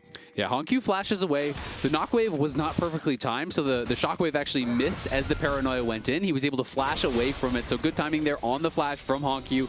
Keeps himself safe, and of course, as you called out, with Junja behind him, they cannot extend the play. Viper and On just trading heavily down on this bot side with Vampire and Gala. And the timing on the CC from them has been so nice. They're not overlapping anything. They're getting the combo into the Chains of Corruption and then perfectly having the trample stun right out of that. They're weaving in autos to try to get multiple sets of Blight procs there on this Alistar, or rather, and Varus combo. So doing a good job and putting that pressure on, and we are still at this pretty much dead even state. And even though the game is dead even, when I look at the scoreboard and the individual states of the lane, it's pretty much what I expected. It's the solo laners from BLG having the leads, while on the JDG side, the bottom lane, they're the ones pulling ahead. Jungle relatively even. It's a very, very slight lead for Junja, but it's like, what, one camp? So I'm not really going to count that one for being worth a whole lot. Second Drake of the game, however, is about to spawn. Ocean and Chem Drake are the first two Drakes, which means they can't be the soul, which honestly, if you're JDG, I think you're pretty happy about. It means you're going to get a higher value soul, and you're the ones who are looking to start with a 2-0 stack as they have total control over the bot side river. We can see BLG's jungler all the way up at his own Krugs, so with Shun nowhere nearby, it's not like there's going to be a contest. JDG are up 2-0 in Dragons. Yeah, I completely agree. I mean, it's pretty much a can't miss soul. It's you're either going to get Cloud, Mountain, Infernal, or Hextech. Mountain it is. Those are all wins. So it is going to be Mountain, and of course, Mountain, very, very good. If you can survive that initial engage from the knockwave, it is going to be so helpful for your 5v5s. And this is also playing into what you were talking about, JDG, during the draft, how this is a team that doesn't skip their steps. This is a team that makes sure they prepare correctly when it comes to objective fights. They were able to secure the first 2 dragons without a contest, so now as we move further towards that soul, we know that if the game state is even and that they can get there first, they're gonna do it right. Yep, they really are. They're very, very good at basically just getting to dragons early, and they get an early line of vision, often a couple minutes before that dragon spawns. Instead of just getting there and trying to get the vision right before it spawns, they'll often have early wards, and what this means is that even if your opponents come in and sweep that out and are placing their own vision, they often know exactly where the enemy wards are. They know where they're going to be looking to approach from. They know how to circumvent vision to actually set up their flanks, and I think as a result, they often have really, really good objective fights. I do think JDG has a real shot to out-teamfight BLG in this one. Okay. Junja gets away as On goes on a pretty long magical journey. That's one thing that I always look for when I see a game with Bard is, do you know all the angles to get the long magical journeys through the skinny parts of terrain? Because it really does allow your surprise factor to be that much more. As Bin just commits the Mega Gnar once again. So many Gnar players just love using this as a trading mechanism to guarantee that you're getting the edge over your opponent, guarantee that you maintain lane control, especially if we have a potential fight coming up here soon. It doesn't look like we are, though. Still about 90 seconds until the Rift Herald spawns. So just a crab battle once more for now, as Shun uses the Duskbringer for a little bit of extra speed towards this top side. Level 11 on both top lanes. Xiaoshu does have the public execution. Remember that Mega Gnar was already committed just a moment ago. Knight also rotating over towards this fight, but it's Vampire going in for the headbutt pull. Tempered Fate to try to disengage it. Paranoia turns off the lights. Knight down to half HP, goes on a magical journey back through the wall, but now the re-engage coming out from Shun and Bin looking for Xiaoshu, who has to flash away. Flash out from Shun, dodging the combo from Junja, as now Bin gets stunned up, but he's not too worried about it. Junja's going to be your target here next, as BLG, they use the Shockwave. That's going to force the flash of the Jarvan here as well. We got some pretty big flashes spent here, Azael, with less than 60 seconds on the clock until the Rift Herald spawns. It's a fight where no one dies, but it's a fight where both supports are really the playmakers here. Vampire finds an angle, instant flash in onto Knight, but how fast was that Tempered Fate from On? Immediately came down to cover his Orianna there. Just beautifully done with the defensive Tempered Fate. Keeps Knight safe. And critically means Knight doesn't even have to flash. He lives, holds onto the summoner, and is feeling really good about it. All right, so BLG still just not even a 1,000 gold lead. Rift Herald spawning in 15 seconds. Your coin-based gold grind showing the state of the top side there with about a plus 500 for Bin. It's him being the second biggest lead on the side of BLG. Knight up almost 1,000 in the mid lane. We know, though, that there's been so much attention from On specifically towards that lane, and it's led Knight to be over 20 CS ahead. Absolutely has been a big impact, and Knight is a player that is worth getting ahead. This guy will pay dividends later on. That's an early game investment. He's not the the silver left hand. He's the gold left hand, all right? Man doesn't know what it is to get second in the LPL. He has mostly just been running things, and Ben just got his Triforce. The Eclipse was that earlier item spike, but now we're coming in looking for a fight off that spike. Okay, On throws the Tempered Fate on himself, expecting the public execution to maybe hit, but now there's your Knockwave on to 2. JDG's got to be careful. However, Shun might just die. No, Knight gets the kill on Gala. Shun's still alive in the middle of everybody. Xiaoshu's going to be your target here next. Shun's still staying alive, but Junja gets him on the way out. Oh, I'm going to flash away, and Junja's going to die here next. It's a 3-for-1 for BLG, and they get their team fight. They're going to earn the Rift Herald off the back of it. What an engage from BLG there. On threw down that early Tempered Fate. As you said, he thought the public execution was going to hit him, and you can't wait till it hits you or you're already stunned. So you got to precast it. Looks a little bit funny, but then the Knockwave re-engage catches Gala despite the flash being used. And On finds multiple bindings here that really were game-changing. There's the Tempered Fate to try to deny the public execution. They see this, look at this flash, can't disconnect it, hits the two-man Shockwave. Now watch On, goes in, double binding onto 2 carries. Xiaoshu is stunned up. They kill off Gala. Bin lands another big stun, and then this binding as well. Another double binding, lets them flash in, grab a second kill there. Beautiful plays from On and from the rest of BLG. They made that one look easy.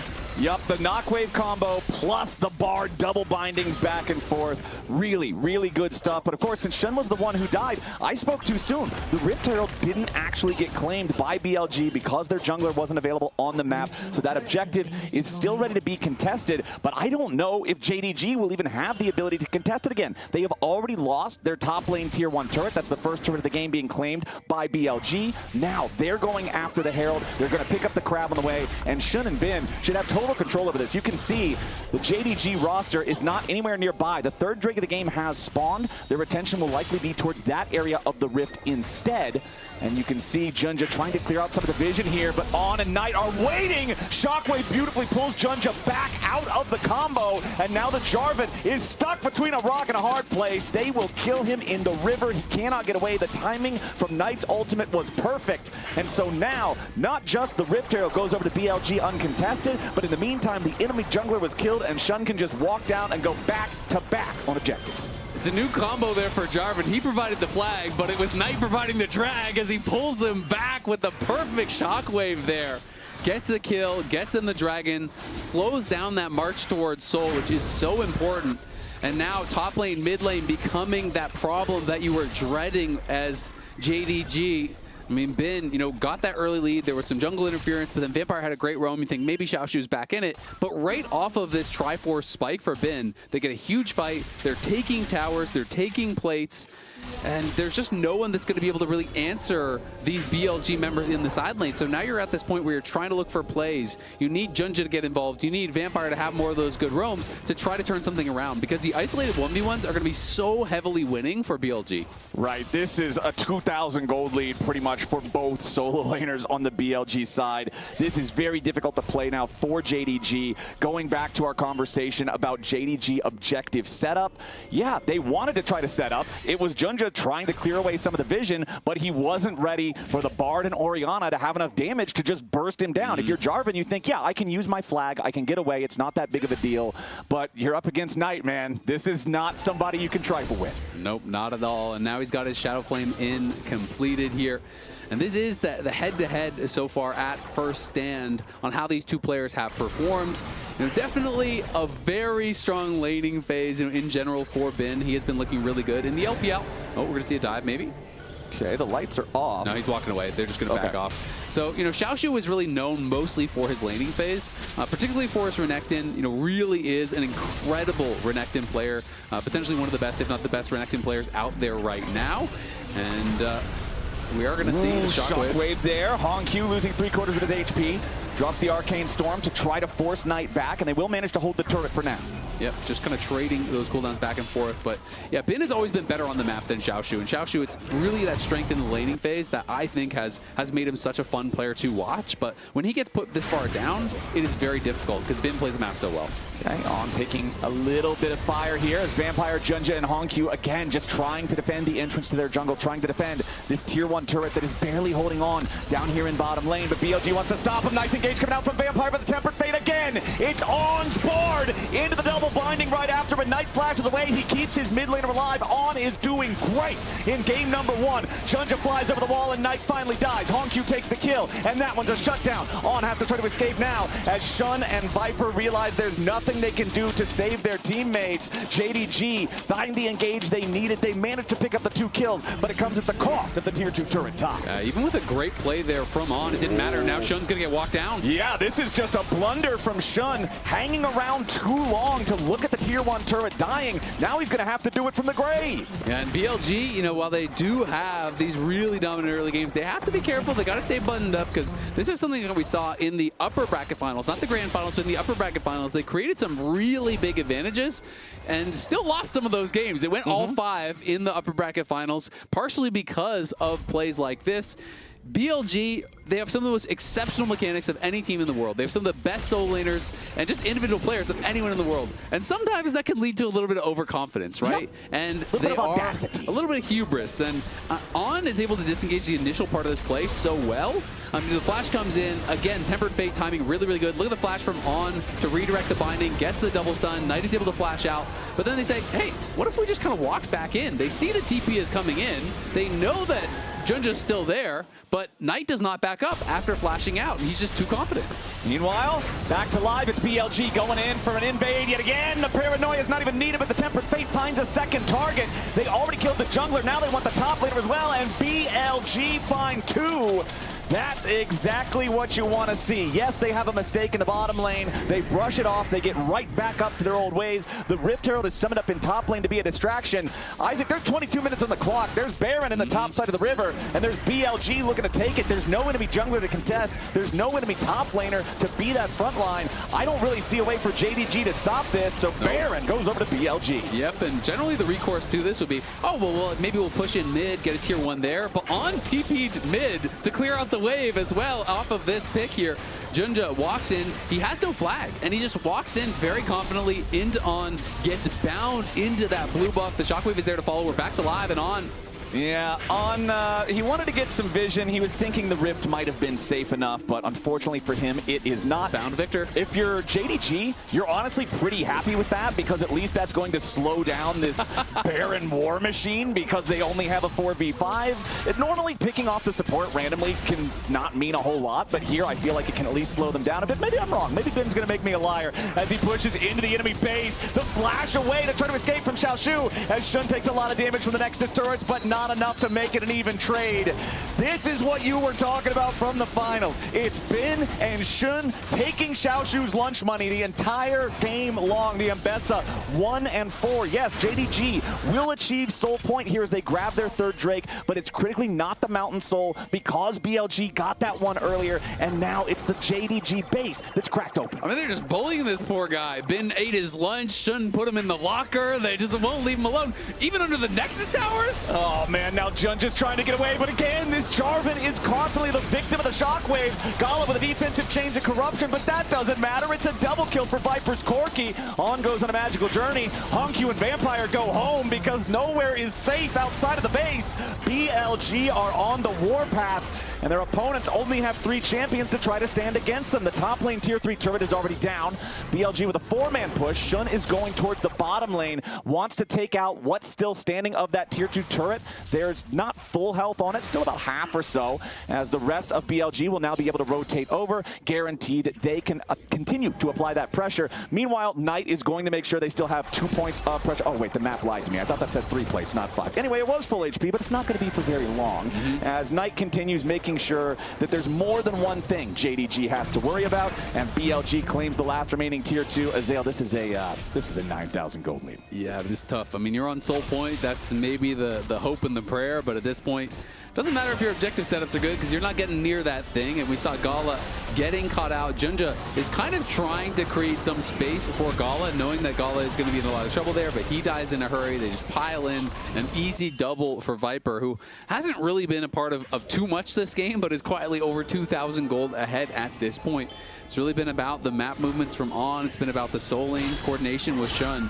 And it's about BLG winning out in these important fights, playing the map better, and they have taken down every tower outside of the base and one in top lane inside it as well. Yeah, I don't really see a way back in here for JDG. I mean, even if you manage to get...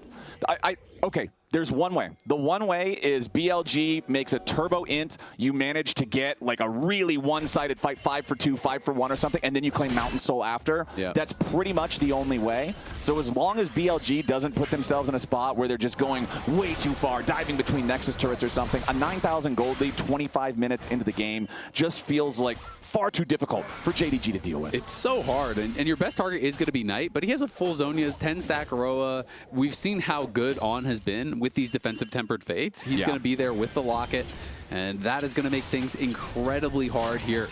Bin is just unstoppable in the side lane right now. He's on 3 full items, and they're more expensive items than what Xiaoshu has as well. When you look at the gold, he's more than 1 fully completed item ahead of his opponent. So it's not just these items. The gold that he has in his pocket is probably still 4 digits or something. Like, this is not even remotely close. Mbessa can't be on the same screen as the Gnar. Yeah, it's just not much he can do about it. And Hongq, yeah, you can wave clear against the Gnar, but if you overstep at all, he's going to kill you in that 1v1, no problem. So BLG just controlling this bot side, making sure that that JDG has no way in at this next Dragon. They know that would be their only real hope, so it is their job to not give them any shot at the 50-50. Plus, when you have a side laner who's this powerful, it only becomes that much more painful when you look at the fact that there's both a Nocturne and a Bard on the enemy team, which is the perfect way to support a side laner, either offensively or defensively. Absolutely agree. BLG just taking away everything that they can. There's multiple wards up on the top side, 3 wards in the enemy jungle on top side, 4 or so down on that bot side that you can see across the way. So they have full vision of everything. Just going to be waiting for these next couple objectives here to spawn. Next Baron buff could be curtains for JDG. If BLG can grab the dragon, grab that, feels like they would have enough to probably push in and close out this game. Yeah, they're obviously waiting on the timers for the neutral objectives. Those timers are almost exactly synced up. So if you're BLG, obviously you want the Baron to make that game-ending push, but I think you've also got to make sure that you don't just randomly give them Mountain Soul in the process of doing it, because that will make things, I think, significantly more annoying. So I'm curious if BLG are going to just priority the Dragon first, since it does spawn a couple of seconds ahead. JDG, I don't really see a world where they can try to contest anything in open ground against BLG, as now it looks like On may have got caught. Honestly, this is huge for JDG. 30 seconds to go until that dragon spawns and the enemy support is down. Now Bin gets caught on the very edge of the public execution, has to flash away as he reverts to mini form, and JDG might have found the chance to grab this Mountain Soul. Can they make sure they maintain this control? However, Junja goes in. The follow-up is right there. Knight has to flash over the ball, trying to stay alive. Shun comes in, wanting to support his carries, create a little bit of space. The pressure is on, and now they've already found the kill into Gala. They try to reposition their jungler, but Junja falls as well. Shun still staying alive. Knight, Bin, and Viper all firing back, and this is Viper's moment. The Corki with the double kill, as Bin and Knight should have enough damage to take down Xiaoshu easily. Hongq goes after Viper, but the Corki is running and gunning and standing and fighting, and now Hongq's about to die too. He goes golden, but the gold is nothing but a trophy for BLG 4v5. They're staying alive. It was a good shot there from JDG, about as good as they're going to get in this game. They almost made it happen, but even with On not there, they still lose out on the play here.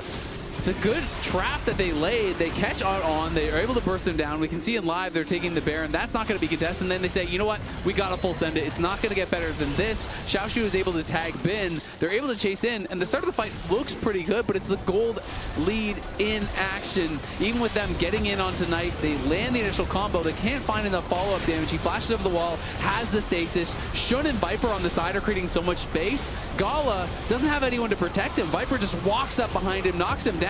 And then you look at the health bars, you realize, yeah, Bin is still 5k up, and Bin is basically full HP at this point. Can't be stopped by JDG. And even Hongq can't really win out in this duel against Viper because the reinforcements come through. Viper spends the Fash, the cleanse, and they get the Seekers off Hongq and do end up winning the fight. Yeah, I loved how Shun and Viper played that. Shun diving in on top of the enemy AD carry, and Viper's positioning was just perfect for that whole engage, right? Because he had the trees to make it so the enemy melee champions couldn't put pressure onto him, but he still had the damage onto Gala. I don't blame JDG at all for going for it, because in a game state like this, when you have a 5v4, you've got to just send it to try to get the soul, maybe try to get the Baron afterwards. But BLG's got hands, man, and those hands are heavy, and so are their pocketbooks. Now 12,000 gold ahead, no potential for a Mountain Soul for the next 4 minutes. Baron still has 2 minutes on that Rebel Baron power play timer, and I feel like this is probably going to be the end of it. Is On, defensive Tempered Fate, keeping himself safe. Here's your TP ready to reinforce. On stays alive, and now JDG has to scramble to try to get away. Bin nearly has the full Gnar bar charged as he chases after Vampire, gets knocked away by the headbutt. JDG doesn't lose anybody here, but neither does BLG, so the push is going to continue. Still a good look there from JDG. This is all you can really do. You're down 12k. You've got to look for brush camps. They almost burst down On, but this time with the heal, with the defensive Tempered Fate, and the TP coming in, JDG has to run before they can actually finish off the Bard. And now you have to face down this Baron up push. We can see On is going up through mid. He's going to be getting that moving in the right direction. And Shun has no paranoia, so he can't reinforce either side that easily. So they need to get these waves synced up and try to get those going in to get the pressure onto JDG. Otherwise, this game is going to stall out. And That's not exactly what you want as BLG. You don't want to give them more opportunities. Yeah, we're getting towards the point where that much more gold for BLG won't do a lot more. You still have one more item that you can get on both of your solo laners. You still have another couple items that you can get on Viper. But the further it goes, the worse it gets, because this is just such a massive lead. You want to end it fast. So let's see if they can accomplish that. JDG have held the line for 1 minute and 20 of that 2 minutes of the Baron, as now BLG continue their push, but there's the Paranoia into the dive with an Aquave combo, and now the Gala's already dead. BLG have surely found their moment. Shona's gonna die though, as Vampire's creating space with Unbreakable Will. He finally falls. Xiaoshu's your next target. Bin hops in because he's got the Guardian Angel. He'll resurrect. Shun died, but he's the only one. Hongq tries to get away, but Viper does so much damage on the Corki, and that will do it. 5 for 1. BLG find the fight. They're going to eliminate the remainder of the JDG structures with a 16,000 gold lead almost by the time game 1 ends, and BLG are up 1-0. Exciting game 1 here from BLG, really showcasing the individual levels here in those solo lanes, crushing it through top and mid. On, I think, though, for me, I think On is my player of the game. He was helping out Knight so much in the mid lane. He was perfect with his Tempered Fates, finding great bindings in a lot of these 5v5s as well. I feel like he was everywhere. Yeah, it's really easy to look at Knight and to look at Bin and be like, both of these guys just smurfed it. But I think I've got to agree with you. On being everywhere all of the time, whether he's using the opportunity to show up in a place where you wouldn't expect him, whether he's just giving hot cocos, he was smurfing. BLG was dominating. Lounge, what do we think? I think Bin is Gigabin again. He is. Yeah, a little bit. What in the world? Yeah, I mean, this is what you watch the LPL for, honestly. Yeah. Just like BLG are this team where you have to get past how good their solo laners are. And teams have had trouble with it even when they've been less coordinated than what they are right now. But right now, they're looking very well coordinated with each other. Yeah. I also think there's like a line between running it down and Genius, and On was just treading that line beautifully in that game. He was. I mean, we can see it when they broke the game open. It looked a little weird if you weren't paying close attention. Now, he kind of just ulted himself before a big team fight, but then he does this. But that's if the Ambessa ult landed, he would have been able to buffer it. But watch On throughout the rest of this fight, what he can do with his Qs. Yeah, Finds in double stun. He lands so many clutch bindings on this. I love the one that's going to be coming up in that narrow choke point right there. That one was insane. He helped out so much in these fights. And then this was the 4v5, Ox. Yeah, this one, he's not even alive. But the focus from JDG comes on a Knight who has Flash, has Zhonya's, buys a lot of time. And Viper is just constantly off to the side, putting damage in. You see his Bin starts to move in to try and defend his jungler, who still goes down, but Viper was just picking off targets. You don't expect to see an AD carry playing that flank role, but Viper just knew how he could play. He had Cleanse available, he had the Valkyrie to be safe, and then eventually they just jump in and take down Hongq to finish off the fight. Just insane trust in their own mechanics. Because it was 4v5, they lose that fight, they lose the soul, and maybe it becomes a more interesting game. There's also a sequence earlier on in the game where Nocturne did a pre-6 gank on Bin to give him 1 kill, and ended up costing their bottom lane a lot. Gala ended up getting 2 kills because of the loss of tempo and the pressure they were able to apply bot side. But I'd say it paid off in the end. Yeah, 400 gold lead to 5,000. It could have been a little dicey. That's why that fight right around Rift Herald was so important, right? Because you're going in, you have an item spike from, I believe, did Bin had Triforce at that point, right? Yeah, I think so, yeah. Yeah, at the very least, I know Corki did too. And so because of On right there, they were able to take over that part. Player of the game. No surprise. It was between On and Bin. We were actually gonna all vote for On, and then Bin just kept bidding throughout the rest of this game. 5-1 and 11, 739 DPM. I'm curious to see what the fans thought, only because I think, a lot of the time, it was really close between Bin and On. A lot of the time when the casters start hyping one person up, the fans will just follow. So I'm trying to track that. Blaming the casters now. Yeah, well, how much you can influence people's perspective based on like what you're watching in game, right? There's so much stuff that just happens in game. Yeah, we were influencing everyone to say Gen G is really good. It turns out we should have been G2's been really good this whole time. I think that's the learning from today, right, Ox? Yeah. Here's the AWS post-game breakdown. Bin, not the most damage on the team, but completely taking Xiaoshu out of it. 12,000 damage on the Ambessa, not what you want when you lock in that pick. Not to mention Varus and Gala being kept to 14,000 damage this game is insane. Yeah, especially after they did get into a really good position with that double kill and that collapse on bot side. So yeah, it was really good of BLG to be able to target them in team fights afterwards. But we didn't get a chance to do this before the series because we were caught up in the G2 hysteria. These two teams have a big history already from the LPL playoffs as well as all-time, Emily. Yeah, so basically these two teams already met each other, these two exact teams met each other twice in the LPL bracket to qualify. I talk about how spiritually the grand finals was kind of like a 3-0. Even with the game that JDG did take, it was through kind of invading, protecting their bot side. A lot of what we've seen at this tournament, actually. But that upper bracket one was super, super close. That game 5, I'd recommend anyone want to watch if you want to see a Kalista Anivia bot lane. Fun time. You see some fun drafts. Maybe if it goes to 5, we'll see some more fun drafts from these two teams. But they also just know each other really well overall, historically. Yeah, they're all-time head-to-head, which started a little bit more JDG favorite. That was when JDG had the Giga roster in 2023.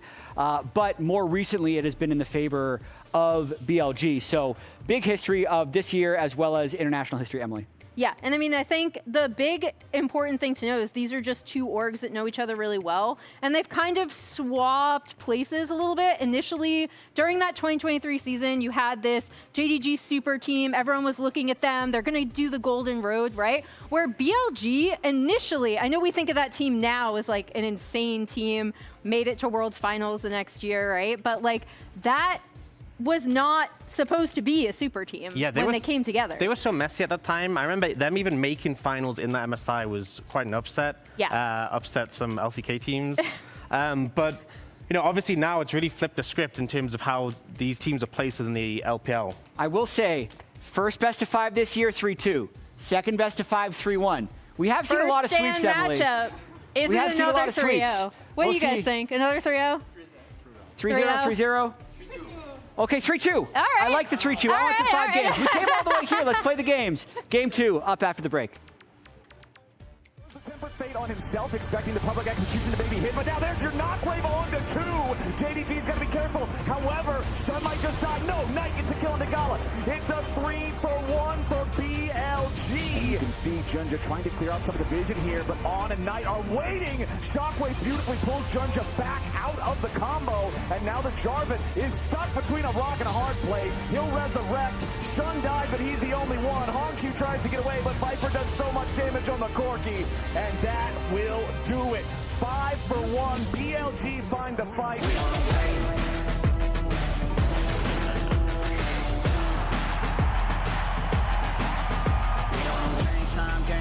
Game time. They about to step on a landmine.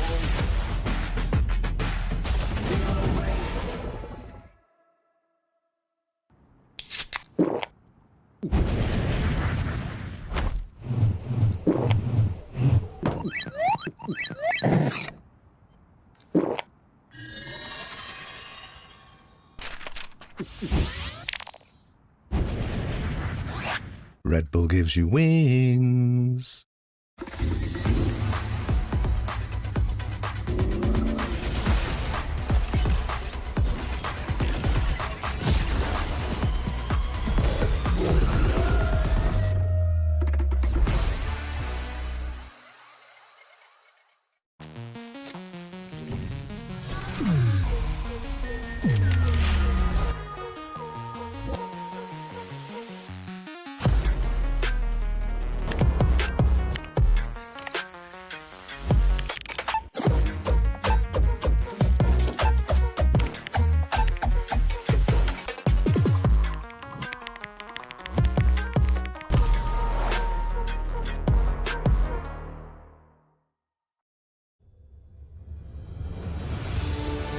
It's more than a game.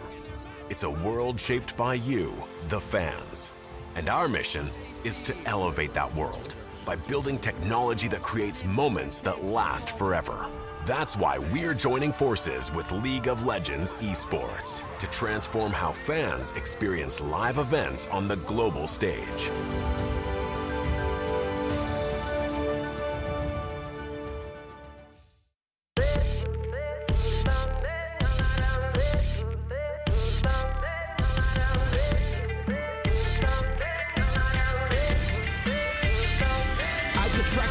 While you press record, if you really about to strike, then you gon' need a sword. The pen is mighty, Aphrodite, how you treat the score. That's hard to settle, go to metal, got you fighting lords. Gotta cut the cord to your fear. Ain't no need in that here. I'm the captain, and what's happening? I lean when I stand. How I'm stacking these wins. Watch the hate reappear.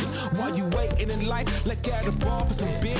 We the bar to the distillery. This is manual fame. Papa's clutch, how you think I know the name of the game? Old man was the greatest legacy before Lance. And if you talking real strange, I'ma go insane. Like, no offense, this a young king feeling. Fresh break, got both rims spinning. No sense on your mind, that's dependent on where the party at. Power, how we trending. No offense, put my crown on the ceiling. Fresh break, got both rims spinning. No sense on your mind, that's dependent on where the party at. Power, how we trending. Play the game, make a school. I take your plate and your food. This is champion mood, and I ain't trying to be rude. Get the cross stepping weapon on my right hand, shooter on my left, catch your breath. Got it under hands like it's Peter Pan's. It's so hot when I run it back. Modi keep a stack, that's a rap to a better man. If you need to learn a couple moves, I help you understand. And if you need a groove, you gotta prove that you can read the sand. I'm talking hourglass, moving, baby, choosing while we moving this fast. Got you losing our perspective through the looking glass. This some Alice kind of malice. You gon' need the past, present, future, so go where you got the really. No offense, this a young king feeling. Fresh break, got both rims spinning. No sense on your mind, that's dependent on where the party at. Power, how we trending. No offense, put my crown on the ceiling. Fresh break, got both rims spinning. No sense on your mind, that's dependent on where the party at. Power, how we trending.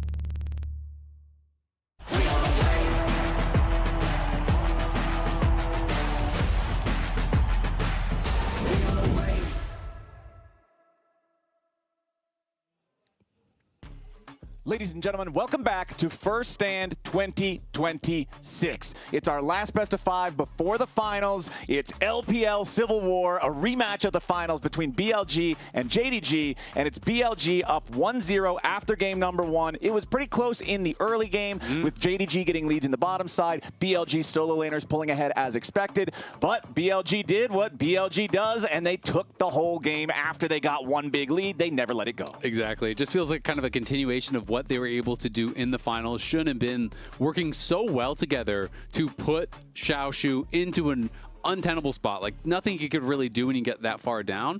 And despite the fact that Honky was actually winning the 1v1 against Knight, it wasn't a 1v1. No. On was constantly there, trades flashes with him, you know, dropping hot cocos, giving him extra health. They were always working well together to really enable their solo lanes. And I think it was very, very impressive. Despite some good plays from JDG, it always felt like BLG was just getting that much more.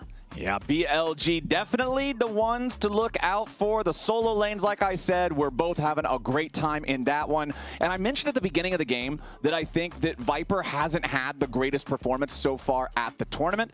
And if he could step up, they would be that much scarier. He really wasn't super relevant for the first 20 minutes, but that can happen when you're playing AD carry. Your job is to make sure that you farm, and then when the time for you to step up is there, you step up. And I believe that he did. We remember kind of like the final actual fight where BLG BLG got the pick on. They had the 5v4. They go in to try to full send it and maybe make a comeback. And Viper's positioning is right where it needs to be. Kill the enemy AD carry, put the damage down. And I honestly think that his performance, real solid. Yeah, it was definitely solid. I mean, that's why he killed hundreds of minions to get to that moment. 1,000 minions had to die so I can attack one person. It's important. All right, let's hop back into it here as JDG have elected for first pick, and BLG will play off of the blue side. Do not be fooled by the fact that the teams are on different sides at the bottom. It's BLG blue. So now I want to see, is it going to be a Renekton early pick here? Because Gnar is already gone, Rumble is already banned. Those are two of the best answers into it, though we have, to be fair, seen Sion do really, really well into that matchup a number of times.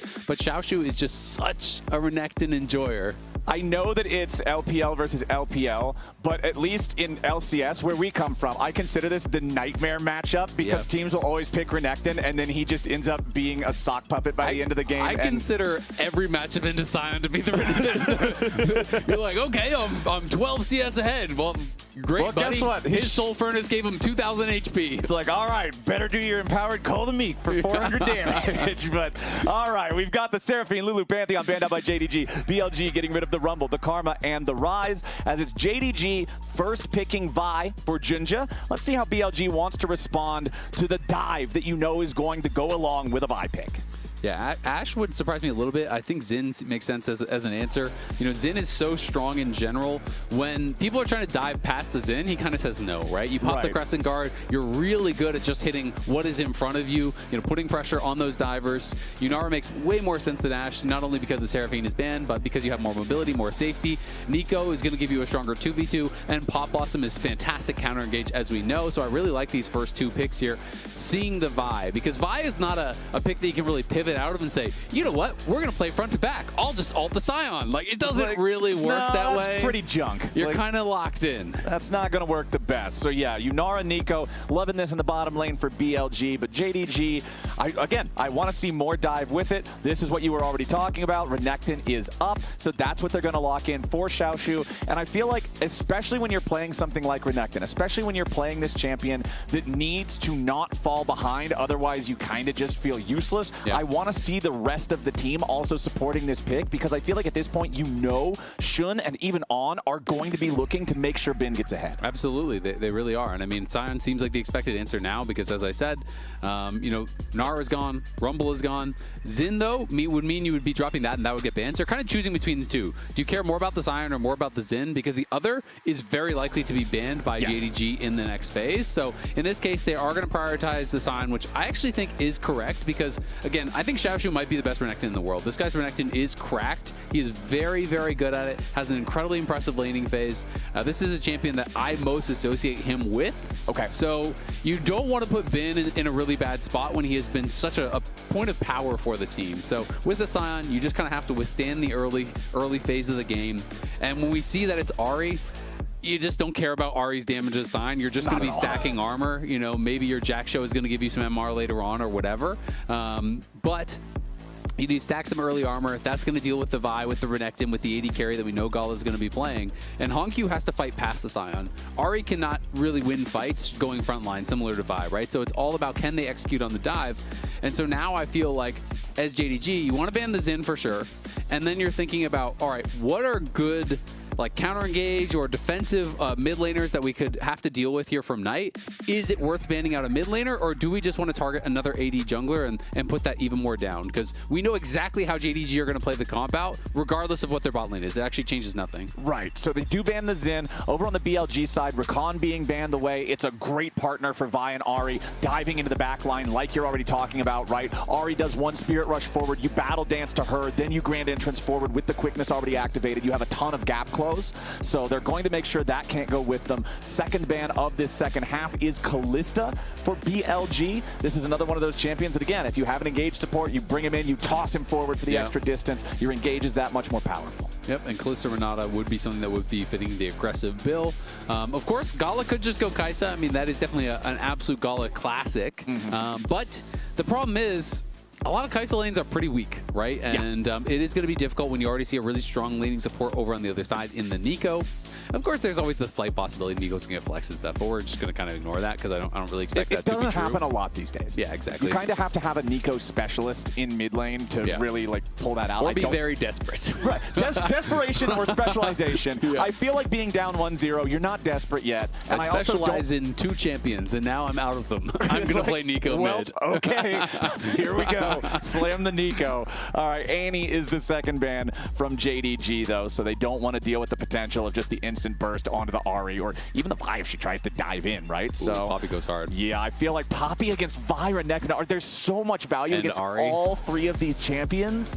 Okay, I love this pick from BLG. This is one of these games where I feel like Poppy is just generically good in the meta. I know it's not the fastest clearing jungler, right? I know it does have some weaknesses, but I feel like it is just generically strong. And then you see a draft like this and you're like, oh, you just won the game. Yeah, Steadfast Presence is one of those abilities that I feel like is just absolutely nuts against certain champions. Okay, JDG is going with the ladder combo that bullies lane. Caitlyn Lux, this is a tried and true 2v2 that is made to put you under your turret and constantly provide pressure. That's going to be their choice into the Yunara and Nico. Meanwhile, the final pick of the draft for BLG is Mel in mid lane. And Mel is a classic in the LPA. They love this pick. It is so much more popular in the LPL than elsewhere in the world, and it is a great matchup into the Ahri. Obviously, you're just holding the rebuke for the charm, right? You're trying to stop that charm, because not only are you stopping the damage, you're stopping the damage amp, you are then potentially charming the Ahri, which can completely screw her over. I do think the difficulty here for me with the JDG comp, like, it is pretty cohesive. The Lux ult even later on can be used as part of the dive. My issue is that where do you go as a jungler? You're playing Caitlyn Lux. That needs help. You need to push. You need to farm plates. You need to play in their face, which exposes you to the enemy jungler. So that means you got to protect them. But then on the other side of the map, you're also playing Renekton into Sion. That guy needs to get ahead too. So I do feel like Jinja's in one of these kind of impossible situations where not 1, not 2, but 3 lanes really want his help. And that is so difficult to deal with. Whereas Sion is completely happy just to chill and farm. Mel is going to be completely happy just to deal with that 1v1 herself. It's really only bot lane that I think needs Shun's help. So I feel like his job is so much easier than Jinja's this game. And I mean, when you think of jungle in League of Legends in general, every single decision you make, whether it's to farm, to gank, to ward, to recall, they all come at an opportunity cost. Yeah. And when all 3 lanes need help like you're talking about, those opportunity costs, well, let's just say that the economy value here is skyrocketing. So your decision making becomes that much more important even than it normally is. So I'm curious how well Junja will be able to navigate that, how well he can make sure he's relieving the pressure where it's needed most. And it's so tough, right? Just, multiple of these lanes have got to play aggressive or they're just not going to be that useful. In isolation, Ahri is going to really have trouble, I think, against this Mel. Obviously, in isolation, Gala and Vampire are going to do great in the 2v2. Yeah. But the whole point of this is to be at their tower farming plates, right? That is what this kind of thing has to do. Caitlyn is a really interesting AD carry because, even when it's really popular in solo queue, a lot of times I'll talk to pro players and ask them, why aren't we seeing a lot of Caitlyn? And often the response I hear is that Caitlyn is the most OP champion in the game until you make one mistake, and then is the least OP champion in the game. Right. It's so tempo-based. Exactly. It's so tempo-based. You need to be ahead of the curve. You need to be farming plates. You need to be really accelerating yourself. And one death sometimes completely screws that. All right, so both of our junglers in this one are starting on the top side, pathing towards bottom. I like that for both of them. Again, we're talking about if you're Shun, you're really looking at relieving the pressure on the bottom lane from that Caitlyn Lux that you're talking about. And if you're Junja, you're probably expecting Shun to be focusing on that bottom lane most, so you want to be there in case he shows up. Exactly. So it's a lot of going to be tracking here as well, just making sure you know where the enemy jungler is, you're playing well around your timings. And that Viper and On are playing well. On had a killer Bard game in game number 1. Honku not really having any fun as he is just getting walked down right now by Knight. Knight does use the rebuttal there, though. So very, very long cooldown at level 1. This is one of the longest cooldown basic abilities in League of Legends. So whenever you can get that out of him, you do know that you have some opportunities to go more aggressive for a little bit. Yeah, and that is going to be really, really important. The timing of this ability is so huge, right? Because it is not just a shield. It is not just, some basic little defensive thing. It's like Fiora parry. Exactly. Well, and even more so, it's Fiora parry if you reflected it back. Like, you're able to turn around an entire fight sometimes with that. And so it's the offensive power that is so powerful as well. This is Bin versus the LPL internationally. You think about Bin as this mainstay in international play. You think about him often, you know, if he gets taken down, it's by the LCK, but he does actually have a losing record versus the LPL internationally. You know, has not always been able to dominate that regional competition, but this time definitely coming in as a favorite. And I mean, even just think back to last year's Worlds. BLG was one of the teams that people were talking about, like, yeah, this should be a potential. They don't want to think back. Finalist team. Yeah, BLG wants to forget last Worlds. That was a big disappointment for that roster compared to expectations. So being able to clutch up in the big moments, being able to make sure that you live up to the expectations that not only everybody else has for you, but that you should have for yourself. Very important as Shun makes the tackle onto Hongq here nice and early. It's only level 4, so there's no way to use a Spirit Rush to try to get away. They force the flash out of the Ahri. Nicely done. Yeah, it's a good gank there, you know, really well timed. He's full clearing, just goes over, does get that. Xiaoshu going to be able to grab his first plate here already, so does have the push, and of course taking some damage to do that. I also say it was really nice from Hongq. Ooh, was that? What was that flash? Not 100% sure. I looked at something else for a second, and then I just saw him flash out of the bush, and I didn't see any skill shots come out, so I'm not quite sure what happened there. I was looking at something else on the mini-map. Maybe we'll get a replay. Maybe we will get a replay. I'm not sure if that was accident or if it was like a flash binding that went into the minions. I genuinely did not catch it, but Hongq flashed very, very early there, which I think is important because he had just TP'd back. So if you don't flash early and you tank a bunch of damage and you have to take a really bad base there, sure, it sucks that you lost your flash, but it's better to lose the flash early if you're going to do it. Ooh, look at the damage! First Blood Gala in the 2v2, the Piltover Peacemaker into the follow-up auto. Gala gets his first kill on drops. No jungler help required. Caitlyn Lux doing what they were drafted for. Yeah, and playing against Caitlyn Lux sometimes can be a bit of a bullet hell. You're constantly dodging. You feel like you're doing well, you're doing well, you're doing well. Hit by one binding, into the trap, into the full Caitlyn combo. Q, auto, E, double headshot, 100-0, just dead. I mean, most bullet hell games are you can dodge 99 things, but if the 100th hits you, you lose. And sure enough, got 99 problems, and unfortunately a binding is one, as he does get taken down there. Vampire sets it up well, and Vampire has been playing, I think, quite well. You know, he had a really good roam towards the top side to help out Xiaoshu last game with that early TP on the Alistar.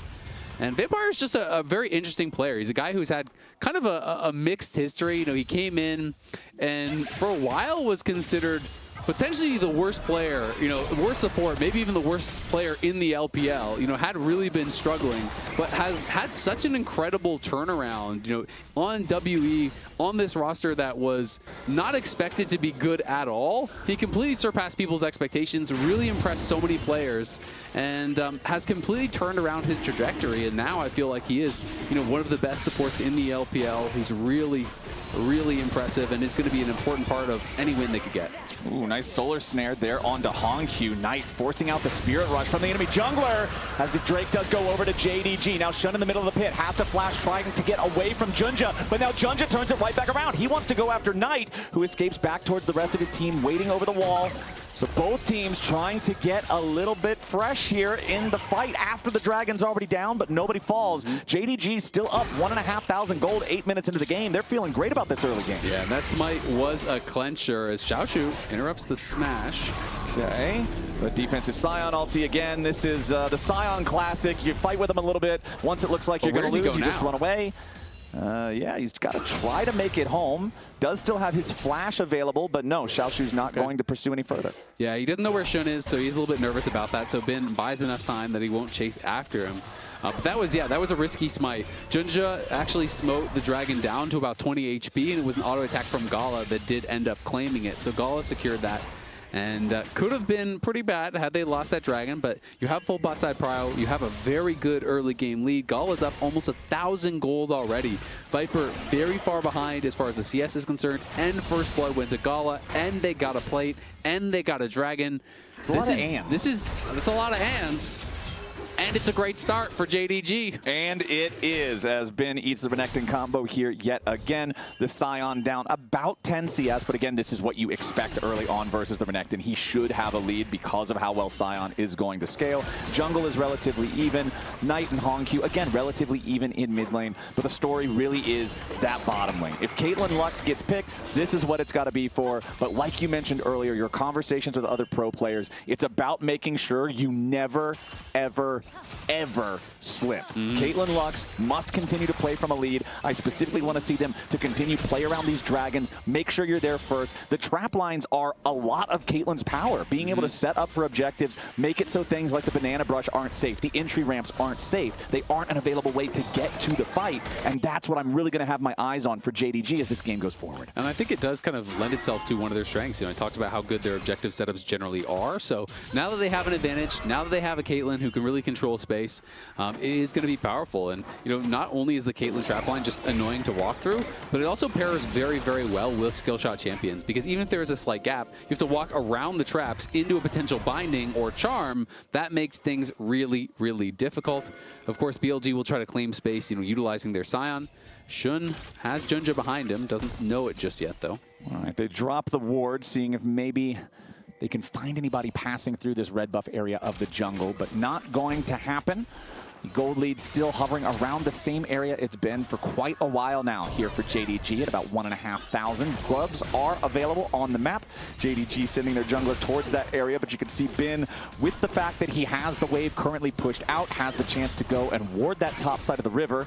So they will see Junja doing this. They won't be able to stop at least the first grub, and you can see Hongq already in a defensive position to cover for Junja, who now backs away from the remaining two grubs, ready to help the fight as On tries to go in, but instead the reversal is beautiful. Gala gets out of the range. They fire back with a light binding because they know that Nico has to stop in the same spot to drop the ulti. And the Wombo combo is just way too powerful. The Piltover Peacemaker takes the kill. Not only do they get their second 2v2 kill of the game in the bottom lane, but JDG claim all three grubs. They're up over 2,000 gold.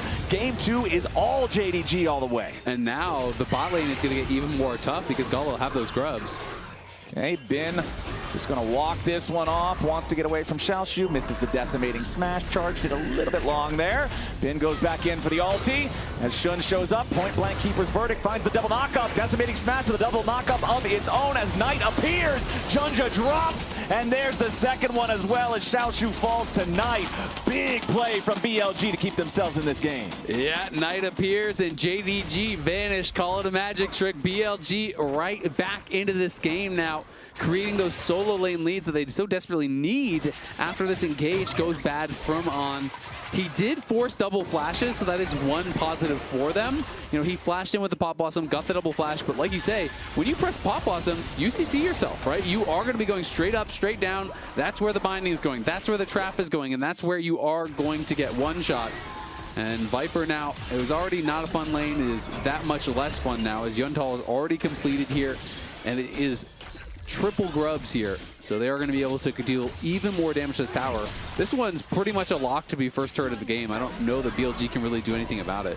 And Yuntal is one of those items, it's like Rod of Ages, right? Considering you have to stack it, the earlier you get it, that's the earlier it's going to be at max strength, which will just continue making sure you're ahead of the pace of the game, you're playing from that lead like you want to. Second Drake of the game up right now, as you can see a bunch of blue pings in that bottom side river. BLG thinking about contesting it, has been up here in the top side, does have Thornmail fully completed now, going to make those trades from Xiaoshu that much less scary. Junja does walk down into the river. Now will look to go for this second Drake potentially, but instead just decides to control ward it. There's your big laser from Vampire trying to create a little space. I remember when that thing was called Finale's Funkeln or something. I think it's an anime reference, like it's a German anime reference or something. I don't remember what it was, but I'm so glad that they changed it to whatever it is now that I can't remember off the top of my head for some reason. But JDG, is it Final Spark? Final Spark, that's what it is. I'm pretty sure that's actually what the translation of Finale's Funkeln is. Okay. But yeah, the name was definitely harder to remember earlier, even though I remembered it but forgot the real one. As Shun, channeling the Keeper's Verdict, nice knock, gets rid of the enemy jungler there, wants to try to finish the damage here onto the Dragon, and there it is, Mountain Drake secured for BLG. They're going to feel good about that one. As the Vi ulti, he flashes over the wall and he drags Junja with him. I love when players do that against a Vi. Her ulti is a full commit no matter what once it's cast, so considering he drags Junja over the wall, he spends his flash, but he demands a flash in response from Junja. Yep, going to be able to trade that out, and that is going to feel really nice. JDG, even with this big gold advantage, you know, not running everything to their liking. It is BLG that are able to grab that dragon. It is BLG with slight advantages on the top side. And this is going to be a game, we already kind of knew it, but it's really all about Gala. He has all of that gold lead, and Bin has been able to stabilize thus far on that top side. Xiaoshu's doing his best, but it's tough. Yeah, Thornmail doing plenty of work here for the Scion as he goes in for the point-blank ulti. Decimating smash right after. Bin's got the timing to catch him on the very edge, and as the Soul Furnace explodes, Xiaoshu's consumed in the flames. Bin, 2-0-1 on the Scion. And I just don't want to see this matchup anymore, man. It's so like, rough. if Xiaoshu can't do well in this matchup, then what can you do? You know, he was doing great in the 1v1, but all Team it takes game. is exactly one gank, one play goes bad. It's kind of like the inverse of the Caitlyn matchup, right? Where it's same situation where it looks good until it doesn't, because one thing goes Bin's way. Now he's up 600 gold. Look how much armor he has. We talked about this in draft. Yep. He doesn't care about the Ahri. He doesn't care about anything the Ahri does, and he never will. And now he has just so much armor that even with the Black Cleaver, it's going to be very difficult for Xiaoshu, and you can see in the Coinbase gold grind, it is a monstrous gold lead for Gala, but he is going to have to deal with Bin eventually, and Bin is just going to be playing in his face, you feel like, in every team fight. Gala is the gold lead. 1.7k for the Caitlyn, 1.7k for the team as a whole. You can see at the scoreboard at the top. So a lot of pressure on Gala here to make sure that he can really bring this home. It's his job to carry in this one. The Caitlyn must be on point if JDG wants to take this early lead, convert it into a win, turn it into a tied-up series. And I mean, Vampire has a big gold lead himself, but it's not as though this is the solo queue style. He's not going Luden's, Shadow Flame. He's not, you know, he's going support items, right? So, you know, Lux with a gold lead is fine, but this is not a Lux that's going to one-shot you. Sometimes, like, you see that in solo queue when they really get a lot of gold. He is just playing that supportive style. They're going to try to set up a dive on a Xiaoshu, though. They are bullying this guy. Yeah, the tackle straight into the turret for the stun, but where's the rest of the damage? Viper has to overcommit to get it, and that means he's going to die in a 1-for-1 trade. Yeah, it is a 1-for-1, but honestly, I think you take those because that is gold in Viper's pockets here. You do kill off Xiaoshu. Yes, you give a kill back to Junja, but if you can just trade gold for your AD carry and their jungler, I think you're going to be pretty happy about that. The wave was pushed in. Not the ideal play, but not bad at all. And the Caitlyn Lux have moved mid, but Knight has very good wave clear, so I kind of feel like maybe we need to try to see them get elsewhere on the map, you know, find a lane to really pressure. Knight is going down towards bot side now, so it is going to be back in their favor in the mid lane.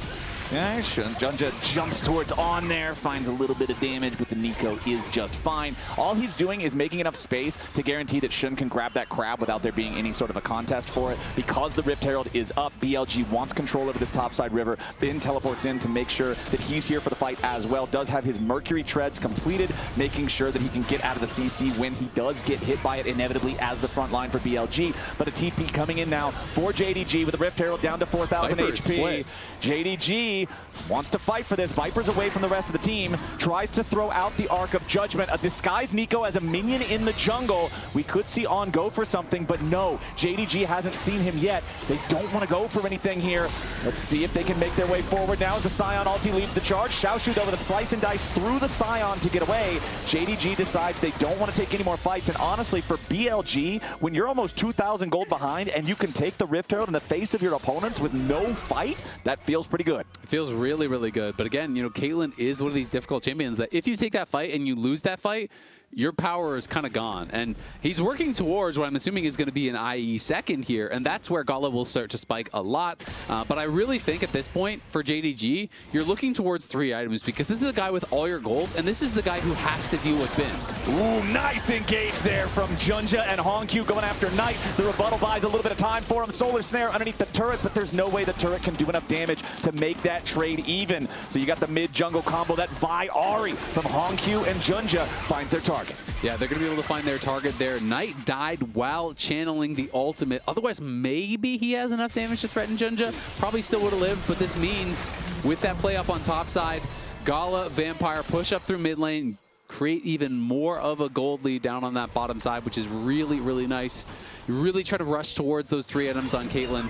Once you have IE, LDR, you are feeling very, very good. Caitlyn can utilize that damage so effectively with her range. As long as they can keep her safe, she has a real chance. But the reset timing is so late that it means they're just giving over a free dragon. Yep, Hongq takes the tier 1 turret in the top side, but remember that they did have to commit both Spirit Rush and the Vi ulti onto that top side play. So BLG knows, all right, they won't be able to play from a position of setup. They won't have strength around this dragon. We've got to take every dragon we can to stop the stacking. So they will at least get that second one. But it's a 3,500 gold lead for JDG. And JDG wouldn't have wanted to fight even if Honku had his ult, because Gala hadn't base, and now he has the IE, so you definitely wouldn't want to force with your AD carry having the entire gold lead in his pockets, right? Right. You've got to spend that up. He has done so now he is out to that Infinity Edge, has the Untal, has the tier 2 boots, going to be really, really strong. But again, it's about the LDR because Bin is just going to be stacking armor this game. You need to be able to get through him. Poppy's going to go in towards a Deadman's next. So there's going to be so much armor, so much frontline power that Gala will have to be able to knock through. And it's all up to him to be able to do it. You get a little bit of help, obviously, from that Black Cleaver maybe. But there's no guarantee that Xiaoshu's ever even hitting Bin in a team fight. So you really do need the armor, Ben. And I like this total gold chart here on the side of the screen because we know that Gala has the biggest lead individually in this game, but seeing that Viper is also the second richest person in the game, period, and he's still 2,000 gold behind, it really just shows how far ahead the Caitlyn is. I mean, it's so funny sometimes when you look in a pro game and you're like, ah, damn, your AD carry's down 40 CS. He must have farmed really badly. Viper has 10 CS a minute. Yeah, more, actually. It's just crazy. As now BLG are looking for their opportunity to make a play. Tackle into the wall, onto Honku. Keeper's verdict, ready to juggle it. Golden Eclipse finds the kill. They try to get Junja away, but now Viper is on the hunt, chasing him down. He has transcended. Another ball breaker might try to get Junja out of the way, but no! Steadfast Presence stops that in its tracks. Viper gets a couple of kills here, and the Yunara is trying to catch back up. Yeah, you do not want that to happen. As you're pointing out, despite the fact that it is this massive gold lead, Viper still has a lot of total gold. He is still a strong character in this game. Maybe not compared to Gala right now, but damn, he's going to have a lot of gold here on base. There's the second item already completed, going to be working in towards that third. So that's what we're talking about. You make that one misstep. If Caitlyn has one bad team fight, if they show up to this next dragon and they lose, I think they are going to lose the game. So they have got to button up here. BLG, we're looking for this engage. It looks like a failed engage initially, but everyone comes in from BLG. The Solar Snare landed on 2 there from Knight. They burst out Honku, and then they're just fully committing to this. So many flashes spent. They're going in on it. They know Gala's not involved. Xiaoshu's not involved. We are going to win this fight, and they're able to donate some of that gold straight into Viper's pockets. And you mentioned Viper completing the second item, and it's one of those items, the Fiend Hunter bolts. Certain items in League of Legends are built by every champion of a class when you think about Infinity Edge, right? Something like that. But something like Fiend Hunter bolts only fits on a few champs, right? You think about Zeri, you think about Twitch, you think about Yunara, but the champs that it works on, it is so strong with, right? So Viper really going to feel a lot better now that he's got that 2-item power spike. Looking at other 2-item power spikes coming around, you've got both the Ludens and the Proto Belt for Knight. You've got the Unending Despair on Bin. It's more of what you were talking about earlier. Armor. Merc Treads feels good enough for the magic resist, right? On the other side, though, you do have the Proto Belt also completed for Honku's Ahri. We've already talked about the Infinity Edge on Gala, and JDG are pressuring the tier 2 turret here in the mid lane now. Viper just going to clear that one out as well as he can. Has plenty of wave clear there on the Yunara to do so as JDG decide to head away. The Rift Herald is summoned up in mid lane. This is kind of it was timing out, so we just have to use it, Herald. So unfortunately for BLG, yeah, it's not great. Shelly's not even going to get a charge onto one turret, so that objective that BLG claimed does go to waste. And you can see here the total gold over the course of the game back at 10 minutes was JDG's biggest lead so far, and now we're back to a game that's not even 1,000 apart. Yeah, I actually think they're losing at this point, despite the 1,000 gold lead. I mean, you're down at Dragon, you look compositionally at how difficult it's going to be to get through Bin. I feel like Bin's job is basically right-click on Gala and close your eyes. You just walk at this guy, you pretend nothing else exists. As long as Gala is hitting Bin, I think it's going to take him so long to get past that front line that the rest of the 4v4 is really, really good, right? As long as Gala can't actually access those priority targets, I think it is very difficult. So then it's up to JDG to try to preempt that. You have to be the ones finding the engage. You got to control vision, control space with the traps, really set yourself up well so that you're the ones starting the fight, and Bin can't just walk in and make Gala back up. Right, the question isn't just which AD carry has more money, more items. It's does Caitlyn from 1,500 gold lead kill Sion and Poppy faster than a Yunara that you already said was still very relevant in the game, kill Renekton and Vi? Yeah, a 0-3 Renekton, right? Who's going to die faster? Well, often the gold on the Sion is a lot harder to deal with. Well, The thing for JDG, though, is they're doing exactly what we wanted to see them do around this bottom side dragon. They are there first, as the 4th dragon of the game is about to spawn. They're trying to set up the Caitlyn traps, trying to draw these battle lines nice and early, but as you would expect, BLG will send Bin in first. If he accidentally eats a cupcake, it's not a problem. He'll step straight through the banana brush, but the dragon has already been claimed by JDG, and now Bin's eating a ton of damage. Final spark over the top. Bin already almost dead. Keeper's verdict hits no one. Shun tries to use the steadfast presence to defend himself. Defensive pop blossom coming out from On, but he's already dead. It's a 1-for-1 trade here so far. Xiaoshu tries to get away. You can see Hongq barely any HP left on the Ahri. So both top laner and mid laner from JDG barely hanging on. It's a 1-for-1. However, JDG got the objective. BLG wants to try to get something back. They're going to go after at least some plates here in the mid lane tier 1 turret. They'll grab the first 2. TP ready to reinforce. Nice solar snare timing into the Radiant Volley right after. So Hongq doesn't get any value out of that one, but JDG will be happy taking the dragon. Yeah, the amount of CC should. Didn't get the tackle into the wall. Hongq not quite in the position that Shun was hoping, so he tackles him just to the side of those 2 pine trees sticking out at the front. No extra stun, no extra damage. Still nice. Shun pushes it back, and that covers Knight to push out the top wave, right? So that is kind of that 2-pronged play. As this is not going to be able to kill off Shun. You know, Bin walked in, he ate so much CC, is still able to retreat back, but it looked like JDG was maybe going to run over this fight until On had a really good turn on the Pop Blossom. Catches multiple members, that buys the space for Viper and Knight to get their work done. But I will say I'm super concerned that Gala did not go LDR 3rd. He went rapid fire, and there was just too much armor on Bin. You are not going to hurt this guy. And now we can see BLG in the enemy jungle yet again. They were looking at Junja. They chunk him down to about 40% HP, but they're not going to threaten anything lethal. Let's take another look at how BLG approach. Yeah, so Bin walk forward. Yes, you are very tanky, but look at all the CC. There is Charm, there is Binding, there is Trap, there is everything hitting him. So with all that damage piling in, they do go. But look at this Pop Blossom, the turnaround here, catching both of the Soul Laners. And that meant they could not follow up on the Vi, right? The Vi is going in deep. Both Soul Laners try to come in. On denies the follow-up. So Viper just focuses down the Vi, and then he can turn his eyes on this Renekton, on this Ahri as well.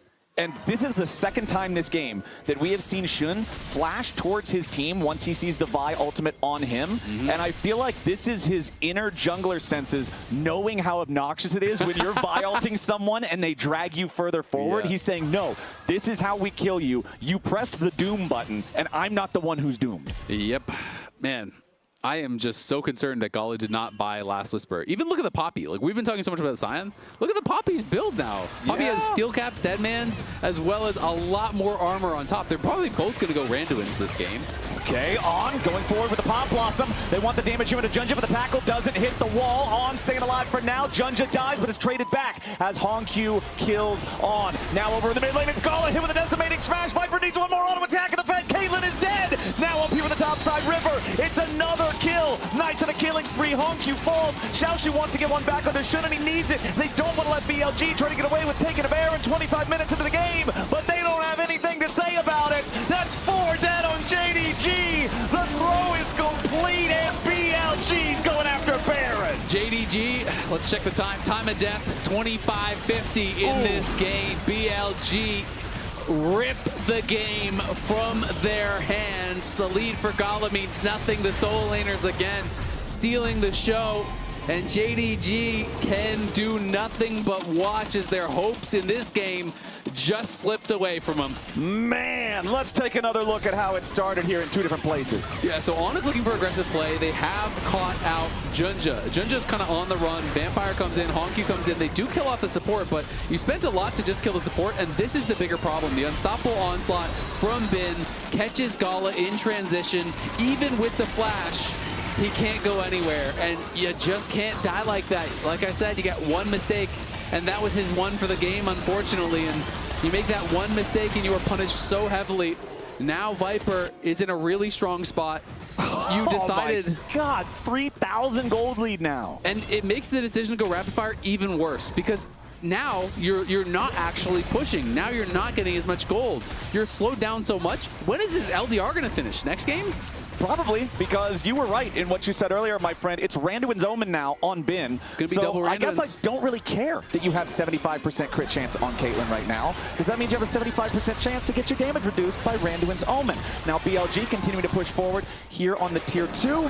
The doubled up Baron cannon minions just providing plenty of extra firepower, but JDG can't even try to defend this. They don't even need the extra range of the cannon minions because everybody on BLG can step forward, get the job done themselves. 4,500 gold lead. Baron for another 90 seconds. Pressure onto the tier 2 turret in mid lane now as BLG is just easily walking from lane to lane, taking whatever structure they want, and JDG is struggling to find any sort of a response. I mean, even On is going to have a Frozen Heart. Knight has a Zonias. There's so much armor on this team. It is going to be incredibly difficult. And really, you only have Viper as a target now, right? Like, that is it, because you can't go on the Zonia's Mel. You can't go on anyone on the top side. And you really can't win a fight by spending all of your damage on either. So JDG now, it's got to be basically Viper or a bust. And if you ult from really long range, and on Viper, he is going to R, Conmay step. He's going to pull you back into the middle of the team, and they're going to do what they've done to Junja a number of times this game. All right, BLG, time to crack open the base, and it's not going to be met with much resistance at all. Tier 3 turret falls in the mid lane as JDG still thinking about, do we even fight for this? Is inhib number 1 worth it? The answer seems to be no right now as Vampire gets back from the fountain, joins back up with the rest of the team. Only the Nico clone in the enemy base there. They throw the light binding at it just in case. Junja and Xiaoshu trying to defend the tier 3 turret here in bottom. Being again though, just that front line you can't do anything about. The Scion is so hard to kill as the third plate drops off of the tier 3 turret. BLG know that they've only got the Baron for about another 10 seconds. As you can see, Bin going for a recall, does have teleport to rejoin the rest of the team if he needs to. Shun though might be caught in a little bit of a bad spot, but On has a nice pop blossom, and there's the kill onto the buy. Judge is into the picture, and Viper goes in. He's transcended, and he's ready to put the pressure onto JDG. The Renekton is useless, decimating smash into Gala. Bin creating all the space in the world as JDG have to head back to the fountain, tail between their legs, and BLG got a 5v3. They push towards Nexus turrets. First one's about to drop. Bin continuing to keep everybody else on JDG trapped in the fountain steps. As On moves forward, tries to reposition. He will fall. 4v3 for BLG. Shun with the tackle forward. Steadfast presence again. So much value here out of the Poppy W. HomeQ dies. Gala dies. Vampire can't do anything. BLG win game 2. They're on match point. It was a great start from JDG, but a much better finish from BLG. Bin was just laughing on him on the fountain steps there. Takes about 50 autos from Gala until Gala says, you know what? I'm going to stop autoing. He tries to walk past him and just dies. Yep, Thornmail means Caitlyn's taking more damage from Caitlyn's autos. I got to give my player of the game in this one to Shun. I think the Poppy just did so well. So many good angles on those tackles. So much value out of the Steadfast presence and the patience from the team as a whole to come back from a game that at one point they were 3,500 gold behind. BLG's looking fierce. JDG's looking down the barrel of a potential clean sweep. Analysts, what do we think? One game away from a BLG G2 Finals rematch, actually.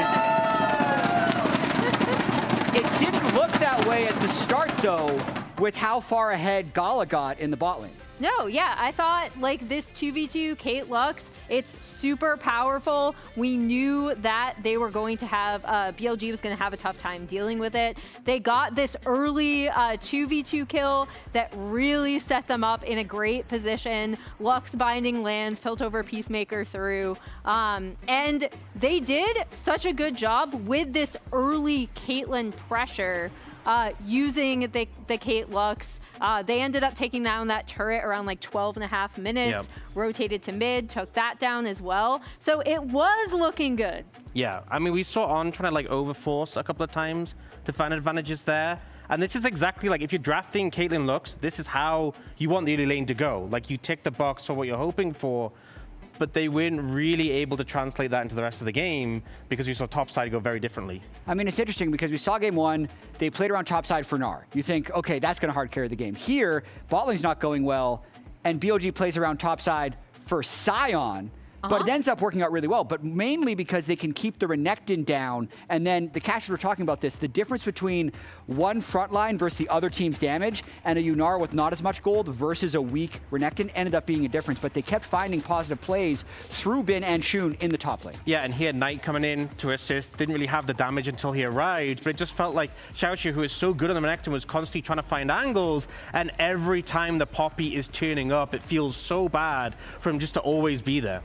Yeah, I actually really liked this decision making from Shun, right? Like instead of trying to bail out the Yunara lane, kind of being like, okay, it's fine, you're still doing all right. It's just that Gala is significantly far ahead of you, and you'll still be able to contribute in team fights. Focus on top side, and this Sion becomes unkillable. Maybe also due to some build decisions from Gala that we won't get too far into, but just know me and Ox might disagree with a little bit. I love the shots we get of the coaches' room there. It looked like Tabe were just doing screenshots of his lecture. He's just constantly talking to everyone because the first 2 games haven't really gone well, but we do need to look at today's HyperX Reflex replay, and we will talk about the Caitlyn build as well. Goes Yuntal, i.e. RFC, and then doesn't have damage at the end. This fight is very chaotic in the top lane, but I'd say the critical thing is actually the Sion finding the angle onto Gala in the mid lane. It was such a good angle, and Gala was trying to push the 1v1 advantage over Viper. You know, you build rapid fire, you're not doing much damage to tanks,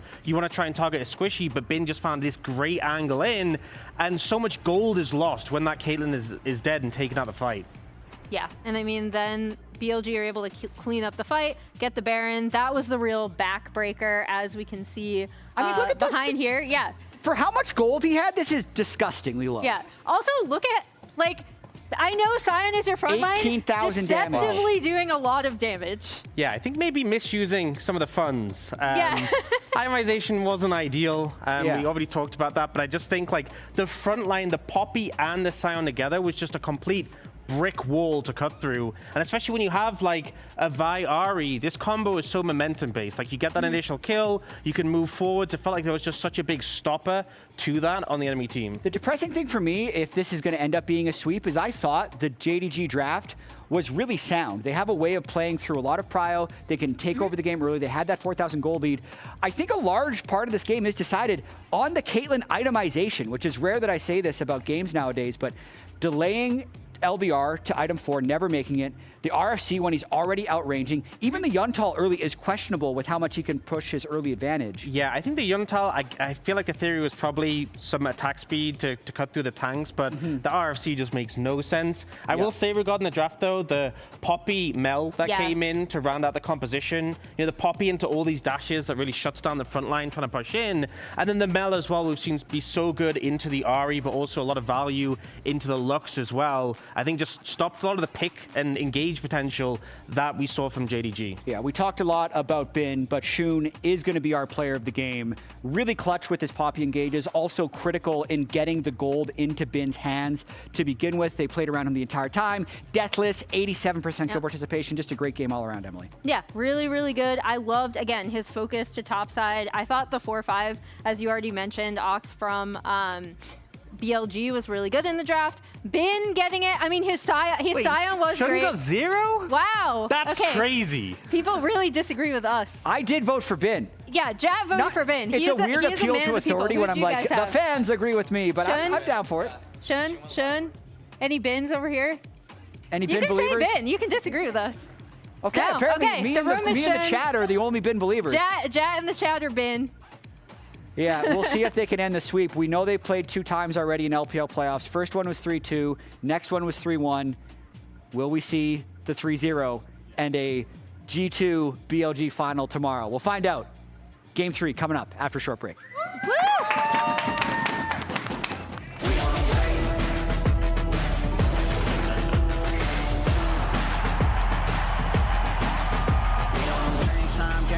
Game time, they about to step on a landmine.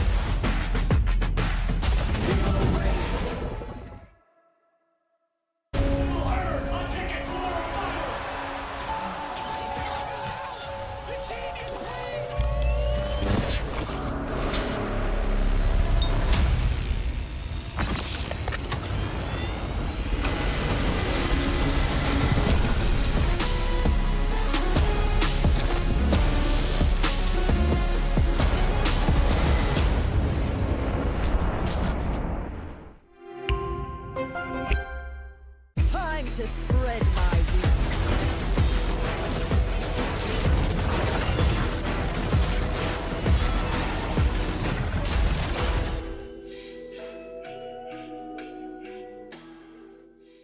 When I was a player, if I was to like make a misplay, maybe it's my mouse, maybe it's my armrest, something feels wrong. if you were at home, you wouldn't do that. The Infinite Precision Armrest is part of the larger Circulab on Stage standard initiative, aimed to bring your home or training room settings to the tournament stage. 이제 저뿐만 아니라 다른 선수들도 세팅을 더 원활하게 할 것 같고 가장 편안할 때 더 강력한 플레이가 자연스럽게 나옵니다.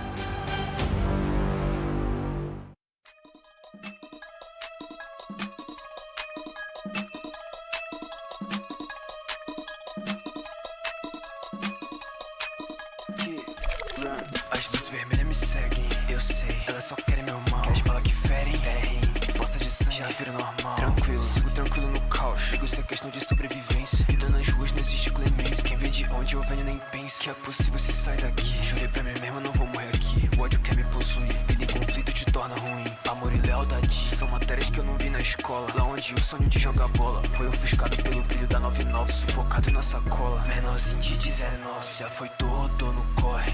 Eu nunca conto com a sorte, nunca conto com a sorte. O karma não cobre em parcela, vai pra pista e recupera. Eu nunca conto com a sorte, eu nunca conto com a sorte.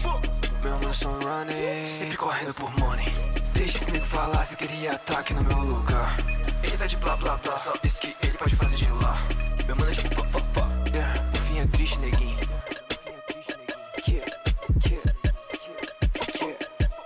Hoje ela quer ser minha lady, agora ela sabe meu name. Agora ela sabe, eu só penso no paper. Eu jogo pra cima do rain, yeah. Agora chama de meu bem, agora ela quer ser meu bem. Será que antes eu não merecia? Será que ela só quer de vente? Ela me puxa pela minha corrente, me solta que eu não quero mais love. Só quero descarrego o pente, essa arma me deixa contente. Esse daqui tem cara de X9. Se eu tiver com a mala cheia, eu sei que ela vai ligar. Nunca corro do problema, mas é melhor evitar. Antes eu não tinha nada, agora eu vou pra New York. Miligramas no meu corpo e substância alivia. Meu mano são running, sempre correndo por money. Deixa esse nego falar se queria ataque no meu lugar.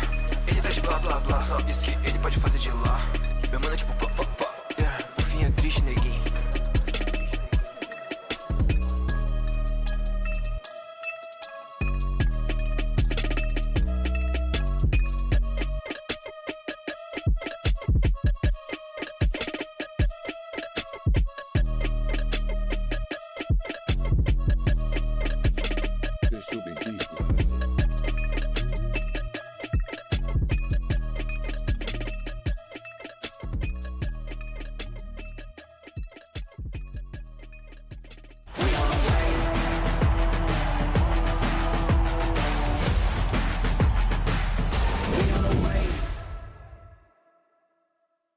在没有打之前，我觉得其实这种东西很难说吧。然后只需要保持好我们自己的状态，迎接好每场比赛就行了。然后我们整体玩的，其实大家也会比较偏进攻。偏进攻的话，就需要打野在整体的配合和一些交流想要做啊，对，看起来像融合技吧。然后整体大家配合也都不错。其实，在场内我觉得我们一直都是就是在保持良好的交流嘛。然后在大家其实一致认为都是对面其实没有什么机会能赢，然后我们只需要稳一点打好团战就行了。Our Flash will still have a little bit of time left on the cooldown, as will the Mundo. On goes in, Flash into the pulverized headbutt backwards onto Cap. The Aurora's already dead, as Bin's in the middle of everybody. Knight staying alive against Broken Blade, and Bin is just buying time. Now both of that front line, both those solo laners are dead on the G2 side. It's a double kill for Shun's Pantheon. 我觉得就巴西粉丝们就其实在场馆的时候，我看他们都很热情嘛，然后我们打的也特别有激情。然后我觉得他们支持我们的话，因为我们可能打法会比较激进，然后比较多点舔血吧，看的会比较好看一点。就谢谢大家支持，然后接下来比赛我们也会拿出最好的竞争力。Ladies and gentlemen, welcome back to First Stand 2026. Hi, Kevin it is Bauer's our mom. second to my mom is Azale's #1 fan here on the show. She's his favorite caster. And now we have only one potential game left until the finals. If BLG can clean sweep this, they're up 2-0 over JDG. Game number 1 was close for a little bit, and then BLG dominated. Game number 2 was a very powerful JDG early and early mid game. And honestly, at one point, Isaac, JDG was up over 3,000 gold, about 3,500. Yep. And then it all came crashing down as they lost one big fight. The gold swung about 5,000 the other direction, and BLG still managed to win in under 30 minutes. Yeah, I mean, BLG just stacked infinite armor. It did feel like, even though we had this Caitlyn so far ahead, once the Renekton got put down, it started feeling tough. You just look at the itemization from Bin. He was very intelligent about his items this game, stacked infinite armor. The only MR he had was the Merc Treads, and you need tenacity because they have so much CC. Yeah. So I felt like he built really, really intelligently. Shun as well. They just had the answer to the Caitlyn, and they played better in the fights. And you heard when we had the little clip from Shun there before we came back to us getting ready to go into game number 3. He was talking about, yeah, we just need to have good communication. We've got to make sure that we're calm and executing on our team fights, and we know we can win. And that's exactly what they did in the last game. They didn't allow themselves to get rattled when the Caitlyn Lux lane got very far ahead. They didn't allow themselves to play sloppy and feel desperate and feel like they had to force something. They waited until they were strong enough, and then when JDG had a moment of weakness, when they went a little bit too far, when they were able to be picked off, BLG executed, and they deserved the win. And you got to say, BLG are kind of just on fire at first stand. Their start was a little bit shaky. You know, they went down 1-2 to FearX. They've won 7 games in a row since then. They 3-0 super stomped G2, and now they're up 2-0 in this series. And if they get to finals, they're playing against G2 again. And G2 has obviously played a lot better these last 2 days, so you can't say it's a 1-1 in the series. But still, if I'm BLG and I just 3-0'd this team, I'm probably feeling pretty confident about my chances in finals as well. So if they can get the job done, we'll see if they are going to be, you know, the big favorites coming into finals. Yeah, BLG's met them plenty of times before. BLG very often comes out on top. As their number, yeah. So let's see if BLG can get there with a clean sweep as we are into Champ Select for game number 3. JDG have elected for first pick, and BLG have chosen blue side. Checking out our bands, JDG has got rid of the Gwen, the Pantheon, and the Lulu. Meanwhile, BLG continuing to remove the Rumble, the Karma, and the Rise. Seraphine locked in, and like you just said, you would expect Ashe to be her lane partner. Now the question is, does Viper want to take it away? Do you just want to go Ashe Nautilus or something like that? Because Seraphine is generally seen, you know, as kind of like the weaker half of the pairing. You know, it's harder to fit with others. The other duo that people will do, though, is Seraphine MF, which is also quite good. I don't think it's as good,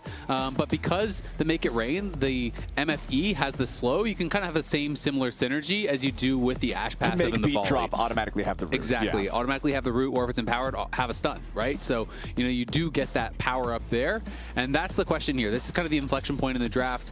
Are you going to steal it away? And they're at least considering it, but not necessarily having to go for it.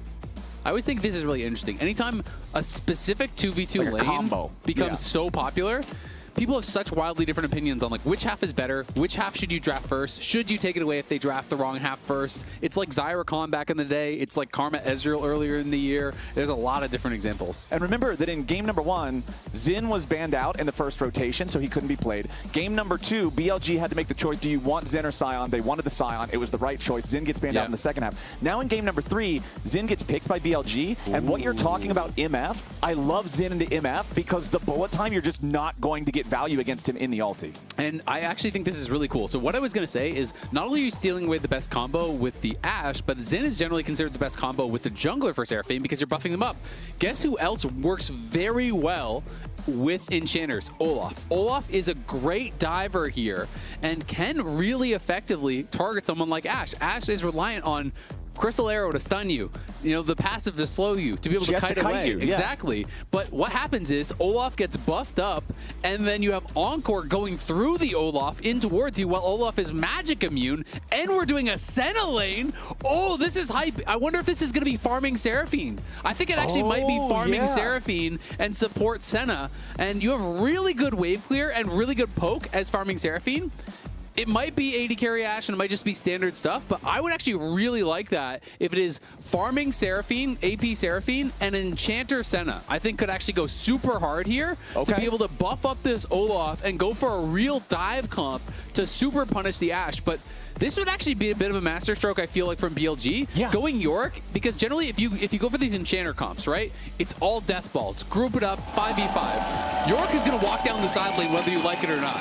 And the thing is about the Yorick too, you look at Olaf, and you already mentioned, he's magic immune. That's the entire point of Ragnarok. The cage doesn't technically hit Olaf. It just puts him in jail. So he can't actually run at you and accomplish what he's trying to do. So even if he shows up in that side lane, even if he got fed in the fights and he goes to try to stop you, sorry bro, you're in jail, I'm leaving. Yep, just drop the cage on the Ashe's head. She can walk through it, and Olaf cannot. But I always feel like split push is the best counter to these hardcore just death ball comps. I always think it's so powerful, but you are still early blind picking Yorick, and Yorick can be quite vulnerable, so they have to ban out some of the difficulty champions. Yeah. Renekton, very, very difficult. That's already gone. Ambessa, difficult. That's already gone. Gnar is one of the answers that's not a great answer, but sometimes people will go for it. So they're going to ban out Jax, and they're going to ban out assistance for the side lane, so he can't just go like Camille and then have a TF camp for you and put the Yorick in the dirt. So I think BLG is actually playing this really, really intelligently.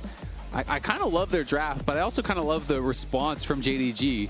These are two really cool drafts. Yeah, I'm having a lot of fun with this. LeBlanc is going to be banned out by JDG, so they want to get rid of the opportunity for her to try to blow up these enchanters before they're able to be the teamfight battery they need to be. Akali, so double mid lane assassin bans from JDG. I wonder if they would consider going even more into this kind of like Olaf dive with something like a Galio. We also have to remember that Xiaoshu could play the Olaf top, right? It could be jungle or top. You know, it can go either way. I definitely don't think you want to play it in the 1v1 because of the interaction you talked about with Yorick. But damn, Anivia also really, really strong. You can't walk through the wall. Yeah. And they're terrain creation is just how building walls. It's how you, and Olaf's going to pay for it. Yeah. They create these terrain pieces that they're saying, okay, I don't care if you're CC immune. The rules in League of Legends are you can't walk through a wall. Yeah. So here's some walls. Yeah, exactly. Man, that's got to be annoying for JDG because I feel like what they did was really clever here with the Olaf and the double enchanter bot lane. I mean, maybe it's AD carry center, we don't know. But, you know, I think the theory of it is really, really clever. Like, haha, Ashe has no answers to this. And BLG's just like, haha, we'll build a house around it. Now we're playing Fortnite and Ashe is at the top of the tower. You thought you had a 1v1. And we're getting Tryndamere! Tryndamere! Okay. Tryndamere is a solo queue answer to Yorick because guess what Tryndamere wants to do? You want to walk down the side lane, but you actually win the 1v1 against Yorick. So it is really good. You can spin out of the cage. You can often win that all in. And a lot of times, if you just dodge the morning mist, you can just focus down the Maiden and actually just kill off the Maiden, and then Yorick can't really do anything in the 1v1. So this game is getting wacky at this point. This is fun. I love this. Yeah, and if you're going to go split push, you need to pair it with wave clear. So both teams have done that, right? If you're going to go Yorick split push, well, Anivia is going to be your wave clear. And on the other side, the Hwei is supposed to be the wave clear here for the Tryndamere split push. So a lot of really cool stuff happening in draft. These are some crazy cooks, I'm not going to lie. Yeah, this is a lot of fun. Wait. Is it support Aurora? It's support. Oh, support Anivia! It's support Anivia! Oh, support Anivia with mid lane Aurora. Okay.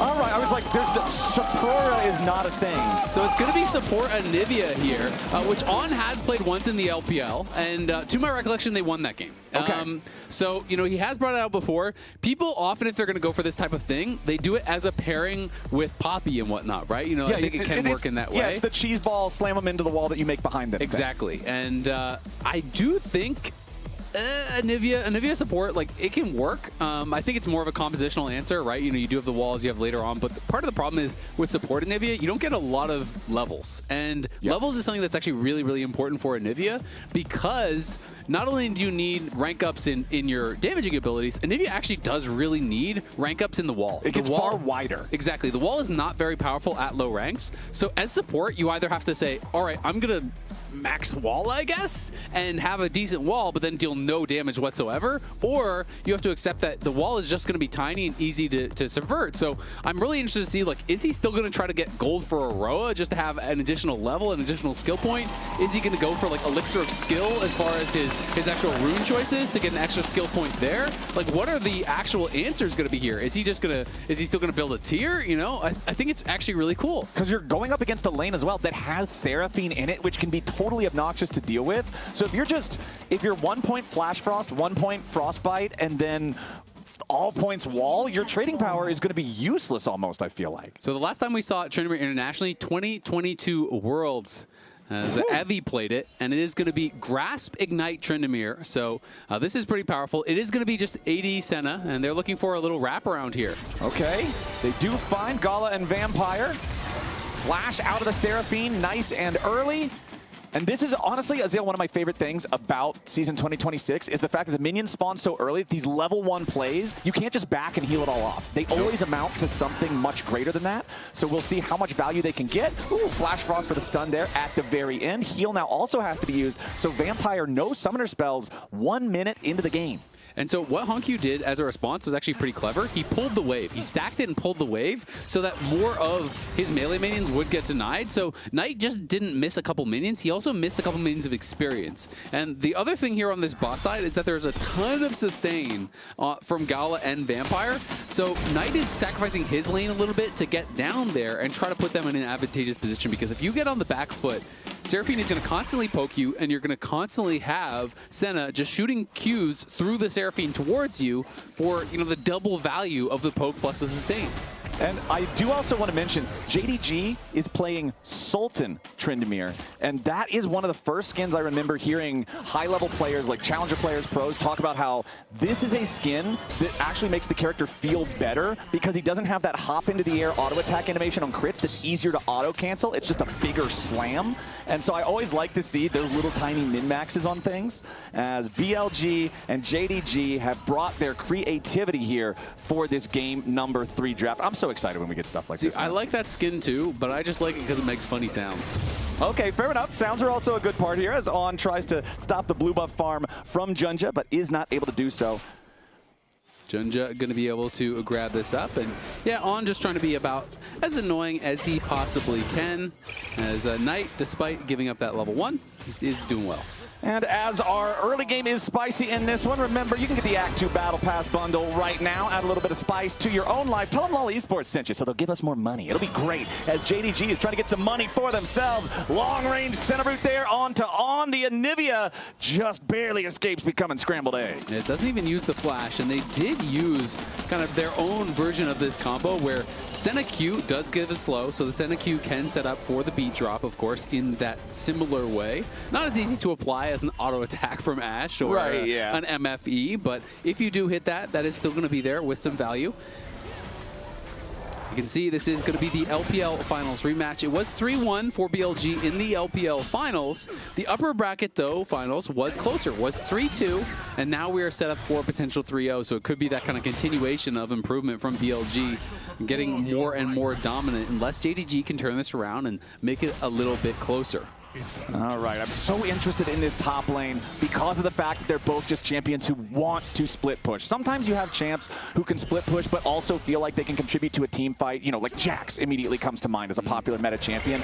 But Yorick and Tryndamere are both like, I don't want to be in a 5v5. They know what they are. At all. They're 100% confident in their own identities as champions. They want to be in the side lane. Xiaoshu going in here as he flashes over the cage, forces the flash response from Bin. And this is the thing with the Ignite as well. Bin has to be so respectful of the combat summoner spell.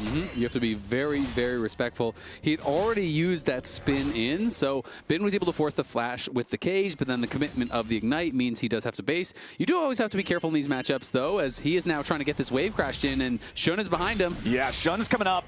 Bin very low on health, completely out of mana. Shun gonna try to go after the Tryndamere here.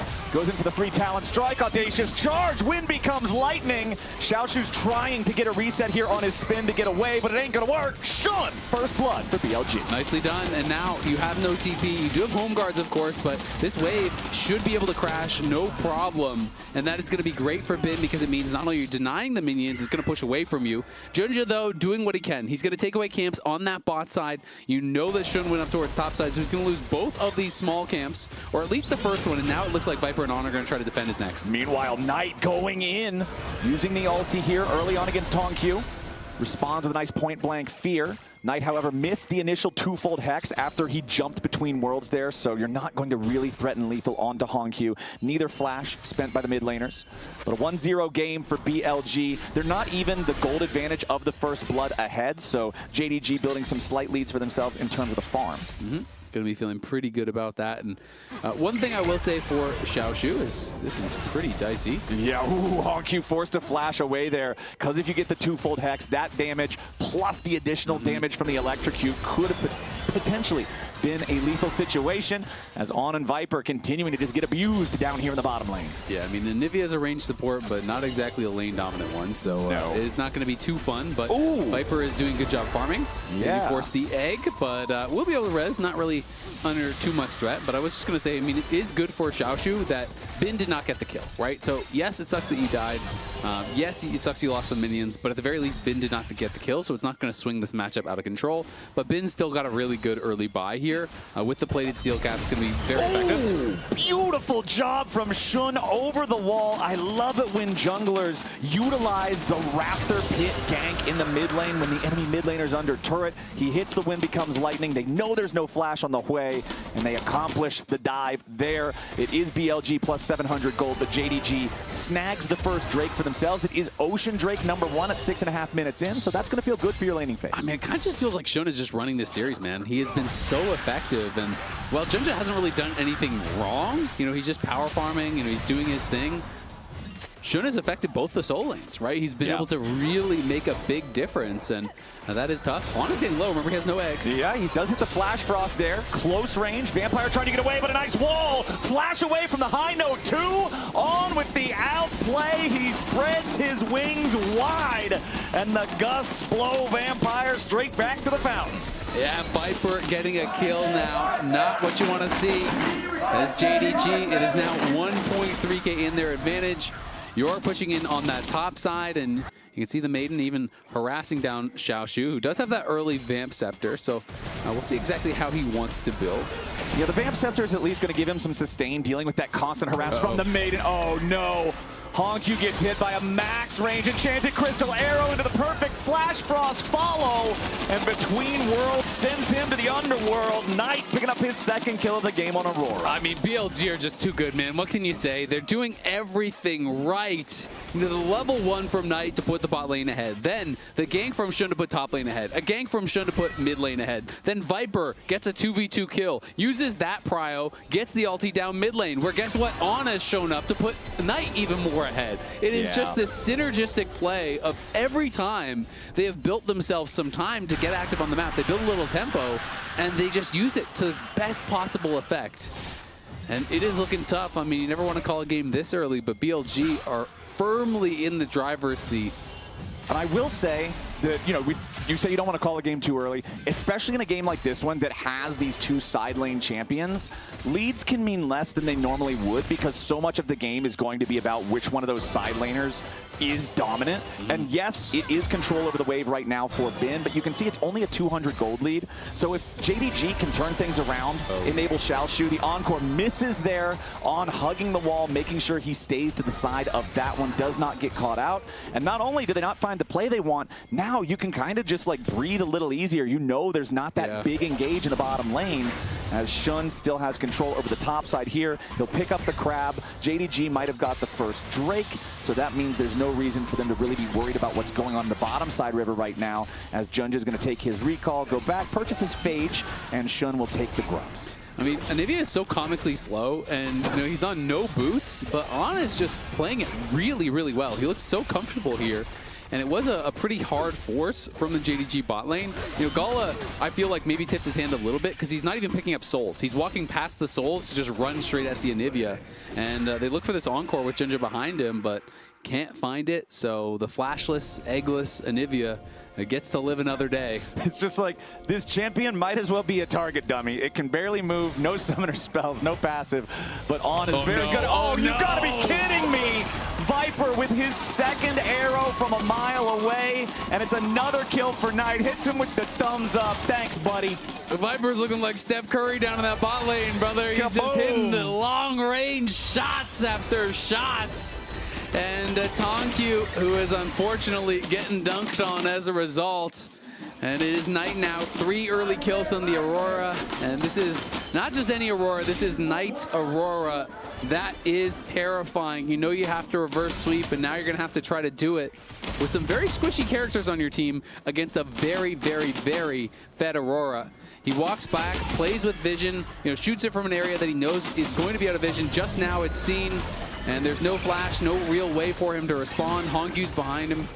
And Shun is coming in on the side. There's just nothing Honkyu can do. That guy's happy. He's loving these arrows. Probably almost as much as BLG is loving these arrows. Man, great shot from Viper. Really just enabling his mid laner. And you're talking about, yeah, this is Knight's Aurora. I feel like Aurora is one of those champions that you really see a lot of disparity between good performances and poor performances on it, just because you have to have mastery of the movement that the ulti does. Look at this guy. He's canceling his base twice under his tier 2 tower. This is psychopath behavior from On in the best kind of way. He's like, all right, you're not going back. You don't have tempo. You don't get to control anything here in this game. Shun forces the flash out of Vampire. Honestly, that close to the turret, when they're that scared of you that they feel like they have to flash, you know that BLG's in total control. I mean, this is a supported Nivea with no boots going behind the tier 1 tower while the mid laner is there to cancel the Olaf's base twice in a row under his tier 2. If that doesn't tell you how the game is going, I don't know what will. Yeah, this is a little bit wild as Knight. Oh, there's the twofold Hex. He does not have enough distance to finish the potential kill onto Honkyu here just yet. As BLG with a 2,000 gold lead right now. Top lane still mostly even. The majority of the lead so far in this game is Knight and Shun, the beneficiaries of those arrows from Viper into the mid lane. And I feel like at this point for JDG, this is a game where you're probably going to get one fight. And if that fight goes well, you can claw your way back in. If it goes bad, you are done. Look at the gold grind here, Coinbase gold grind. Massive gold lead here for Knight. JDG at least got the first dragon, so if they can continue stacking this, you get a good roll on Soul. Maybe that could help you out. Cloud Soul, something like that would be super effective, but BLG want to contest. Okay, JDG decide they're going to commit 4 men to this one. Remember that Tryndamere has no teleport to try to join these things. That's one thing you've got to be concerned about, but there's no TP on Bin with the Yorick either. Arrow flies out, but it goes straight between the uprights. Shun wants to try to steal it away, but no, Knight's the one who gets it. Shun in the middle of everybody, staying alive for now, but he does eventually fall. Honkyu's got to be careful. He's trapped inside the Glacial Storm. Vampire dies to the volley, and Knight's going further forward. He wants to see if he can pick up Gala here too. Not quite enough damage for that one, but we do get a 1-for-1 in kills, and the objective stolen away by BLG is tragedy for JDG. That really hurts. I mean, Knight gets it, and now they're not even forced to come to these objectives anymore, right? And you are the team that has really low engage. JDG needs to force them to come to him so that they can actually find these fights, find effectiveness with the Olaf. And BLG are kind of just cornering them from multiple sides. They're waiting for Knight. Knight did not have the Between Worlds, so I definitely like that they force here. I do think it was a good angle. The Ash Arrow missed, and you're thinking, all right, maybe they can make it happen, but Knight combos his twofold Hex with the Smite from Shun, finishes it off, gets that last hit, then so many low health bars there. Able to pick up a kills, push him back, and Knight back to live, pushing Honkyu out of lane once again as Shun is threatening him. Yeah, Honkyu has to play so afraid now because the wall from On forced his flash in the last fight, or he would have certainly died. Again, no. And he just, this is the most obnoxious Anivia of all time. And seeing the skill order, thank you so much, observers, for this, because it does kind of show what I was expecting, which is 3 points into the Frostbite for the laning power, for the trading capability, and now he's putting points into the wall because he knows, okay, once we get into the bigger fights, I need the long extra distance on the wall to make sure this is relevant. And especially, I mean, you're going Solstice Slay, you're getting an early Oblivion Orb, you're not doing damage, right? Right, it's utility Anivia. Exactly, your utility Anivia, you're trying to be really, really annoying, and now he picks up the Swifty boots, so his job is just going to be running around, harassing them. And Xiaoshu does have his Hydra, so has that completed. So you're going to have a lot of sustain, you're going to have a lot of wave clear. But the problem is when, even if you have a winning matchup in a 1v1, when your opponent has winning everything else, they don't have to interact with you. You know, if I'm Bin, I'm saying, no, I'm never going to trade with you. I'm just going to hit the wave. Like, I'm not going to give you a chance to get a solo kill because those are the only real ways that I think JDG get back in top lane. Okay, they might have a pick onto the bird, though. The punish on the Anivia, not quite enough, even with the Airy. On drinks his potion and just walks away with 30 HP. The Anivia annoyance comes on back. This is the most hair-pulling experience if you're JDG. This stupid Anivia is in your jungle. jungle all game, and then you get him down to literally 1% HP, and he just flaps away. Yeah, you'll remember the day you almost killed on, but for him, it was just another Saturday. Just another day on the Rift. Junja showing up mid lane here, wants to go after Viper. This is what you draft the Olaf for, but immediately Viper firing back there with the Enchanted Crystal Arrow. Shun shows up, and the bodyguard guarantees the VIP. It's the first 3 letters of his name. Gets away. Ooh, I like what you did I didn't there. even mean to do that. That was an accident. That felt cool. Viper and On both have 86, above 86% forward percentage this game, which is pretty insane, as On has just been living in the enemy jungle, which turns out means it's past the halfway point.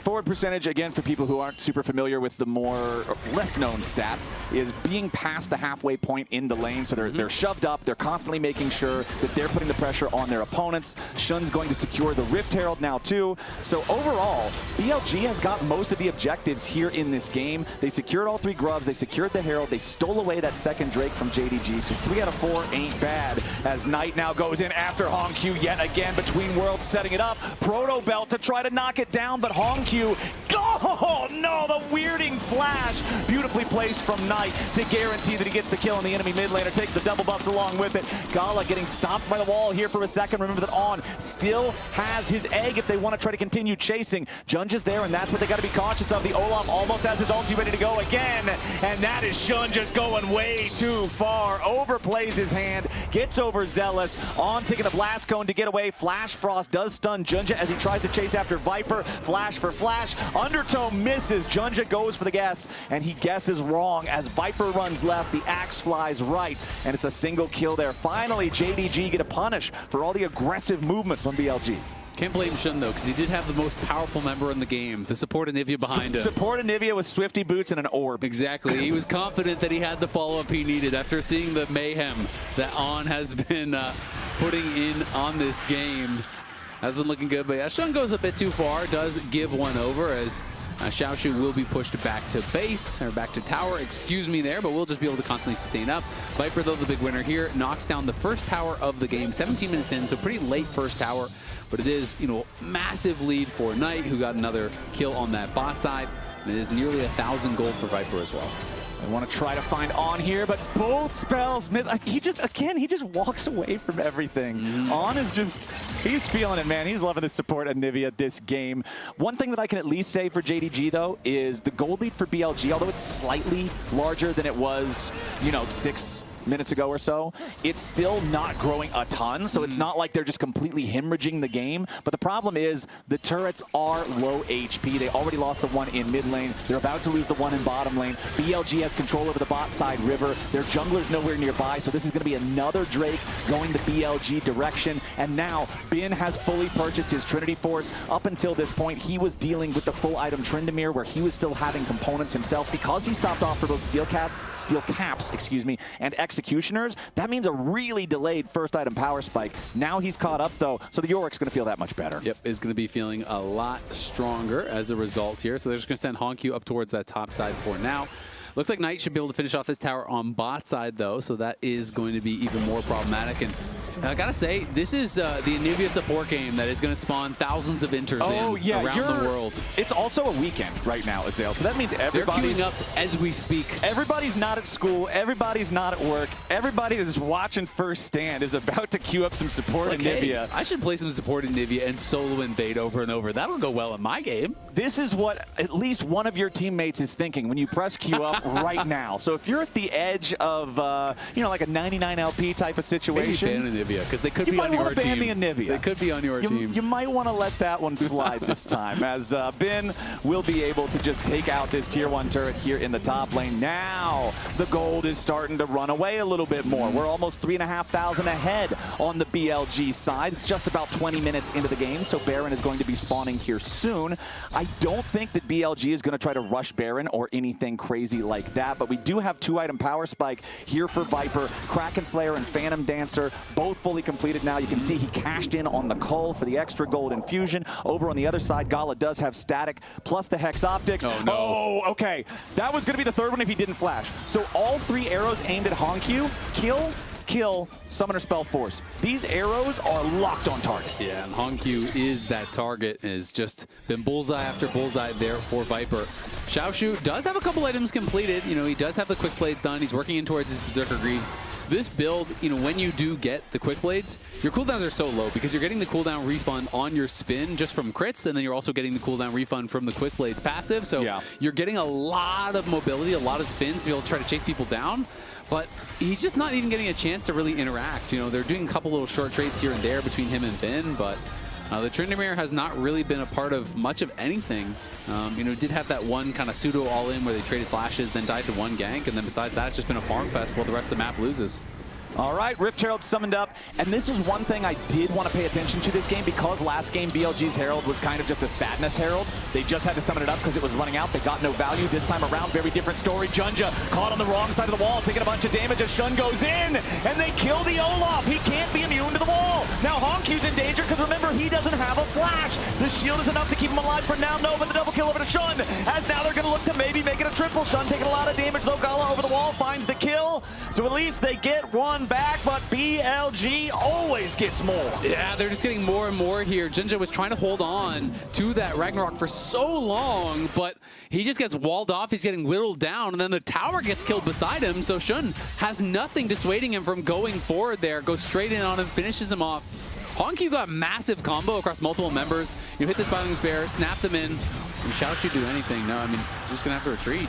Yeah, Xiaoshu spinning away, tries no, but again, the cage, the placement on these has been great from Ben. He's always catching Xiaoshu just at the very edge, but now Xiaoshu wants to turn it around. He drops the Ignite. He's going in after the Yorick, but once again, it's the MVP from BLG. Support Anivia there with the wall to make sure there's no kill for Xiaoshu. Yep, there with the wall, there with the stun, as that could have been an angle for Xiaoshu, because even though Ben has flash, that's a long lane, and again, I touched on it, such low cooldowns from that spot. But yeah, great combo from Hongq. They're going to look for Knight. Yeah, Knight with the flash over the wall, gets away. He'll be safe for now. 4-0-3 on the Aurora. No deaths and 7 out of 9 kill participation. So really great game for him. Again, a lot of that set up thanks to Viper's arrows.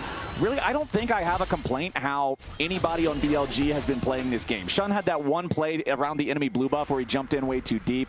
That was about the only single mistake. TP coming in now from BLG. They know that the Tryndamere does not have his ulti. This is your chance to punish him, maybe find that kill. Spin away over the wall, though. Plenty of mobility on this champion. It's one of the things that makes him so obnoxious, but hey, Viper does no wrong with his ultis. The Ash arrows are point and click this game. Yeah, it's just another day at the range.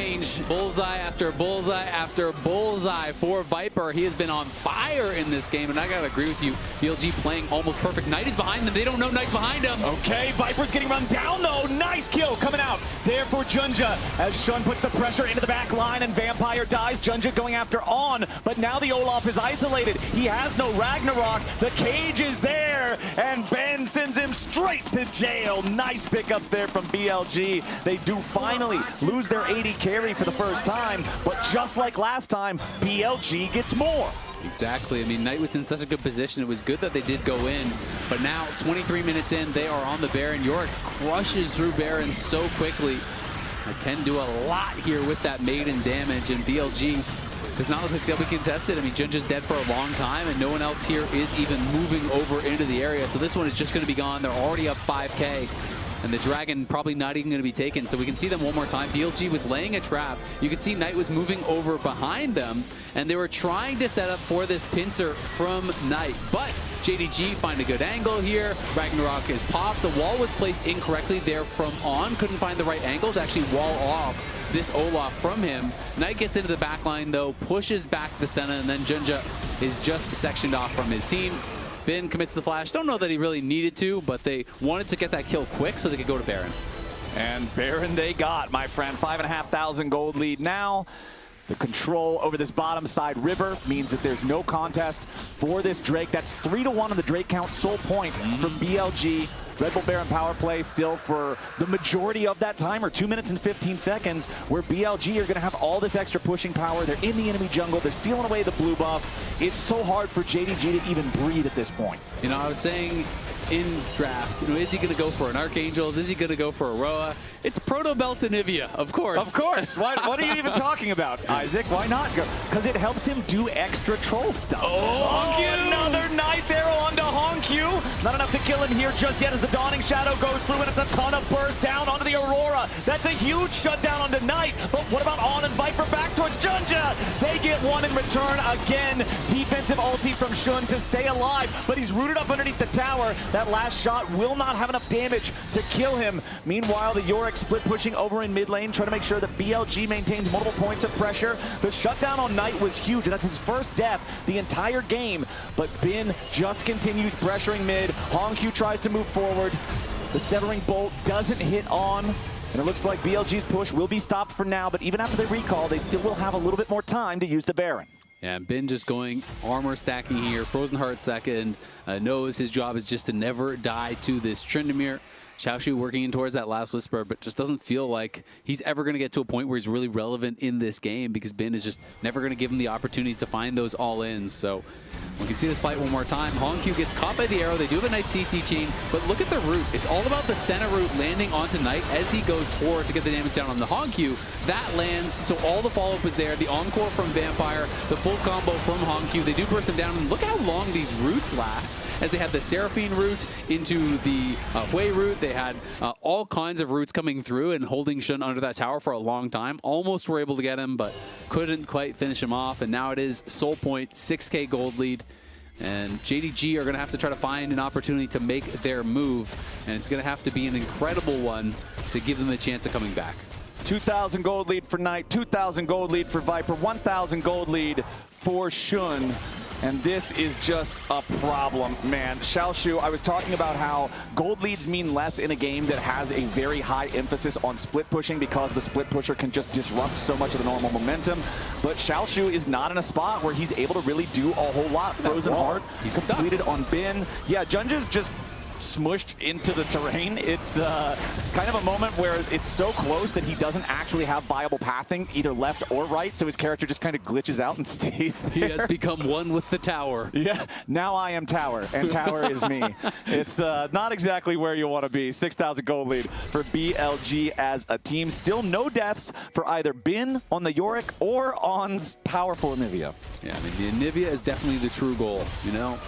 Elder, Baron, those are okay objectives. Support Anivia, that's the real prize. At this point, Support Anivia creates objectives around himself. Anywhere Anivia is, that's the objective. Yep. Split pushers are down in the side lane now as Bin and Xiaoshu are both level 17 on their champions. Obviously the highest leveled in the game because of the state of the top lane with the quest. Honkyu over an entire level behind Knight. It has been so rough for him in this Hui game. When you pick a control mage and the enemy team just targets you constantly, especially with things like the Enchanted Crystal Arrow, which are always a threat that you constantly have to be mindful of, it can become such a problem if they land the shots like Viper has been. You just get put so far behind. Yeah, I mean, Viper made a pit stop for the Serpent's Fang because there's tons of shielding, obviously. You know, the Dawning Shadow, the Seraphine shielding, Hui can shield, Olaf has a shield, but now still has the IE. So even with that, he still gets the IE faster there than Gala and is going to be very, very strong right now. Knight is working in towards that fourth item. This team is ready to go. You can see Shun has an elixir in his pocket, knowing that, hey, if we get Soul, it's probably game. We've probably won the series, and On just going to cycle through that barrier because his flash is back up with Spellbook. Okay, so we've got the cleanse for On. We've got so much damage on the carries of the BLG squad. And you can see in the inventory of Bin here, he does have the Caulfield plus the pickaxe, so he is getting close to having his third fully completed item as Xiaoshu just continues clearing waves. This split push state is kind of just locked forever in Purgatory, as they'll both just, like you said earlier, you kill the wave, you don't engage with the other guy. But when the other guy has more other guys that come to help him, all of a sudden it's harder to not interact. As Knight nearly insta-kills Gala. Shun's coming in to try to finish the job. Ulti for the defense as On and Knight continue to back up their jungler, but it's a lot of damage onto Shun, and he's shut down. Nice kill for Junja. Gala still barely staying alive now as well. 4v5 on the rift. Xiaoshu tries to flash over the Flash Frost. He goes after Viper, but again, it's On with a beautiful wall that the Tryndamere cannot get through. And Arrow to the heart takes his life. as now a flash out from Vampire keeps the Rift to 4v4. Baron's going to spawn in 5 seconds. The Mountain Drake is already up, but Shun is off the map. Finally a route onto the Anivia, but they can't follow up because the wall blocks the entryway. Bin is down to 1/3 HP, but remember, he doesn't have his teleport either, so he's just going to go back into the bottom lane to re-split push. BLG knows that, yes, this would be Soul, but even if JDG takes it, they're going to have the pressure from Bin at the same time to break into the base. On and Viper, still hanging around, still seeing if maybe they can harass this enough as they fire out another arrow onto HomeQ, and Knight arrives with the teleport right behind him. He shouldn't have enough damage to take this kill. It ends up sealing the fate of the BLG mid laner instead, but the entire time, Bin is in the enemy base.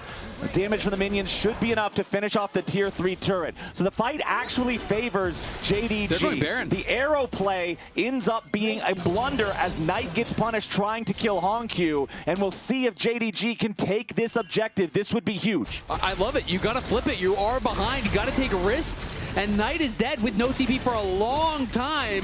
This might be their best shot. HomeQ coming around on the flank. Viper and Ban approaching here as well. HomeQ has to flash. The wall would have sealed his fate otherwise.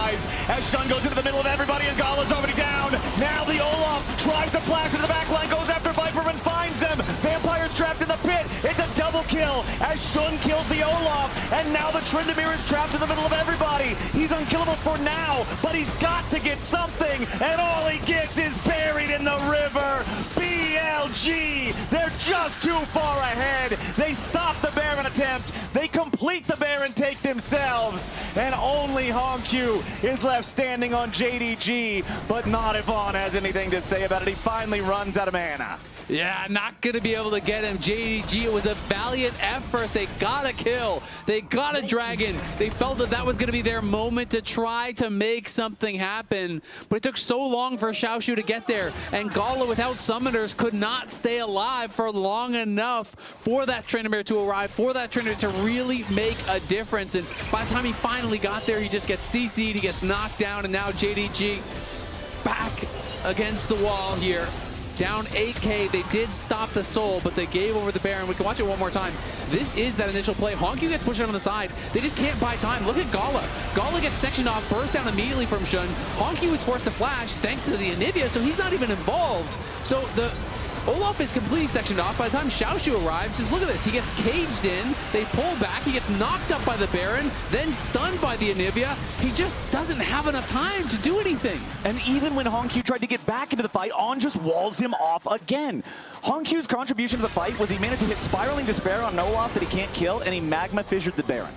That's it. He wasn't really able to do anything else. And so now BLG with an 8,000 gold lead, with everybody back alive again, are once more looking to breach the base. Remember, the bottom lane inhibitor is exposed because of Bin's split push earlier, as we'll see pressure onto the mid and top lanes for the time being, as everybody in BLG is grouping up, but Knight gets caught! A big blunder from the mid laner, gets punished, and that's gonna slam the break to the Baron push. Knight tried to go across the Veil, he tried to angle it so he could hop over the edge, but instead he face planted into the wall. So he didn't actually get over the wall there, and he had his flash, but at that point he had already been rooted up, so it's too late. He tries to go between worlds, tries to bounce back, gets picked.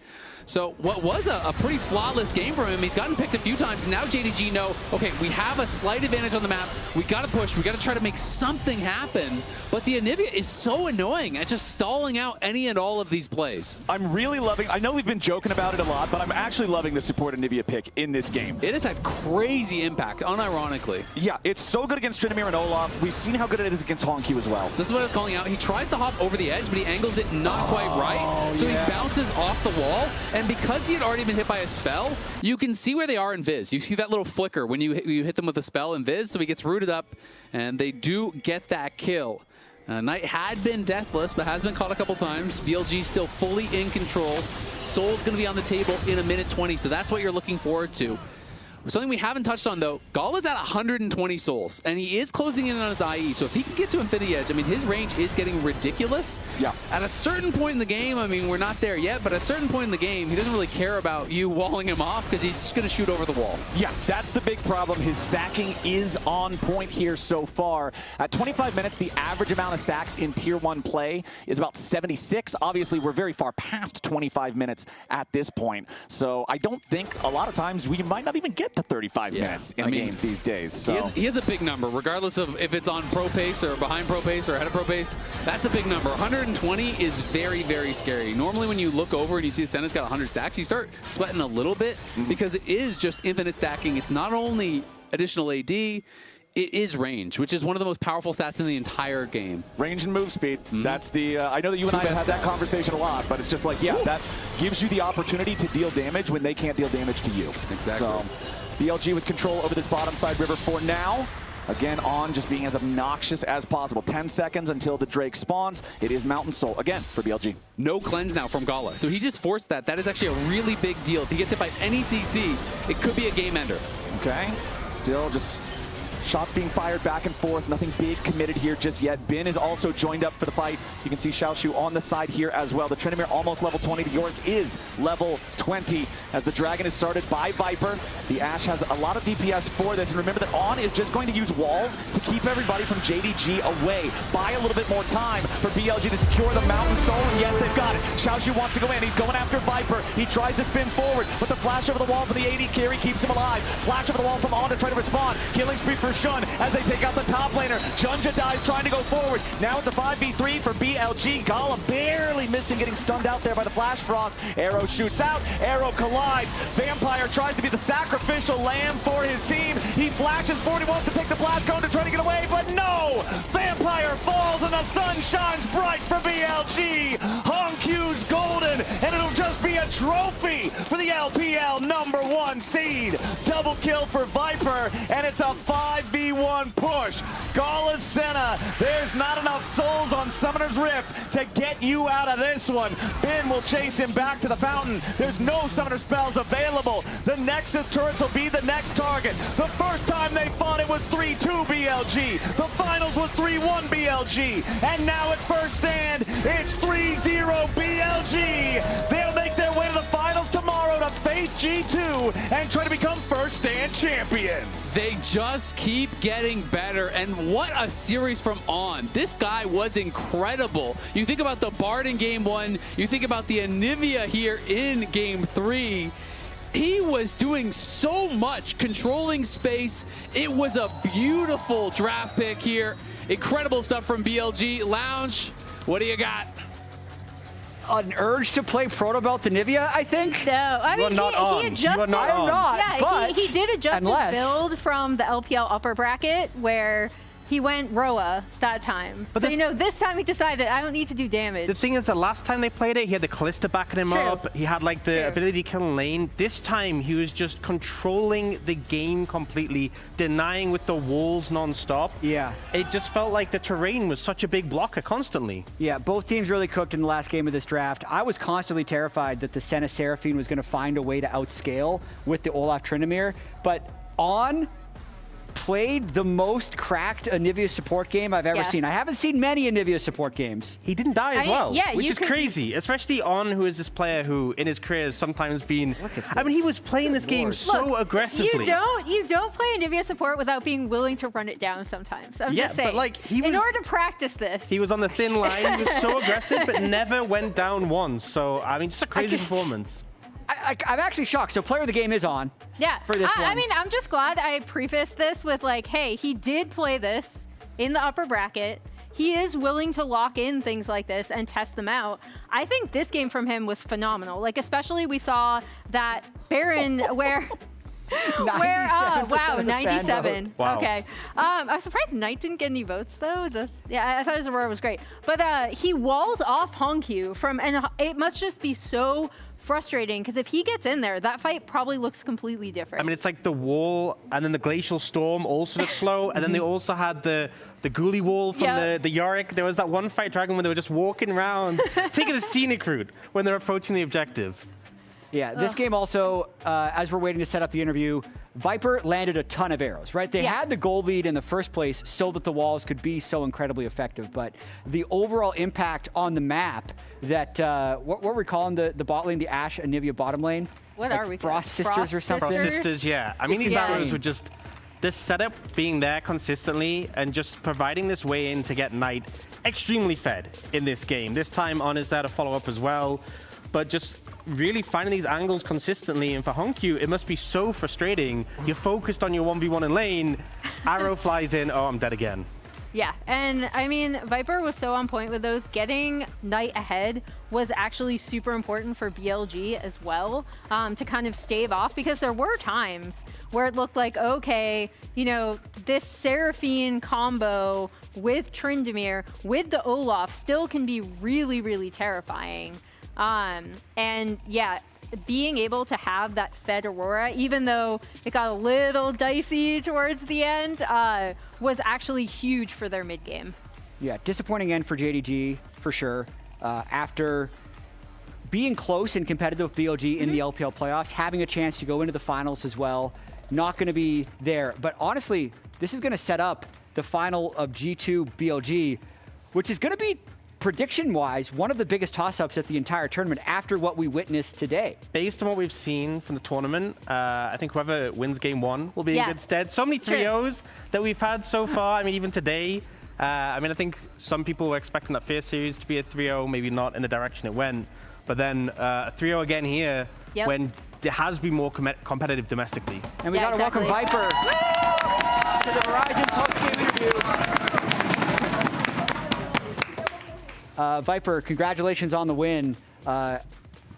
What were the expectations going into this series against JDG? 일단 승리를 축하드리고요. JDG와 맞서기 위해서 어떤 기대를 하고 계셨나요? 일단 감사합니다. 네, 그리고 이제 JDG와의 경기는 사실 좀 많이 붙어봤기 때문에 어떤 걸 잘하고 어떤 걸 좀 힘겨워하는지 제가 잘 알고 있다고 생각해서 특히 이제 바텀 쪽 뱀픽을 좀 많이 고민했고 오늘 잘 결과가 나온 것 같아요. First, I would like to thank you for your congratulations. And, well, JDG is a team we've already faced so many times, so we kind of know their play style. We thought about really carefully about how to make our bans and picks for this team.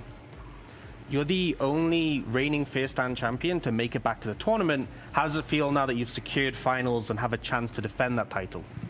네, 이 팀을 다시 돌아오면서 다시 한번 이렇게 승리를 거둔 선수이신데요. 이렇게 팀에 돌아와서 승리를 다시 한번 거둔 거에 대해서 어떻게 느끼시나요?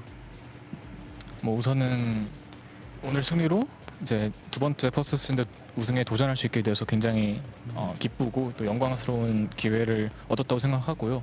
오늘의 좀 승리를 바탕으로 내일도 좀 좋은 결과를 보여준다면 후회 없는 경기 한다면 이제 제가 원하는 결과를 얻을 수 있을 거라 생각합니다. Well, I am really glad to be doing this well and this second time at First Stand. So if we keep preparing and practicing ourselves better for tomorrow, I think we'll have good results. You hit a lot of early Ashe arrows that were really crucial in getting Knight ahead. Who is calling for those, or is it kind of a team coordination thing? 사실 게임 초반에 벌써 애샤 에러를 많이 맞추면서 굉장히 좋은 결과를 가져오셨는데 혹시 누가 그런 게임 플레이를 말씀드렸나요? 이제 그런 경우에는 보통 제가 좀 주도적으로 얘기하는 편이고 뭐 상대가 이제 멜 같은 챔피언이면 W가 있는지 없는지 뭐 이런 것도 좀 물어봐야 되고 그리고 상대가 좀 게임을 하면서 습관적으로 어디로 움직이는지를 제가 보고 라이너들과 소통해서 그렇게 가끔 이제 미드나 탑이 궁 쏴달라고 할 때도 있고 네 약간 그런 것 같아요.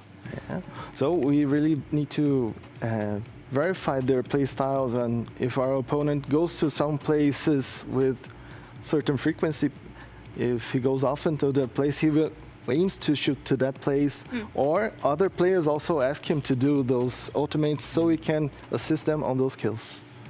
On brought out his Anivia support this game to great effect. How is it preparing these sort of off meta picks and practicing so you can have good synergy with them?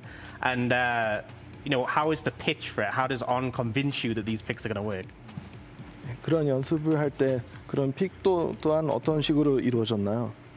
사실 첫 번째는 온 선수의 자신감이고 이제 두 번째는 이 챔피언에 대한 팀적인 이해가 좀 저희가 두루 갖춰져 있기 때문에 어떤 상황에서도 쓸 수 있게 된 것 같고 아무래도 근데 가장 큰 거는 플레이하는 선수 본인이 잘하고 또 자신감 해가지고 계속 하게 되는 것 같아요. So our confidence, our own confidence and the confidence the whole team has together is really important for us to keep playing as a team and have those better results. I remember early on in your career, you were known for picking a lot of off-meta picks in bot lane. Are there any picks you'd want to convince on that you want to play? 네, 사실 처음부터도 메타에서 약간 벗어나는 픽을 많이 하셨다고 들었는데 지금도 어떤 식으로 메타에서 벗어나는 픽들을 하고 계시나요?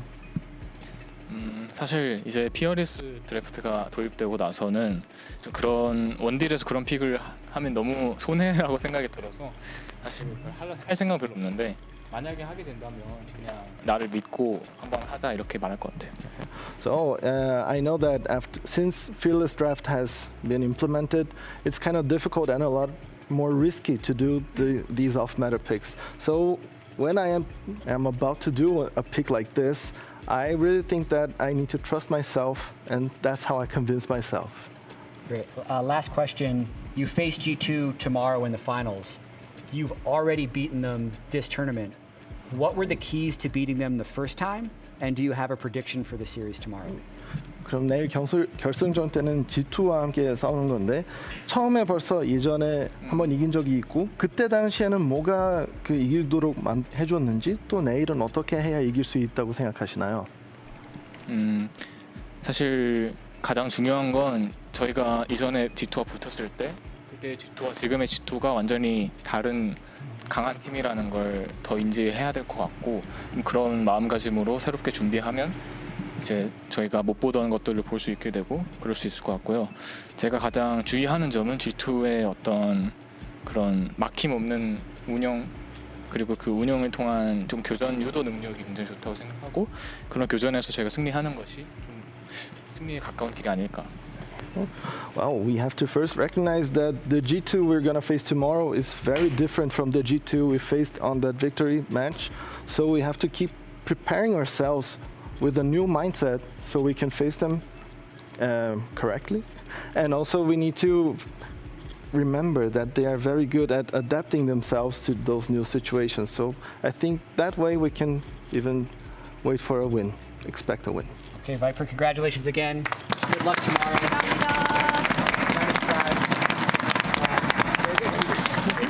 Congratulations. Thank you. Yeah, as we wrap up the day, we're going to award our Oppo Player of the Series as well. Viper played great, the support in Nivea was great, but across the series, we ended up voting for Shun. Just incredible jungling the whole time. Yeah, I mean, I thought the biggest thing I saw from Shun today was that he just seemed to have such good communication with his team in terms of where to be in response to his lanes and his decision making around, okay, knowing that JDG are going to focus a certain point of the map so he can affect a different part of the map. His team fighting was really, really good. As we see this montage, I thought him kind of interfering with this topside lane, Xiaoshu did not have a very good time here. Yeah, I think Xiaoshu really got shut out of the series, partially because of Bin, but also Shun just being so present, completely just taking over the game, I feel. And I think it really sets up for the finals, because Skewmond having a fantastic series earlier today. Both junglers in great form right now. This is why you have to play the games, man. Let's look at the bracket. Yeah, because before this tournament, before this last 2 days, we were thinking, oh man, just give Genji the trophy. We were already pulling up graphics when they were 6-0. Will this be the best individual tournament in history? Will they go undefeated? After 6 games, Ox, we did this. Now they're out. G2 and BLG are in the finals. First Stand is completely warped after what happened today.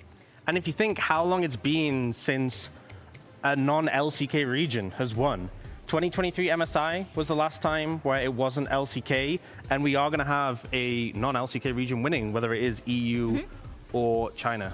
Absolutely incredible. Yeah. I can't wait for tomorrow. It's going to be so fun. Yeah.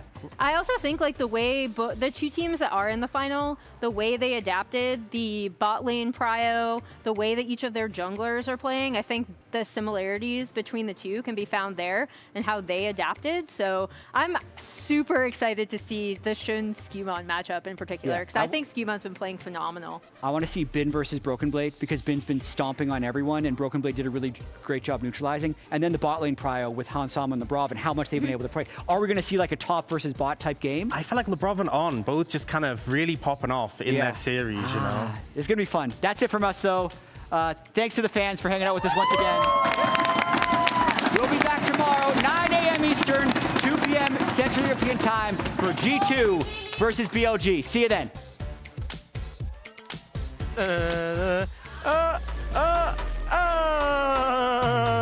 Bump it louder. Bump it louder. Right after burning flashes in bottom lane and getting yourself in dangerous territory. Ash Arrow. Arrow going to connect there. Let's see whether Chovy does have enough damage here. The Justice Punch comes through. He's going to come on through here as Chovy does have to flash, but I don't think it's going to save him as the Aegis comes out. Caps is going to lock down a killing spree. That's good. That's one, baby. Rula, let's see whether he can actually survive this one. I don't think he's going to be able to. Gets a shield. And the last tick is enough to do it. Lebrov locks down the second one for G2. After me, guys. After me. After me. Looks good with Zayn. I'm coming. Bang. Ari here. Aim to. Oh, shit. She's dead. I've got Ari as well. We hard win. Look at Ari. Get her. I'm alive. Good shit, guys. Nice. Let's go. Win. We're going. Nice, one more, guys. Let's go. Good job. That is so classic Canyon. Oh, the flash forward in first blood to Caps. I thought so. I mean, Caps knew it's like there's no way this man is getting away. I'm not flash. We hard win. We're going. Oh my god, go on. 3-0. Tricky 3-0. And you can see Junja trying to clear out some of the vision here, but On and Knight are waiting. Shockwave beautifully pulls Junja back out of the combo, and now the Jarvan is stuck between a rock and a hard place. Junja, he now backs away from the remaining two grubs, ready to help the fight as On tries to go in, but instead the reversal is beautiful. Gala gets out of the range, trying to get away with taking of Aaron 25 minutes into the game. That's 4 dead on JDG. The throw is complete. Arrow shoots out, Arrow collides. Vampire tries to be the sacrificial lamb for his team. He flashes 41 to take the blast cone to try to get away, but no! Vampire falls and the sun shines bright for BLG. The first time they fought it was 3-2 BLG. The finals was 3-1 BLG. And now at first stand, it's 3-0 BLG. Back in your city, we back. I gotta get to it in seconds. I'm never no time to relax. I'm packing the stacks, you packing your bags. Game time.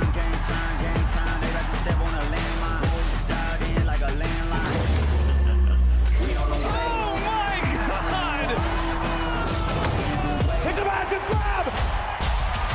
Wow! Game time. They about to step on a landmine. We on the way.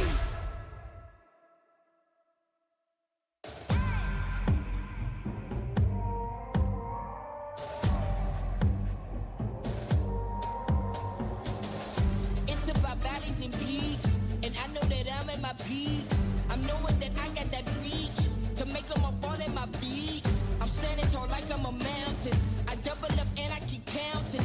I switch it up then I keep bouncing. They wanna know how I stay valid. I'm the captain now, I'm the lead in the streets. I'm a lead, I'm a chief. Yeah. And I won't break down, yeah, I got what you need. You heard about me. Yeah. You better recognize I'm on it. I've been triumphant, I keep it coming. Yeah, I'm the champ, I've been 100. I've been none and I keep throwing it. Yeah. Win.